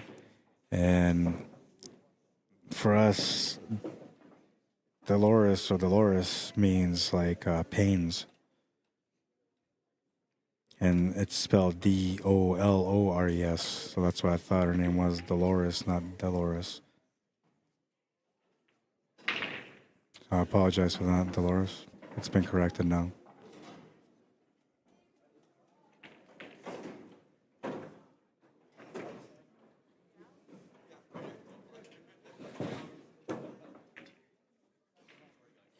No, she didn't really have much of a shot.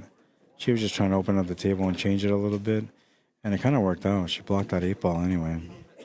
At least it looks like she did. Check out the flip side.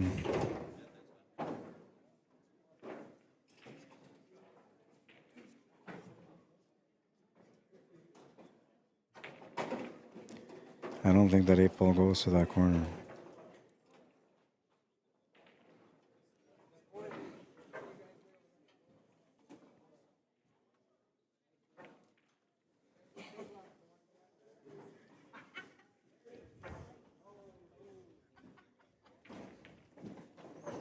Oh, she was able to make the shot. Just wanted to find any kind of opening on the 8 ball, but she's gone too far.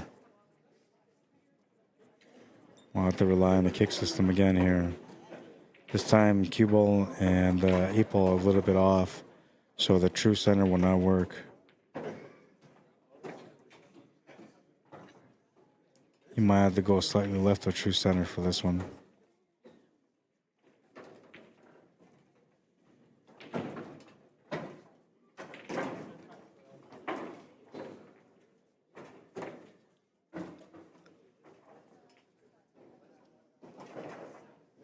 It is so cold in this building right now that I brought in a Diet Coke or Diet Pepsi that was warm when I brought it in.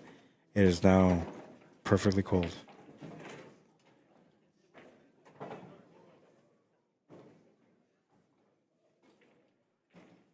Good try, kid. She's going to miss it, though. Ball in hand for Dolores, and Dolores is going to have a chance to be able to get on the hill first. One thing that's going to, impede that from happening is the pattern that's at the table, because you have to have a good pattern play set to be able to come up with the answer for this one. Technically, like, you're supposed to take that 14 ball or the 15 ball and then kind of move from there.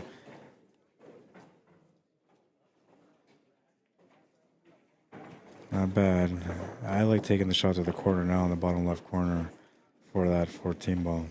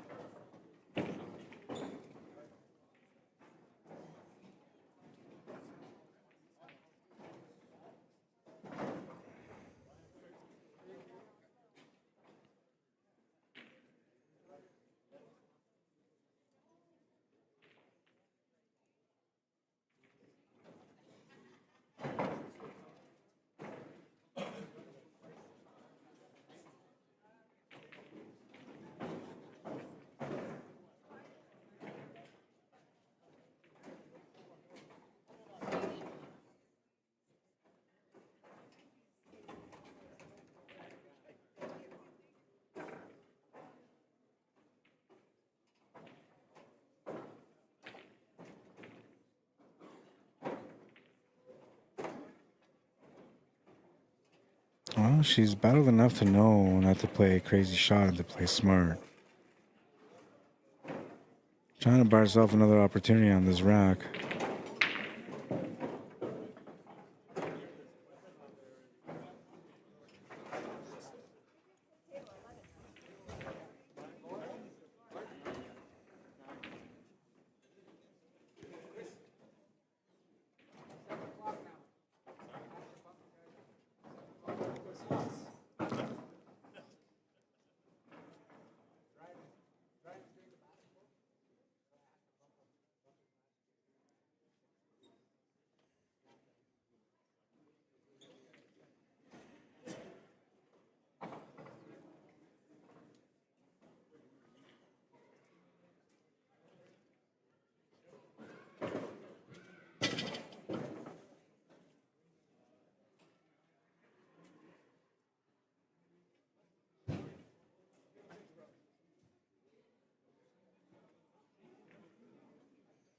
Oh, nice effort. Really nice effort. Had to hit it a lot thinner than that yet to be able to make it to the pocket, but the effort was there for sure.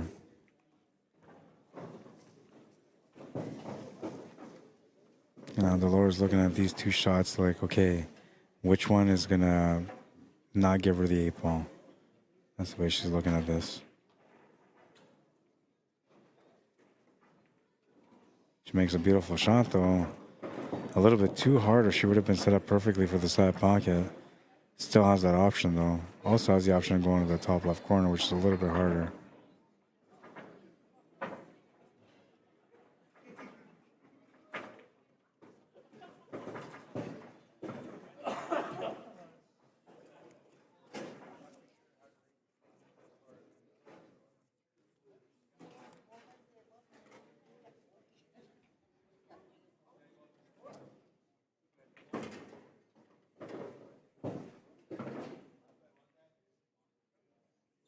Now she tried the shot, gave into it for the shape on the 8-ball also, which is going to turn the table over to Elise, giving her the easier cut on the 8-ball now.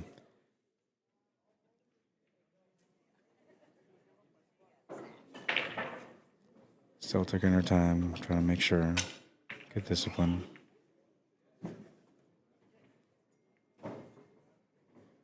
She'll make the 8. She's on the hill. 2-1, race to 3.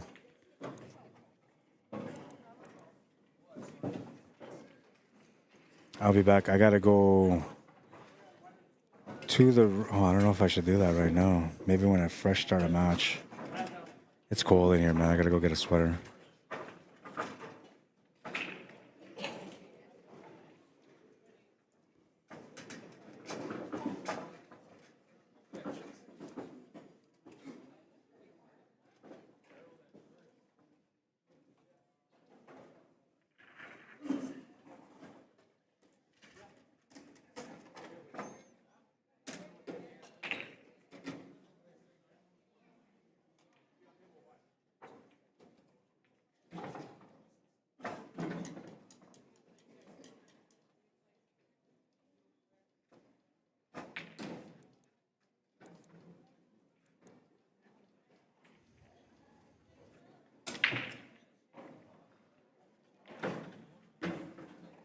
You're looking for some great gear, pool gear that is, you can check out these 3 companies. Clutch Shot, Billiards Apparel. You can find them at clutchshot.company.site. Locked and Loaded. You can find them, Locked and Loaded Billiards Apparel. You can find them on Facebook. They have a Facebook page, Locked and Loaded. And Jam Up Apparel, which you can find them on their website at jamupapparel.com.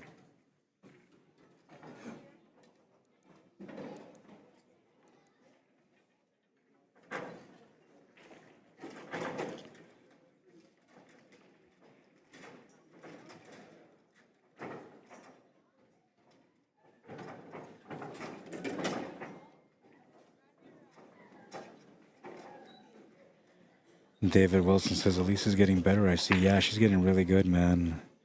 I believe she's only 18, turning 19 this year, and she started playing just a few years ago, but she didn't really like have interest in the game. I mean, she did, but not like the way she has interest in the game now. Now she practices. She works on her game. She loves the competition. Plays in a lot of events, where a lot of that stuff wasn't that way before. And that happens to everyone. I mean, when you first start off into pool, kind of like Dolores says, you just play around a little bit, you know, maybe shoot with some friends, and then eventually you'll get invited to a tournament, and you get really nervous about it, but then you understand that that's a part of the game, and so you start playing tournaments more often. Next thing you know, you get invited to play on a team, and you're traveling around playing with a team, and it's just a beautiful journey altogether, man. But we all start off in the same spot, nervous as hell, trying to figure out how to win a game. And it seemed like when you first start off, like everybody around you is better than you. But then you start learning, and then you realize that they weren't. You just didn't have enough knowledge. Nice little combo there. It's freezing in here. Yeah, like I think they have the AC in the middle, and it's just blowing cold air. Yeah. Yeah. Oh, yeah. I'm going to go for a walk soon, too, so I can go get my sweater from the room. I'm wearing a long sleeve and I'm cold.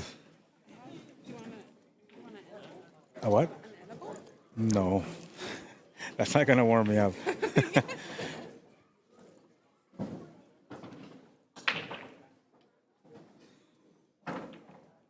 Trying to give me an edible. Oh my God. I'd just be spinning around in circles. I might grab a cue and start running everybody out.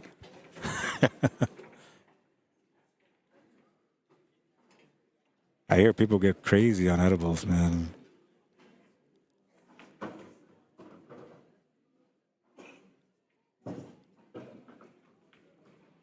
Canada, man, I'm telling you. We're like the most restricted free country we have in the world. We're free, but we're restricted.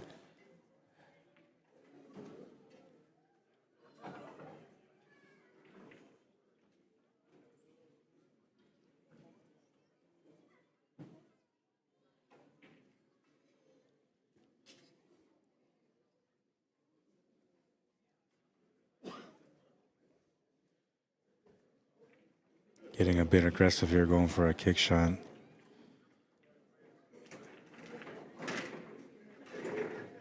Just missed it.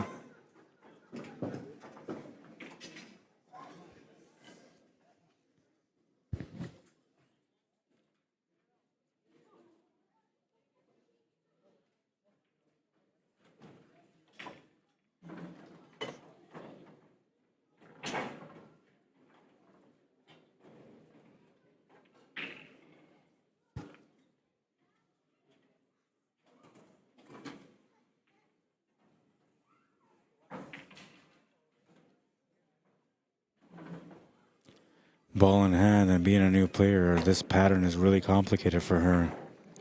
Ideally, you would want to start off with a one ball to the side to break out that four, but because, you know, your experience isn't as good as your opponent, you don't want to do crazy things like that. So then you have to start playing the smart way, which is like two-way shots and such.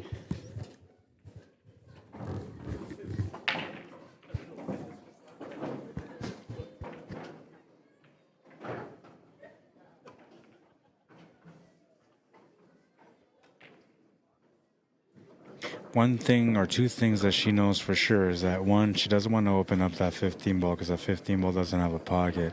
And two, she doesn't want to do anything with that 8 ball either because that 8 ball doesn't have a pocket either. And so based on that information alone, she's going to do everything in her power to make shots around those two stripes, or that stripe and 8 ball, which is typically what newer players do. The way they look at it is that, well, if I leave them the breakout, they might miss. And that does work to a certain degree, but at certain times you play against players that are just too experienced and they can overcome those situations no problem.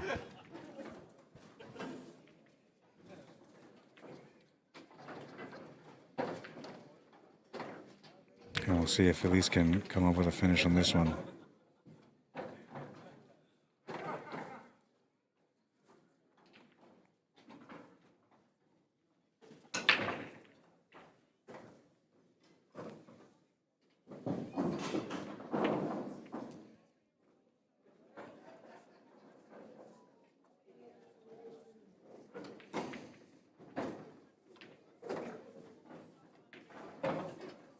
Takes on an aggressive shot. Would have had a jump shot after as she made it. It's a game of patience here for Elise. She just has to wait for the right moment.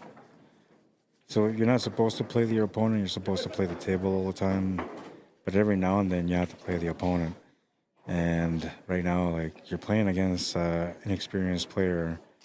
So you got to be able to, like, expose them a little bit, not in a bad way. I'm not trying to say like make them look like, you know, like a bad player, but you got to understand that that player doesn't have the same knowledge that you have, so you got to put them in tough positions. You can't care about the fact that they're new players and you're trying to be nice to them because you want to see more pool players.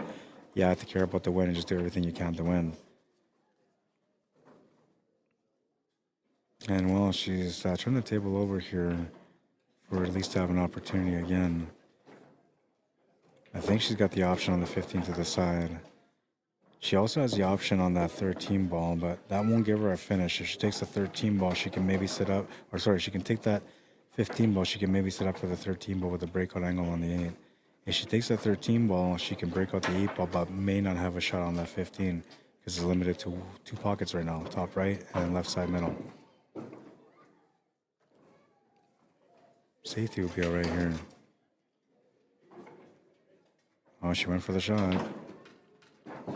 And she pushed everything over, so now it's going to be a little bit more challenging for that 8 ball. But you can be smart here because you know your opponent is new, not as experienced. They're probably not going to deal with pressure very good. So, like, I would just make the shot on the 13 ball and just try to bank that 8 ball out in the open somewhere where I can have a shot after because, you know, your opponent's going to feel the pressure. They're likely going to turn the table over. So instead of trying to make a big shot here after this 13 ball, you can just make a smart one. Just try to go big, though. Try to get a breakout. And she'll miss the shot, turn the table over. And Dolores will get a chance to tie up the match at 2 now. That was a difficult table, though. That 4 ball's tied up, or that 2 ball, whatever it is above the 8 ball. Doesn't have a pocket. 13 ball is right next to the 3 ball, so now the 3 ball doesn't have a pocket either. You just have to be smart here. I think you just play the 1, play safe, call safety.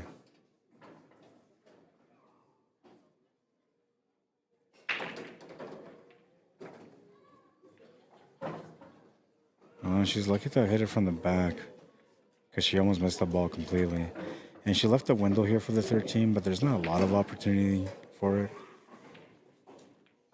Like she can see maybe almost 2/3 of the ball, but not enough to make it.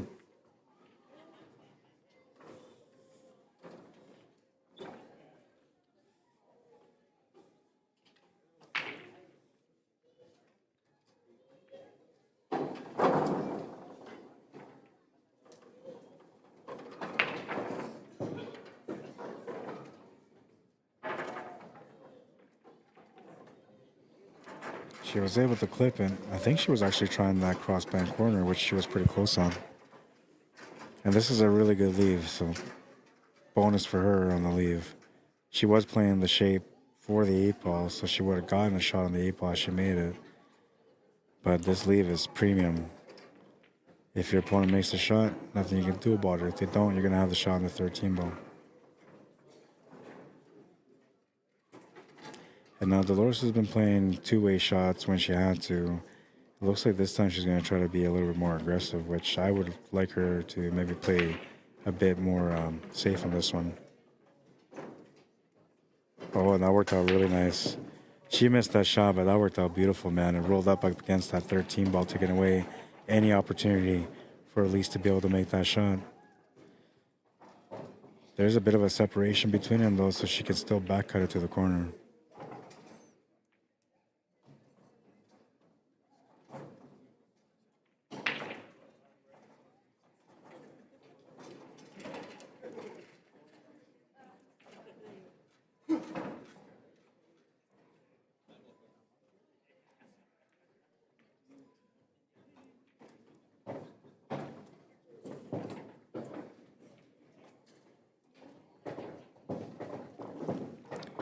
She was able to hit it, but ended up scratching.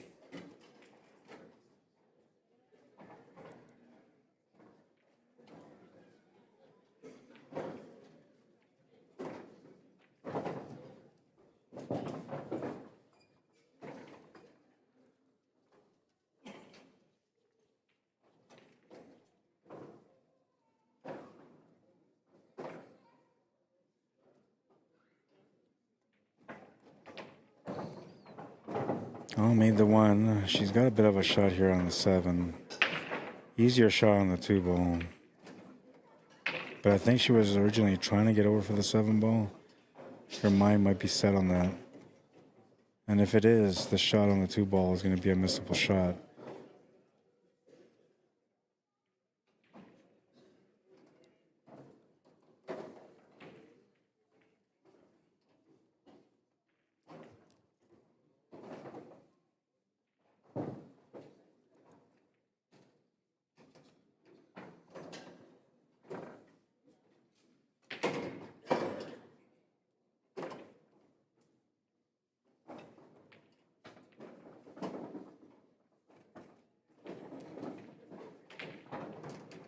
Nice shot. Got challenged here on this 6-ball though. The good thing about the 6-ball is she makes it shot natural shape with the 2-ball.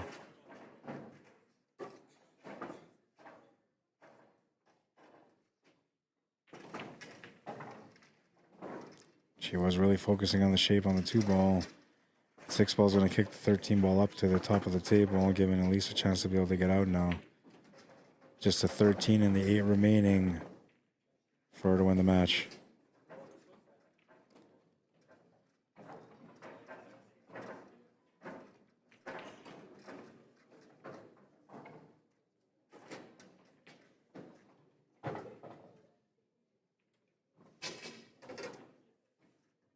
She's going to make the shot. Cue ball's traveling a bit too far, though. It's going to take away the shot on the 8-ball. And she'll have to become a little bit more creative here for the finish. Natural kick shot off the top rail is available, but that's just going to turn the table over. No other kick shot for the 8-ball to be able to make it.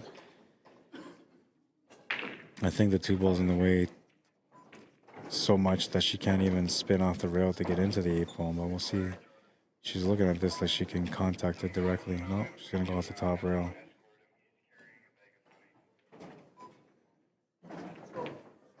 Good try, ball in hand. Dolores will have a chance to tie it up.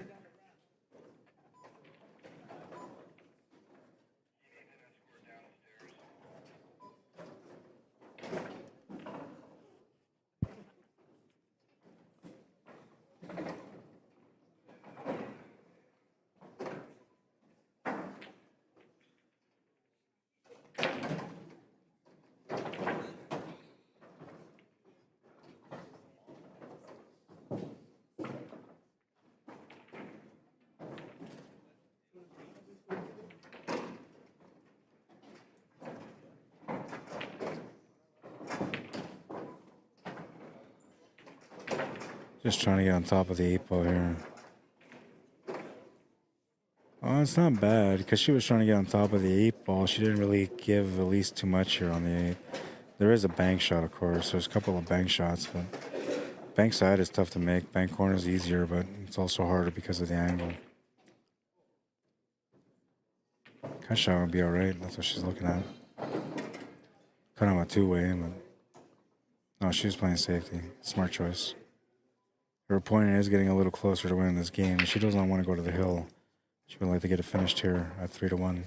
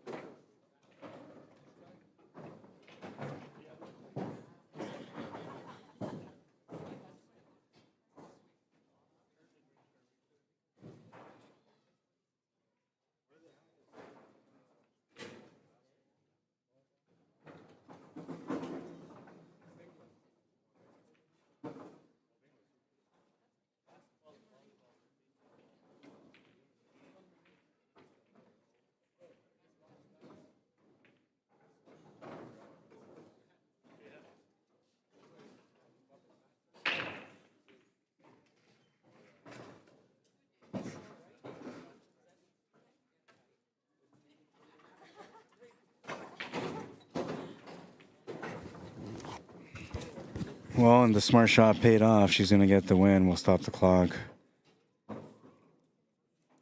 3-1, final score. And we're going to switch over to the other camera here. This is a division matchup.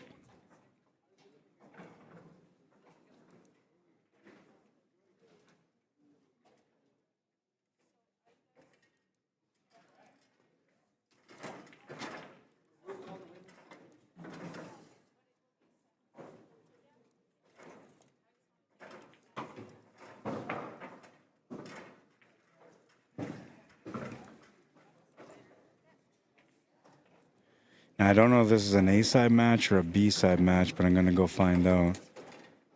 It's either a race to 5 or a race to 4. I haven't seen Jeff play against anybody yet, so I'm assuming this is probably a race to 5 A-side matchup.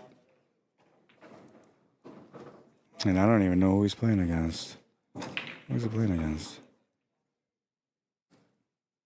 All right, I'm going to do a little bit of investigating. I will be right back. Oh, I guess we'll reset the clock, start over. This match is like at least 3 racks in right now. And he's about to make this 8 ball, which will give me the opportunity to find out what the score is and who he's playing against. He's going to miss it. He popped up on the shot. He wasn't ready yet.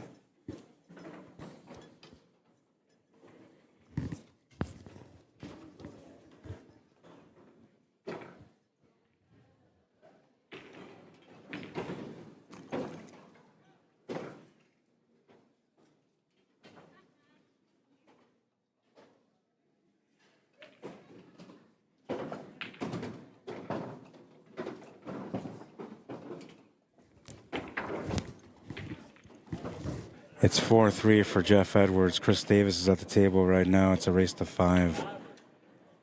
4-3. So we'll put Chris on the left.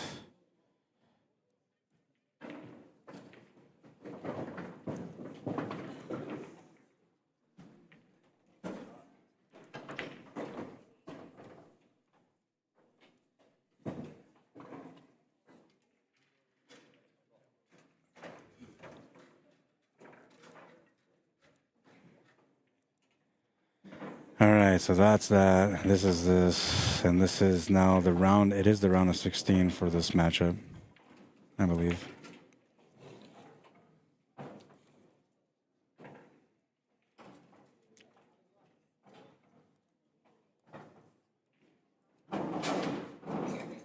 Way to go, Elise, says Kimberly Ann. Sonia Ruben Estrada, bienvenido, welcome. Ross Farmer, how you doing? Douglas Utley, welcome to the stream. Donald Rockwood, how you doing? Kelsey McLean says, what's the score in Jeff's match, bro? It is now updated. It's 4-3 for Jeff.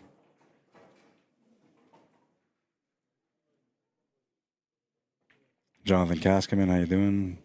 Farrell Roulette, Lee Vestel, Arjun Raj, welcome to the stream.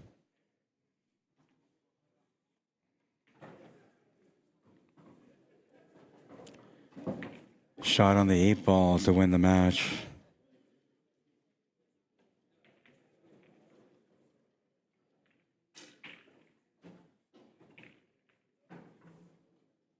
It's in.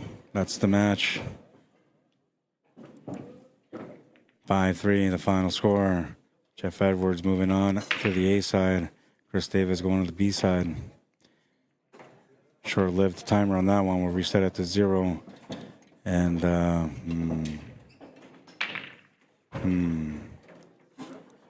what do I do, man? What do I do? Bring it back, Jack. Bring it back. There we go. So we'll put it on over here. So you guys get to watch these people warming up or playing their matches while I figure things out for the next matches. I think they just called another match, but I'm not sure. So let's just do it. Let's just do it, man. Backhand, there we go. All right, give me a minute. I'm going to go find out what my matches are, if I have any, and if not, then I'm going to go bust a munch, but I'll be right back.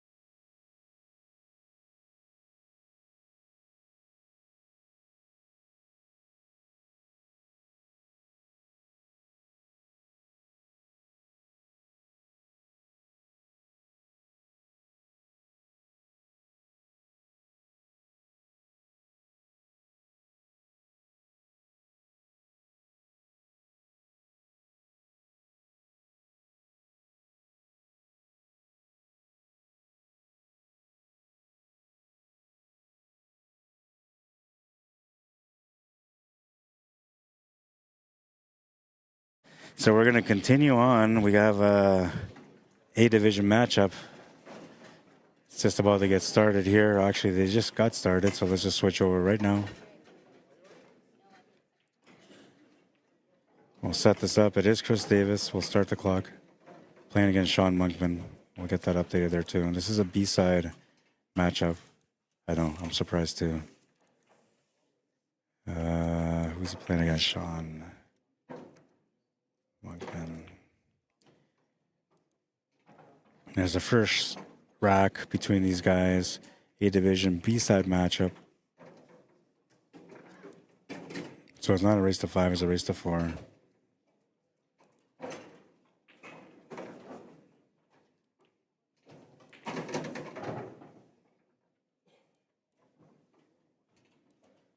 All right, that's been updated. All right, these guys are just starting off in their match, so it's going to give me a little bit of a chance to kind of get away quickly. I'm going to go get a sweater, man. I'm super cold. I will update the score as soon as I get back.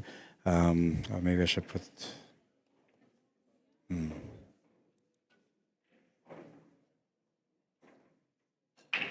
Let's see.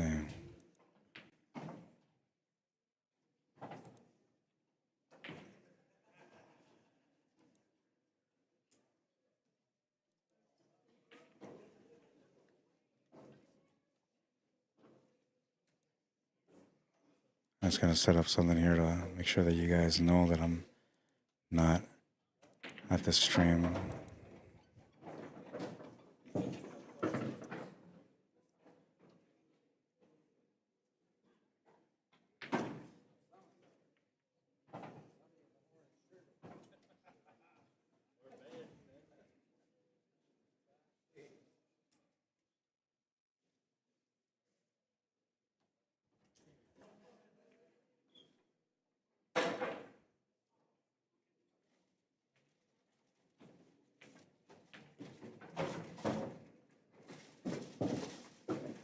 I don't know how to say this.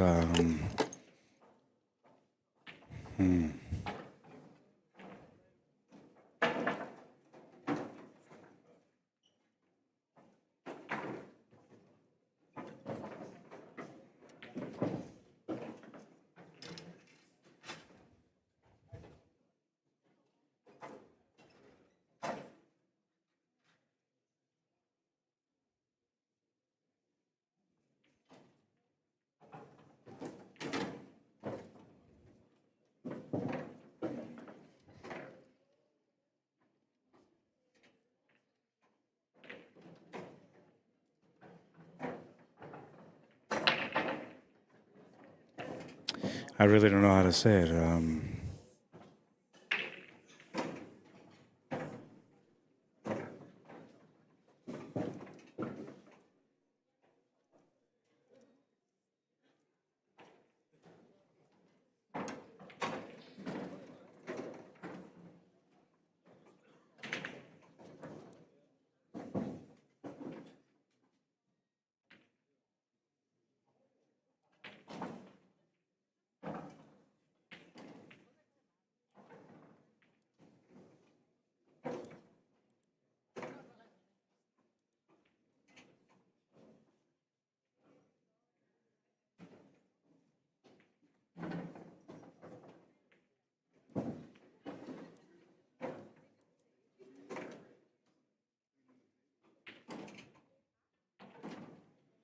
Okay, I'm still here, so I haven't left yet. I'm just getting this set up here. All right, so the audio is still going to keep going. I'll bring this down a little bit. I keep forgetting, like on YouTube, it's different sizes, so some of the wording and stuff gets cut off. All right, that should be good. All right, so the stream is unmanned for a few minutes. I will be back after I get my sweater. And it won't be unmanned anymore after that. I'll update the scoreboard when I get back. I'll wait for this rack to finish, actually.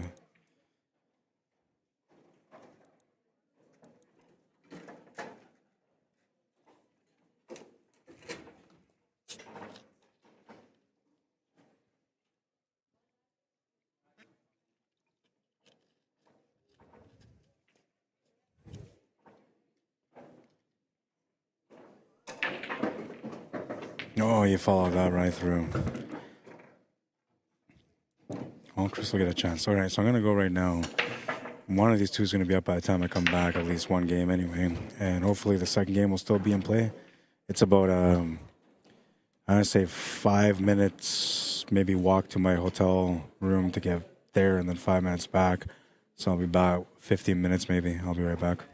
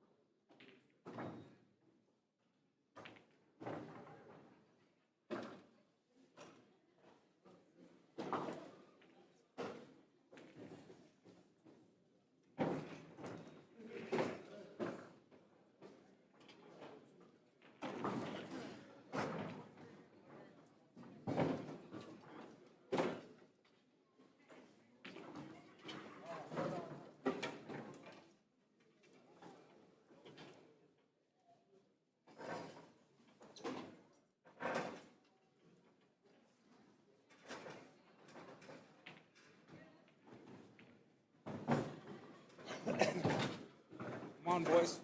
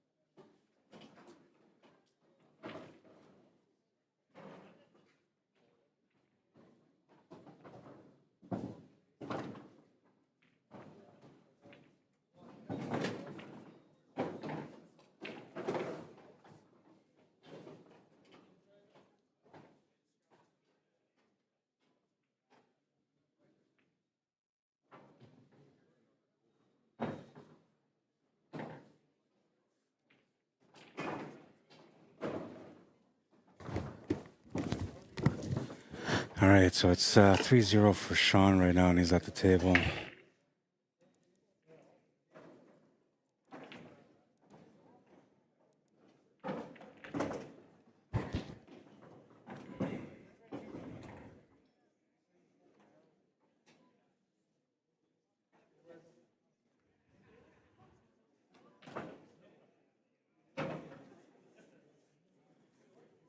Oh, much warmer now, man. It was freezing in here.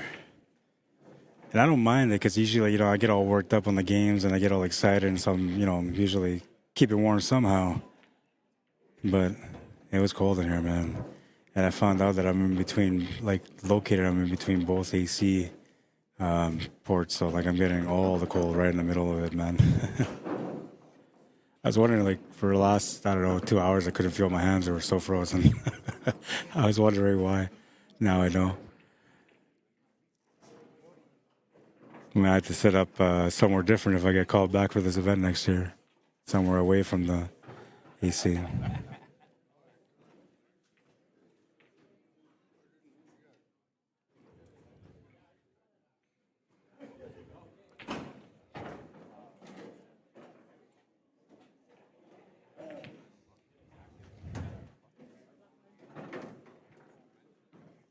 So what he's looking at here is he's looking at the drawback angle off this 13 ball. He's very limited on what he can do for the 8 ball.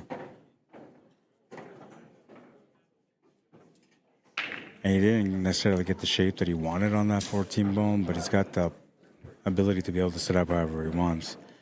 And now technically, where the cue ball is and where that 14 ball is, he wants to get maybe 1/3 of the way from there to have that nice drawback angle off the 13 ball. Because then that would take him, if he was to go 1/3 to the left of that 14 ball, will give him enough angle to get off that right side cushion below that side pocket and go above that 5 ball and 7 ball. But then he wouldn't really have much of a shot on that 8 ball anyway. He's got to set up a bank shot of some sort. There's the angle, a little bit further than I think he would have liked, but it still works. He's got a nice little punch angle here off the cushion. Now going forward would definitely be easier, but there's not much opportunity there. And I like this. He's looking at the option of the bank side, because now he doesn't have to overstroke this too much. He just has to stroke it enough. But you got to be pretty precise, man. I mean, basically where he is now, that's where he's got to get back to. Off by a millimeter, one way or the other, could be a big difference here. Because I think you have to be pretty perfect on the angle on the cue ball to be able to bank this 8 ball clean away from the 4 and the 2.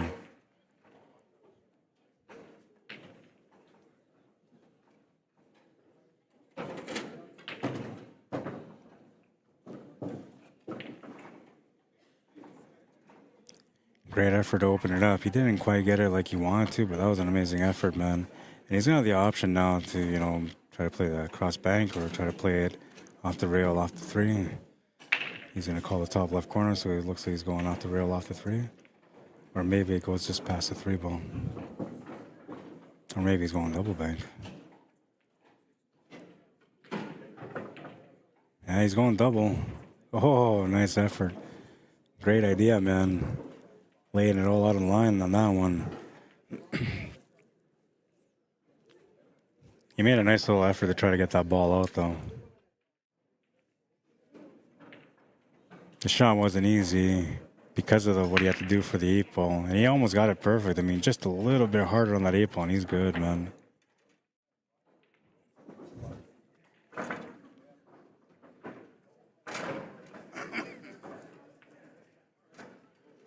Chris knows that he's in a little bit of trouble here. I mean, he's already known that for a couple of racks, but this could be the last rack if he doesn't win it. So he knows he's got to make something happen. So far, the angles are working. He's got a nice little drawback angle here to get set up for the 5 ball. Just a little poke draw is all he needs. A little bit of left-hand spin to get straighter. And now here he's a little bit off angle, so you might have to play this with left-hand tops to be able to push the 5 ball to the corner, the cue ball up towards the 7, pushing the 7 up towards that top rail. Yeah, there's left tops. You just gotta push it over just a little bit. Oh, and he was so focused on making sure that he got it over. Ended up missing the shot. He was good for the finish there, and he made it. And Sean's gonna call the bank side for the win.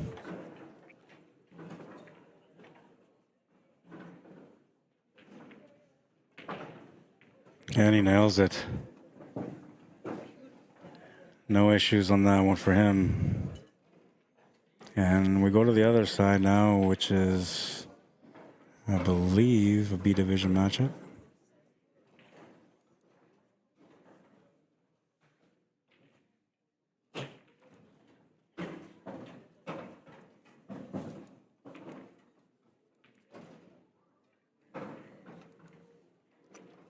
I'll find out what the score is on this one, who the players are. One of them is Derek Thomas.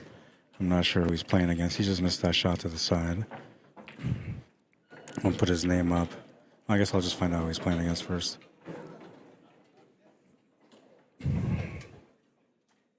I'll be right back in a minute.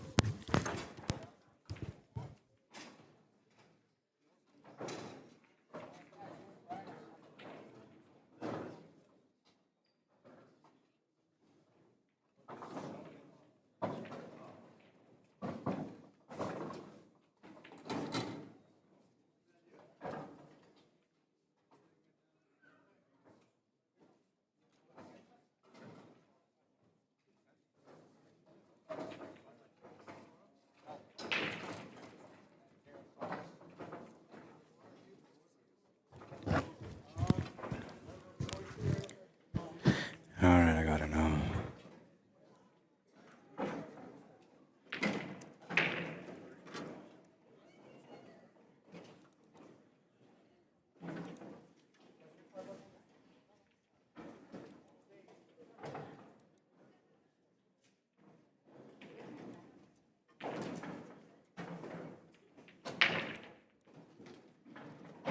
This is an A-side matchup.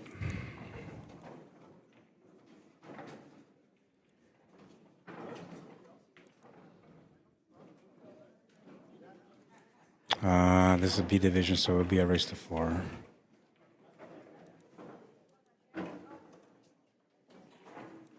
right, so everything's up except for what the actual score is right now.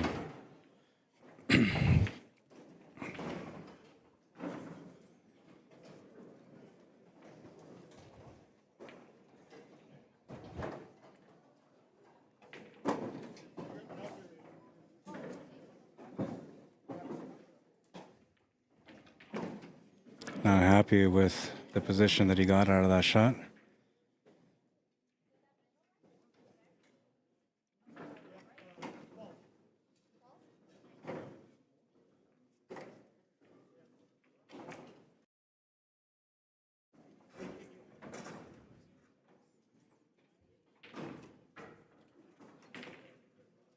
He's gonna miss the shot to the corner. We'll turn the table over to Derek. He'll have the option to make the 1 to the side, which is the ball that he just missed on the last turn. And he'll have the option to take on the 6 ball if he wants to as well. The angle on the 1 helps him to open up that 2 ball, so I'm assuming he's going to go for that shot right now. Now, the other thing about that 6 ball is, yeah, they provide an escape shot, which he has. Thankfully, he has that shot, because if he didn't have that 6 ball, he'd be in trouble right now.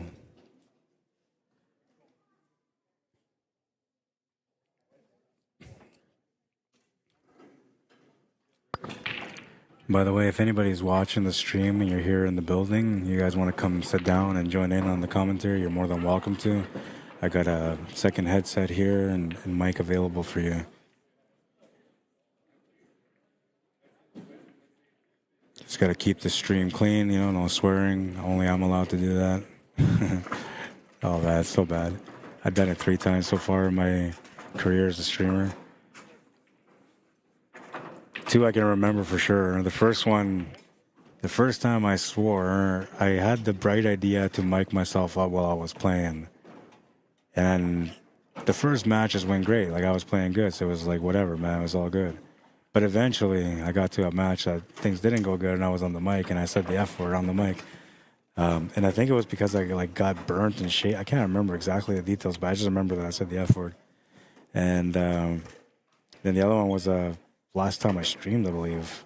I did the same thing, man. What was it? It was excitement. Yeah, it was somebody made a shot that I didn't expect. And then my natural reaction was like, holy F. I couldn't believe that he did that. And so, yeah, I'm the only one allowed to swear, man.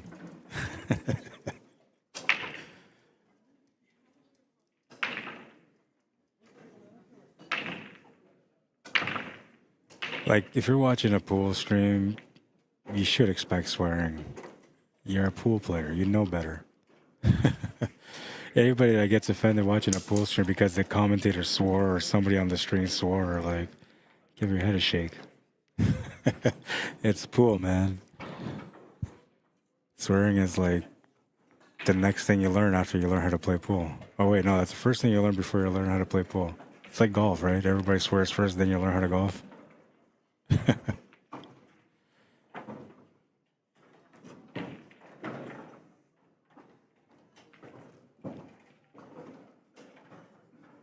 That was a really nice shot there, playing the 7. That's a cannon shot, or carom shot.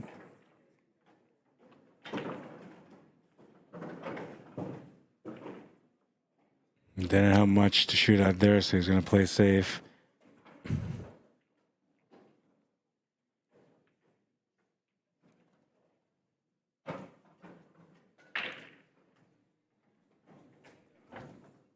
What's up, man? How you doing? Not too bad. How'd you make out? Hi. How are you? Did you play it? I did. And? I went full hill. I should have had that. I ran out of the table. What happened? Missed the 8? I wasn't my hand position on that cut up to the corner. I didn't feel comfortable. I should have readjusted. That takes 25 years to learn. I haven't learned it yet. Yeah. Honestly, like, so many times I look back at myself and I'm like, oh, I can't believe I was playing like that for 20 years. One day I'll learn. Yeah. What about you? Did you play it? Oh, played twice and lost twice. Oh, so you're out. I made it to Seaside. Seaside, did you Till know? next year. See you next year, yeah. Okay, how can I play? But since you know, I'm gonna go smoke. I'm assuming you guys are playing teams It's too, 10 right? o'clock. Just single. There's 10 o'clock. It's asking you to sing or something.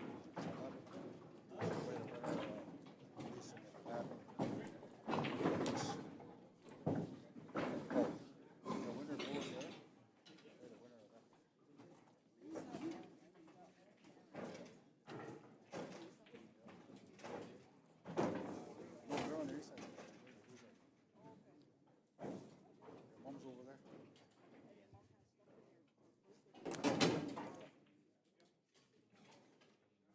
Yeah.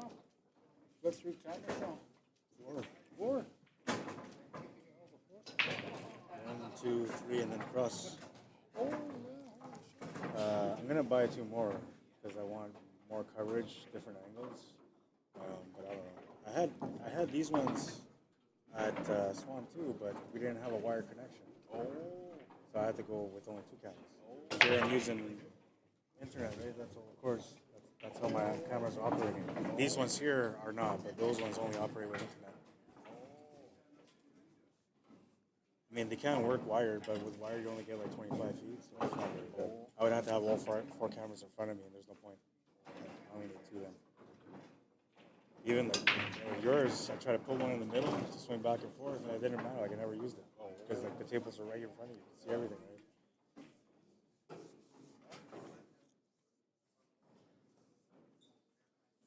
You're welcome to join anytime you want, man. Yeah. You're around, man. Got you. Got... Oh yeah, yeah. As long as I'm here, you can keep it here. As long as I'm here, but when I leave, I can't be responsible for it. But I shouldn't leave. Like I usually don't leave from my station when I start. Oh wait, I ordered food. Yeah, it's been ready for like 15 minutes. All right, so I don't know what the score is on this one. I ordered fries, so I gotta go pick up my fries. I know I'm not supposed to eat fries. And the kind of job that I work, you don't get a chance to sit down and enjoy food. You just pick at it. So fries always fit in somehow. I don't know why, but carrot sticks do too, I know. But we don't talk about that kind of stuff around me. I'm not that bad. I eat salads and I eat, fruit and stuff. But when I'm on the road and I'm working, man, it's always like greasy food no matter what. And usually, like, either get one hot meal throughout the weekend or I go home on a Sunday and then I eat hot meal on the way. No matter where I go, I just pick up a hot meal.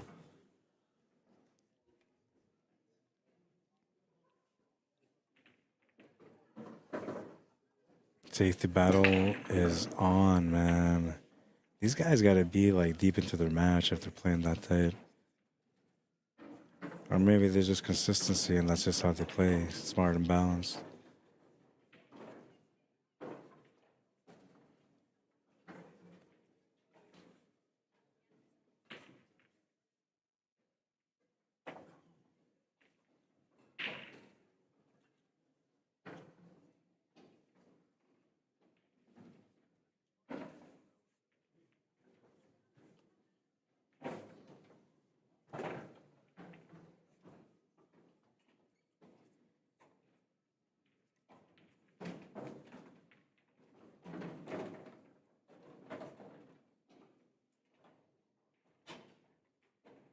Just gonna call just a shot.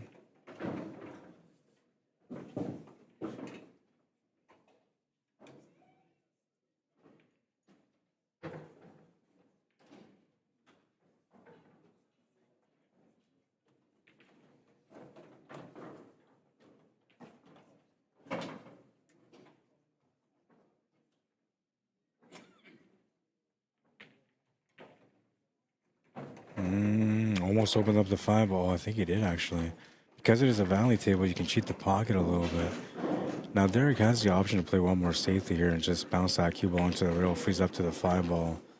That would put his opponent in a position where he would have no choice but to hit the ball or it would be a foul with the ball in hand.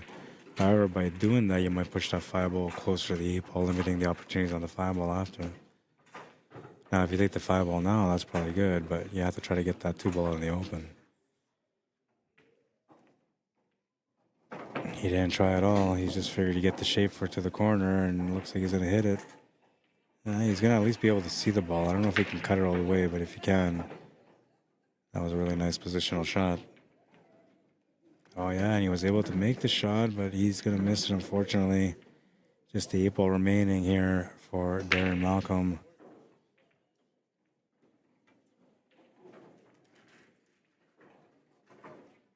As soon as this ball goes in, it's either over or I'm going to go find out what the score is. Yeah, there's still a game going on, so I know that Darren won that game. Let's see if that's the first. Or they got a few games in already. I know I just jumped into this match, so we were already playing by the time I got in. I'll be right back.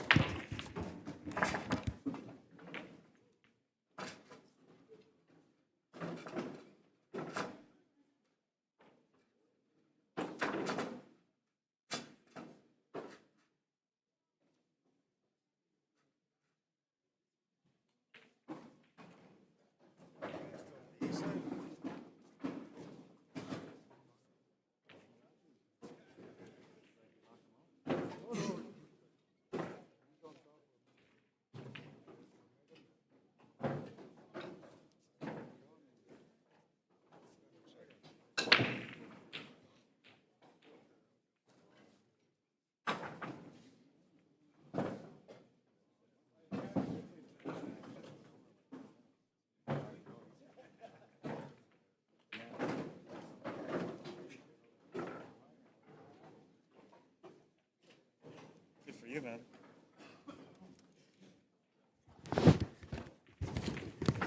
All right, so it's 2-0 on that one.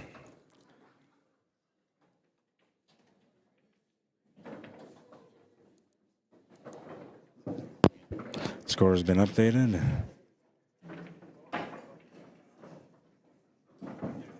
I gotta go grab that food because it's already been sitting there for too long. They're probably gonna say, "Oh, it's garbage." The guy didn't really want it. Like, no, man, I really want it. Nice little combo there. Finesse. Back cut shot here on the 13 ball. That's going to push the 15 ball into that 5, 1, 8, and 12. And I guess 7 because it's in that pile too. Unless he hits that for our 15 ball on the top side, then he'll send it down table. And look at that. Sets up for a combo. And it sets up nicely too, man. 15 chilling by the pocket. Just a little bit of contact is all you need on this one. Yeah, he's going to hit it light, trying to make sure that he controls the angle to go up table.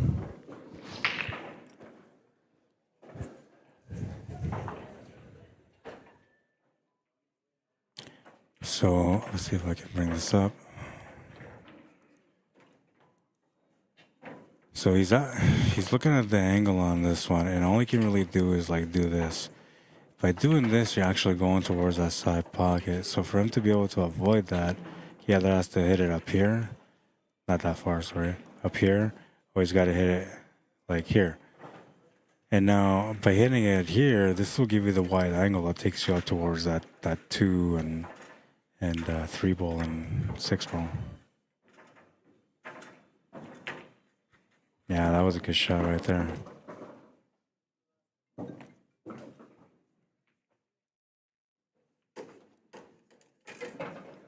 Didn't get rewarded though. He's gotten a little funny on this one. Safety or a kick shot. Only 2 options he's got.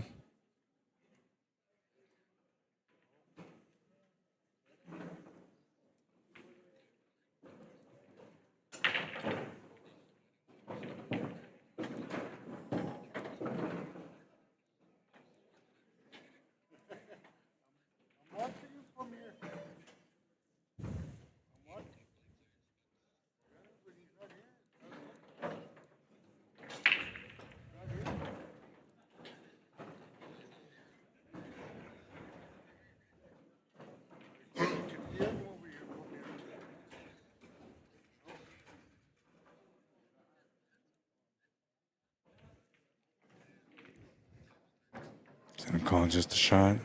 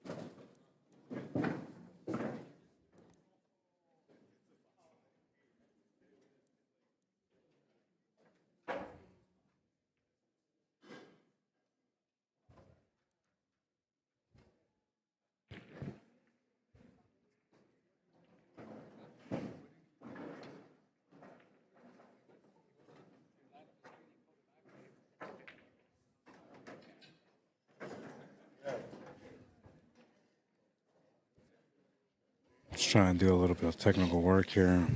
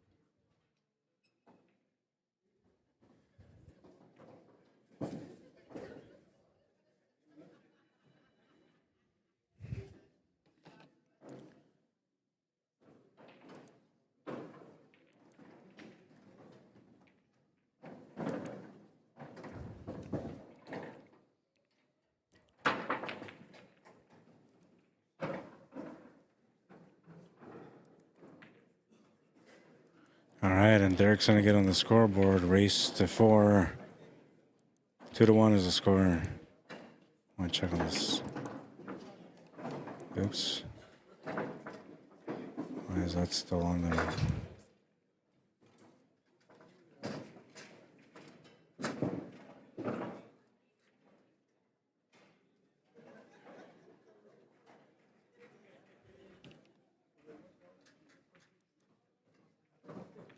All right, so I'm going to go grab that fries that I ordered because they've already been there for like a half hour.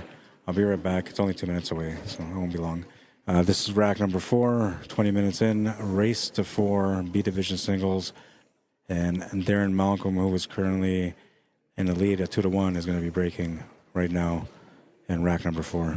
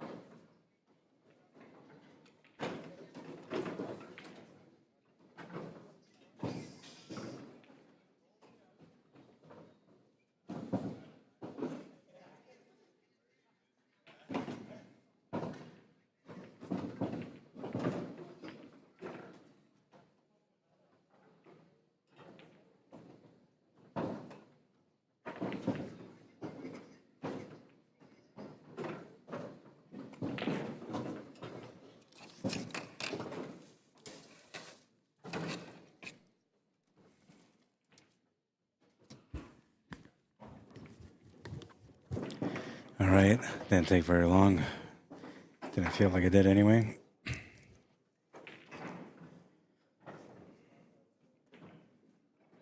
Oh, a little bit too much pace on that one. It's gonna have to bank his way out now.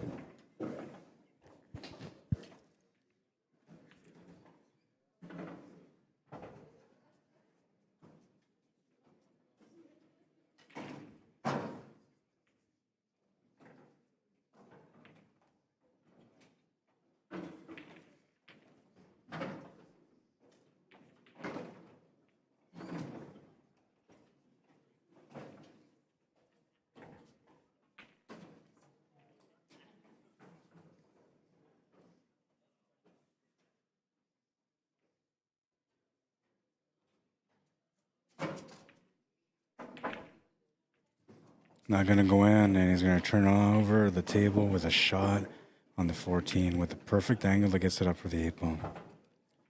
That's just bad luck right there, man. If you believe in such things, anyway.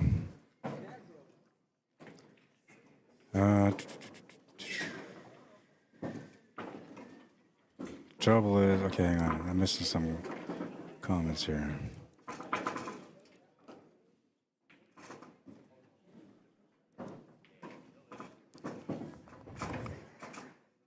All right, so YouTube has, let's see, Cornell McLean, you playing? Yes, he's playing. Senior's playing. He's playing right now, actually, if you want me to switch it over.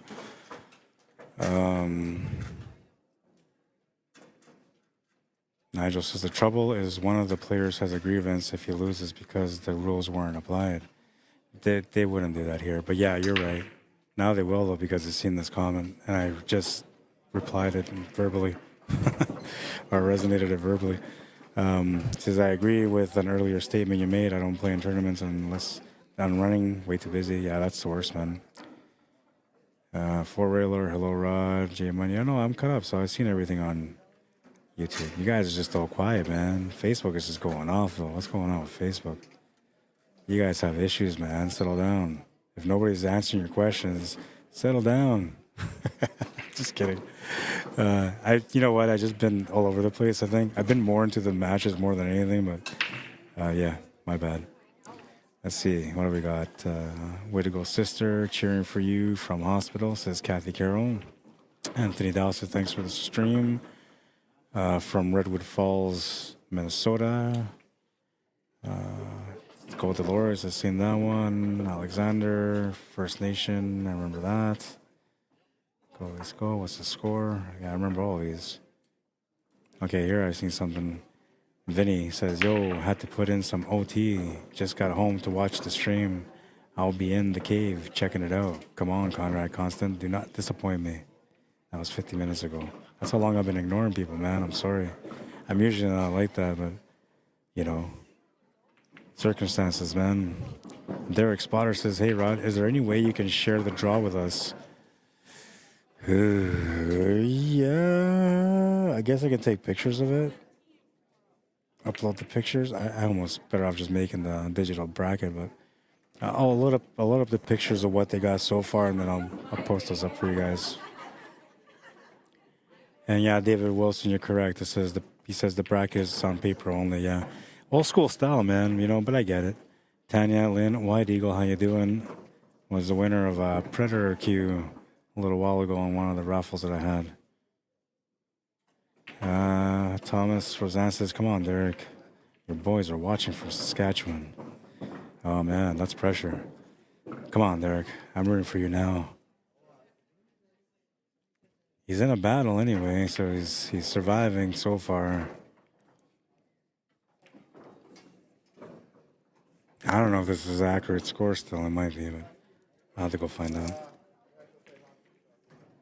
I'll wait till this rack is over, and then I'll know.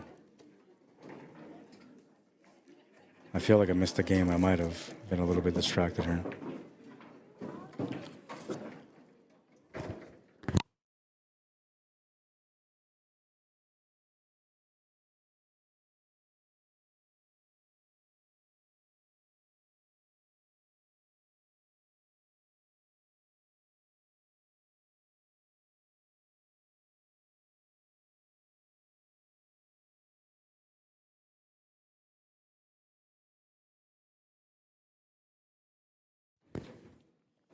Slight overcut from Darren Malcolm.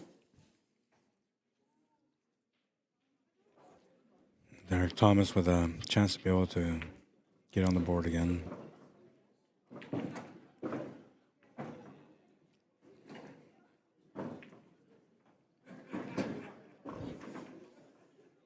Everything on this table, as far as the pattern is concerned, is kind of lined up.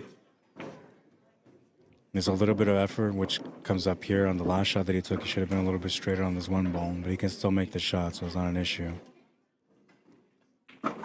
But the issue was trying to get an upward angle on the 4 ball to be able to set up for the 6 or 5 next. And that has become a problem because now he doesn't have that. He's got downward angle only. He can still try to spin off the rail and just settle for a longer shot, which I think that's what he's going to do. Oh, he's going to play around instead. Look at that. Trying to get the 5 to the top right corner, and he's going to get just enough for it. And stun this over and set up for the 6 in the right side middle.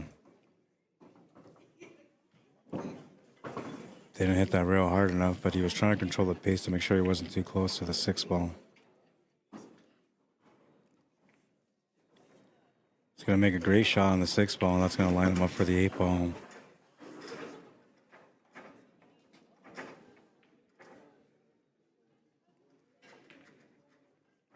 And that's going to be a great finish from Derek Thomas. We got 2-2. I'm going to go find out, though, and confirm it and change it if there's any changing to be done.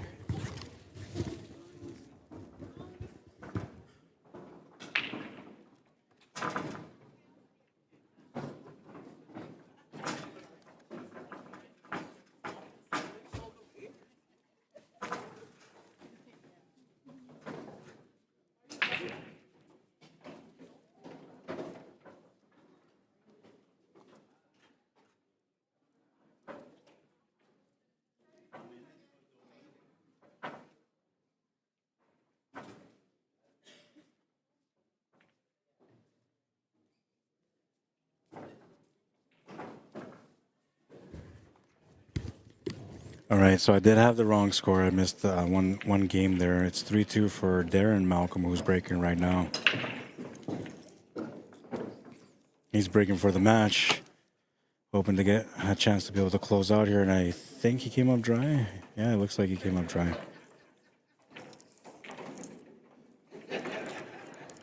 Derek Thomas on survival mode.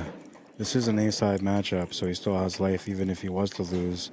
But that's not the goal here. The goal is to win, to carry on the A side, to make it a little bit easier on yourself as you progress into the money rounds. I mean, it's not really easier because everybody you start playing as you go along on the A side becomes tougher and tougher. All of them are undefeated just like you.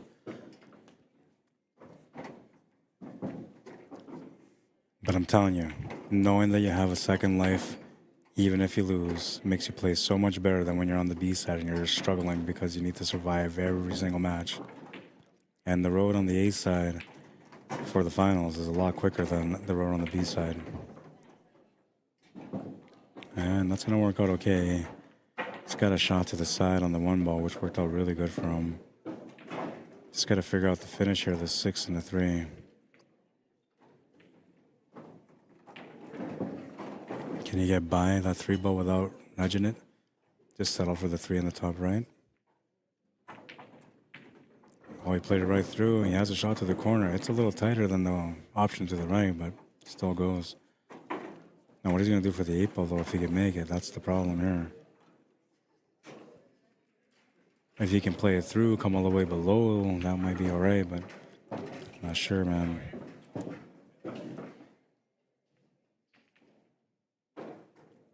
Decided to just take over the pocket.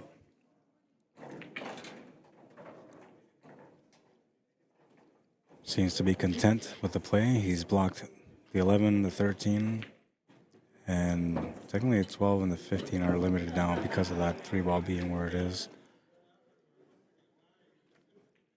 And now Darren, all he's got to really do here is just play smart, not give in to the shape on the 3. So just 2-way shots or call a safety right off the hop. Force your opponent into a kick shot.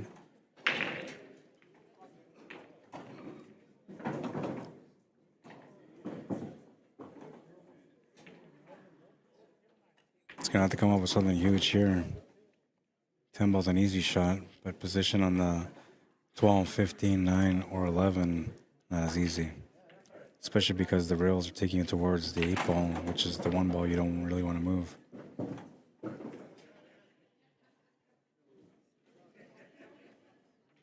I would have liked to have seen him call a safety there, but he's going to play the shot. And now I'm intrigued to see what happens.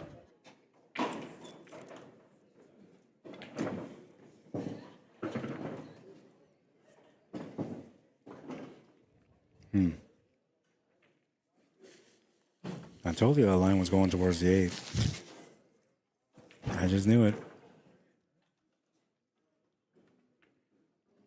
And now he's got a different option. He still has to try to find a way to survive this. Making a shot now doesn't really do anything for him, so he's going to have to play smart.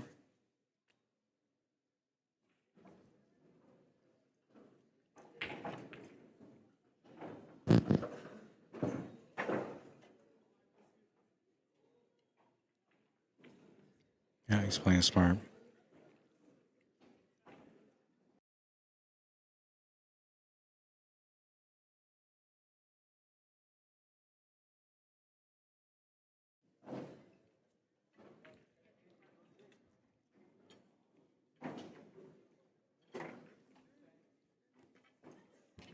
See, it's not a bad option either to play the safety like he did, but technically, if he would have played that a lot earlier, like his first shot in, then he would have had better safety. Here, his opponent has a chance to make this ball, and he almost did on that turn. Really close.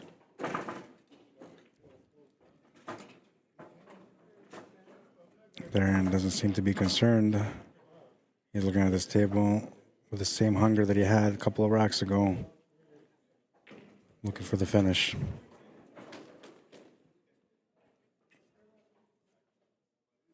He's going to have to play safety again,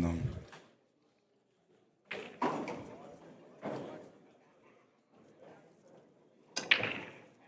Just got to nick the 12 slightly and bring the cue ball down. Hi, how are you? You play yet? Lisa beat you? You guys came all the way here and you play each other? I know. That's crazy. Right?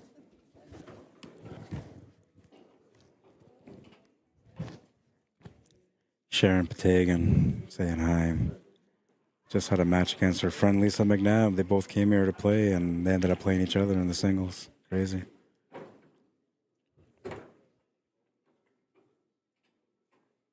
Both those players are amazing players.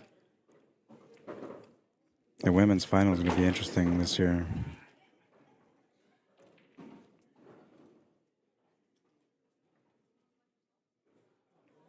Oh, and he made the good hit, but he scratched the cue ball. What a great effort, man. And now trouble has turned up. Ball in hand for his opponent. Darren Malcolm on the hill with a chance to close out. Derek Thomas can only wait and hope for another opportunity on this table. But with a ball in hand, Darren Malcolm should be able to finish it. He's trying to work out the puzzle right now. It's the 11 ball that he's got to figure out. He can just break it out in the open, though. He might be thinking about that right now. We'll see.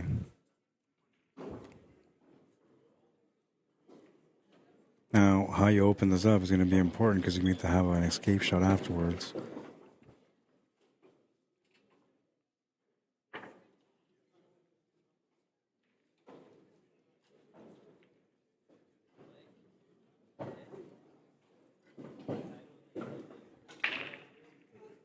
His spidey sense is tingling. He knows there's something wrong here. He's going to change the angle.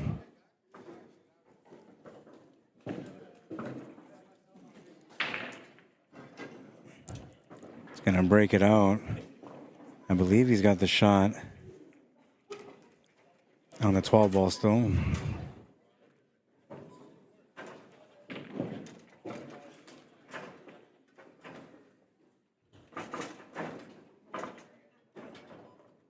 Just need to find one of those two shots, the 15 or the 9. I don't think he's gotten the angle that he wants on the 15, but he has the option to take the 11 ball if he wants to change positions from there.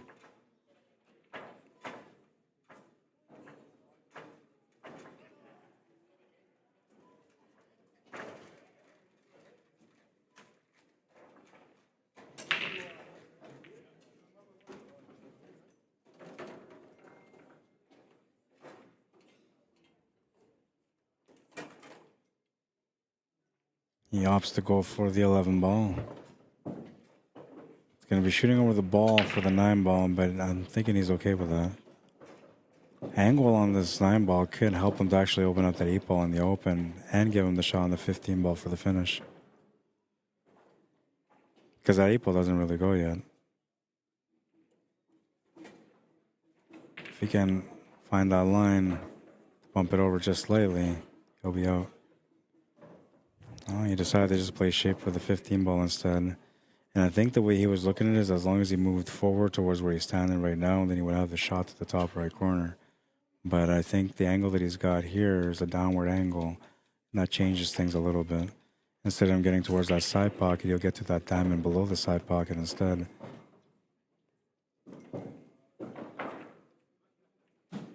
Oh no, he was fine. He had the proper angle. The camera angle looked a little screwy there. Didn't look the same.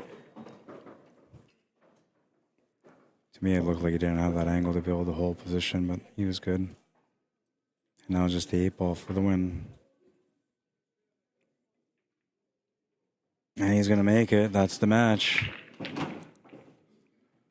Darren Malcolm will move on the A side. Derek Thomas, he'll go to the B side and do his best to survive.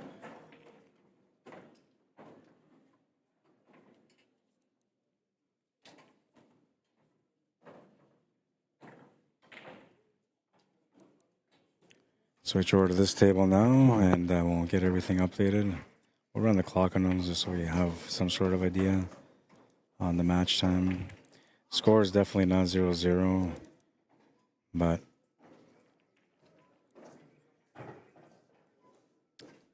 I'll find out.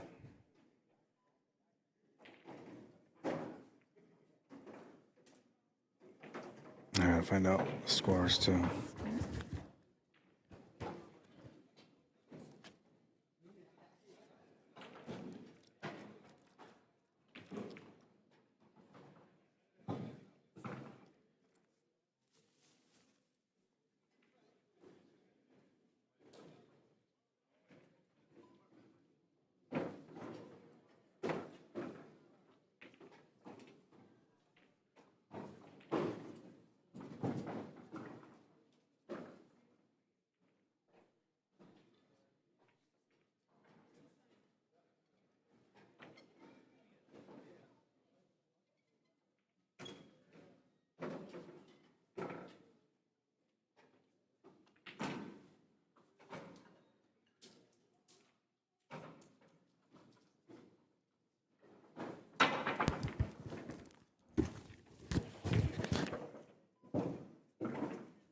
What a shot. I believe he was calling that shot.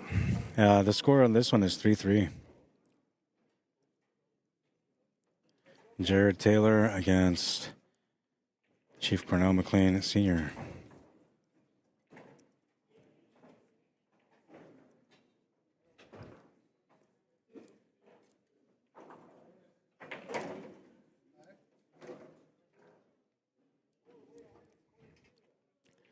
And this one is an A division matchup, even though it says B singles. They're going to change that right away. But it is a race to 4 because it's the B side.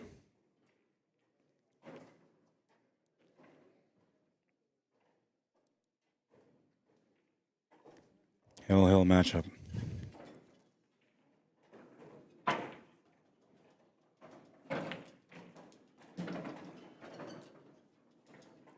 Got a good hit anyway.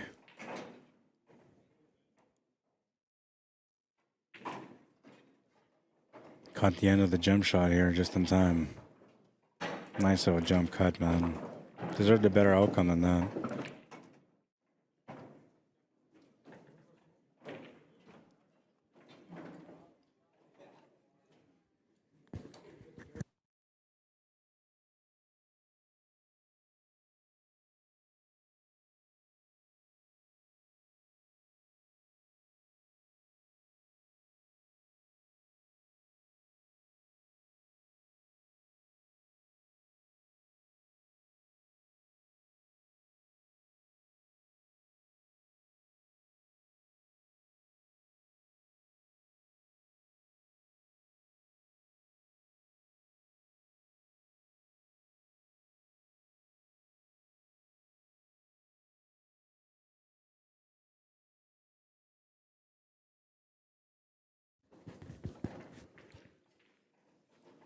Did the best that he could there on that safety reply.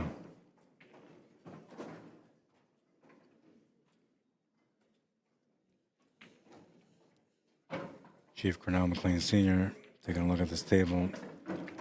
Almost looks like he can make the shot to the corner. He's looking at it. On the 1 and the 14. Do you want me to watch it? I gotta go watch the shot.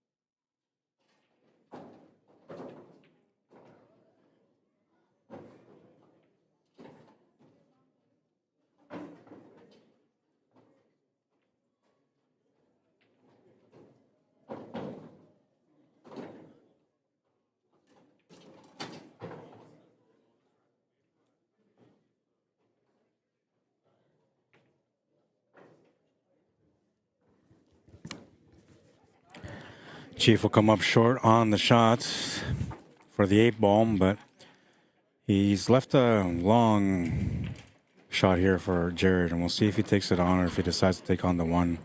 He can try to take on the 1 to the side, and if he misses it, he might block that 8-ball.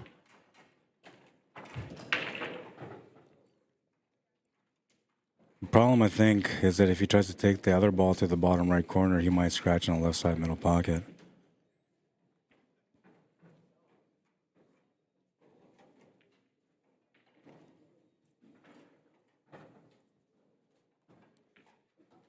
You just hit that. Just hit the 8-ball, and that's going to give the straight and 8-ball to the Chief, and I believe that's a match. Yeah, they're shaking hands. That's a match. 4-3. Chief Cornell McLean Sr. moving on.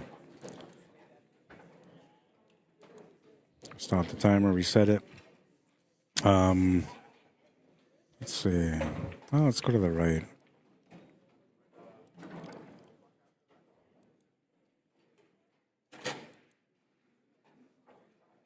Oh, I really don't like the setup on this one.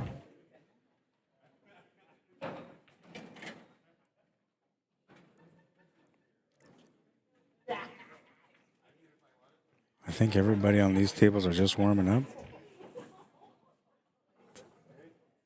Tables on the left, we got some of the ladies playing. I'll go with this one.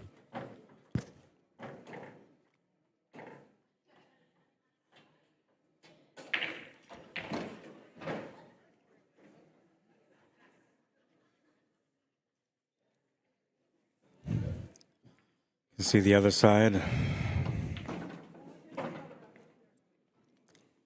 Everybody warming up for their next set of matches. Our match that we got coming up on the stream is going to be a really, really good one. Really good one. All right, let's just put the names up there, and then those of you that are from Manitoba will know, and those of you that aren't, well, you're going to get to know.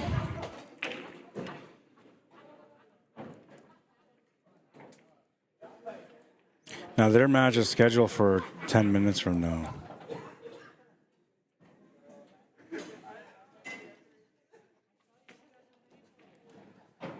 I believe this is an A Division A side, so it would be a race to 5.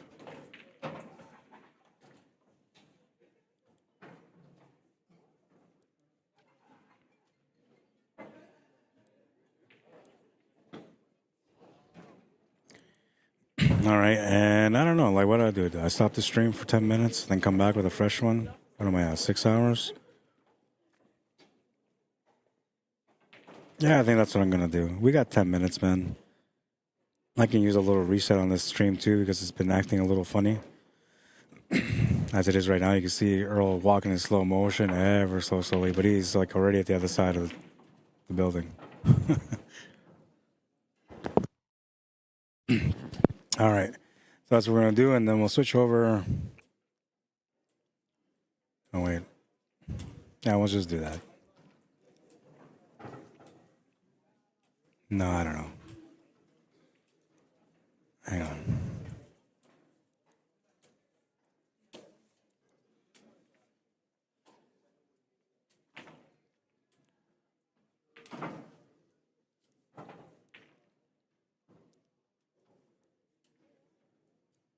Oh, actually, this is probably a better view.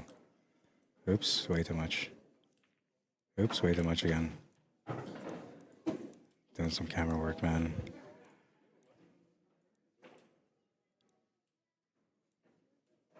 Yeah, I don't know, man. I gotta change things here. Okay, this is better, way better. All right, let's go out on this one. Oh, it's not set up yet. The delays. That's what I'm going to try to get rid of by restarting the system. All right, so I'll be back with another stream.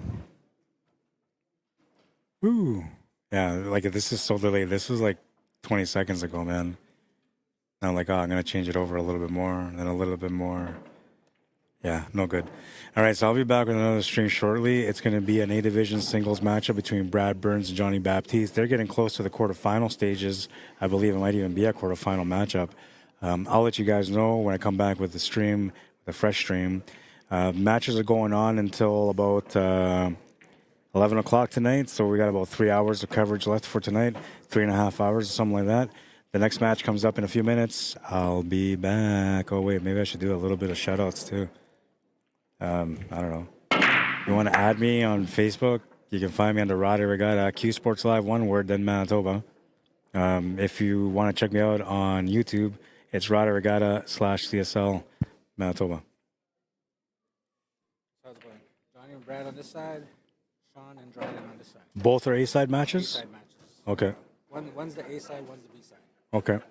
So Thanks. All right, so we got a couple of big matches. We got Johnny Baptiste against Brad Burns, Sean Monkman against Dryden Gage. And the Sean Monkman and Dryden Gage is an elimination match because it's a B-side match. We have a lot of good action coming your ways. Just a few minutes, not too far away.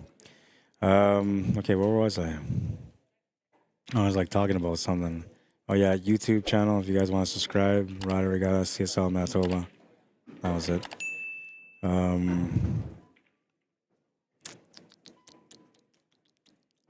Let's see.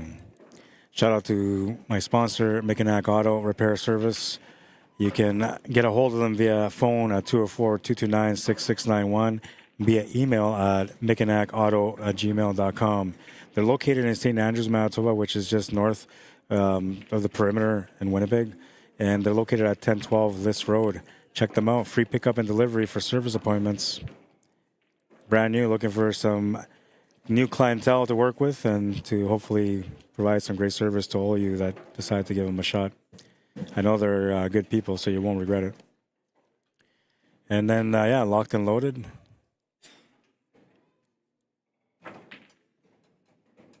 We'll do the little guys here. Jam Up, Locked and Loaded, and Clutch Shot. Check them out. Yeah, I don't know. I'll be right back. How do I go out? Same way I came in? Yeah, let's do that. With the intro. All right, I'll be back in a few minutes, guys. Go get something to eat, have a smoke, check up on your kids. You've been watching pool all day. They're probably hungry. Order them some pizza. It's the quickest way to serve. I'm telling you from experience. In the end, it's cheaper too, man. I'm telling you. Go to the grocery store, buy food, and make food for your kids. It's gonna take forever. Anyways, I'll be back with another stream in a couple minutes. Cheers.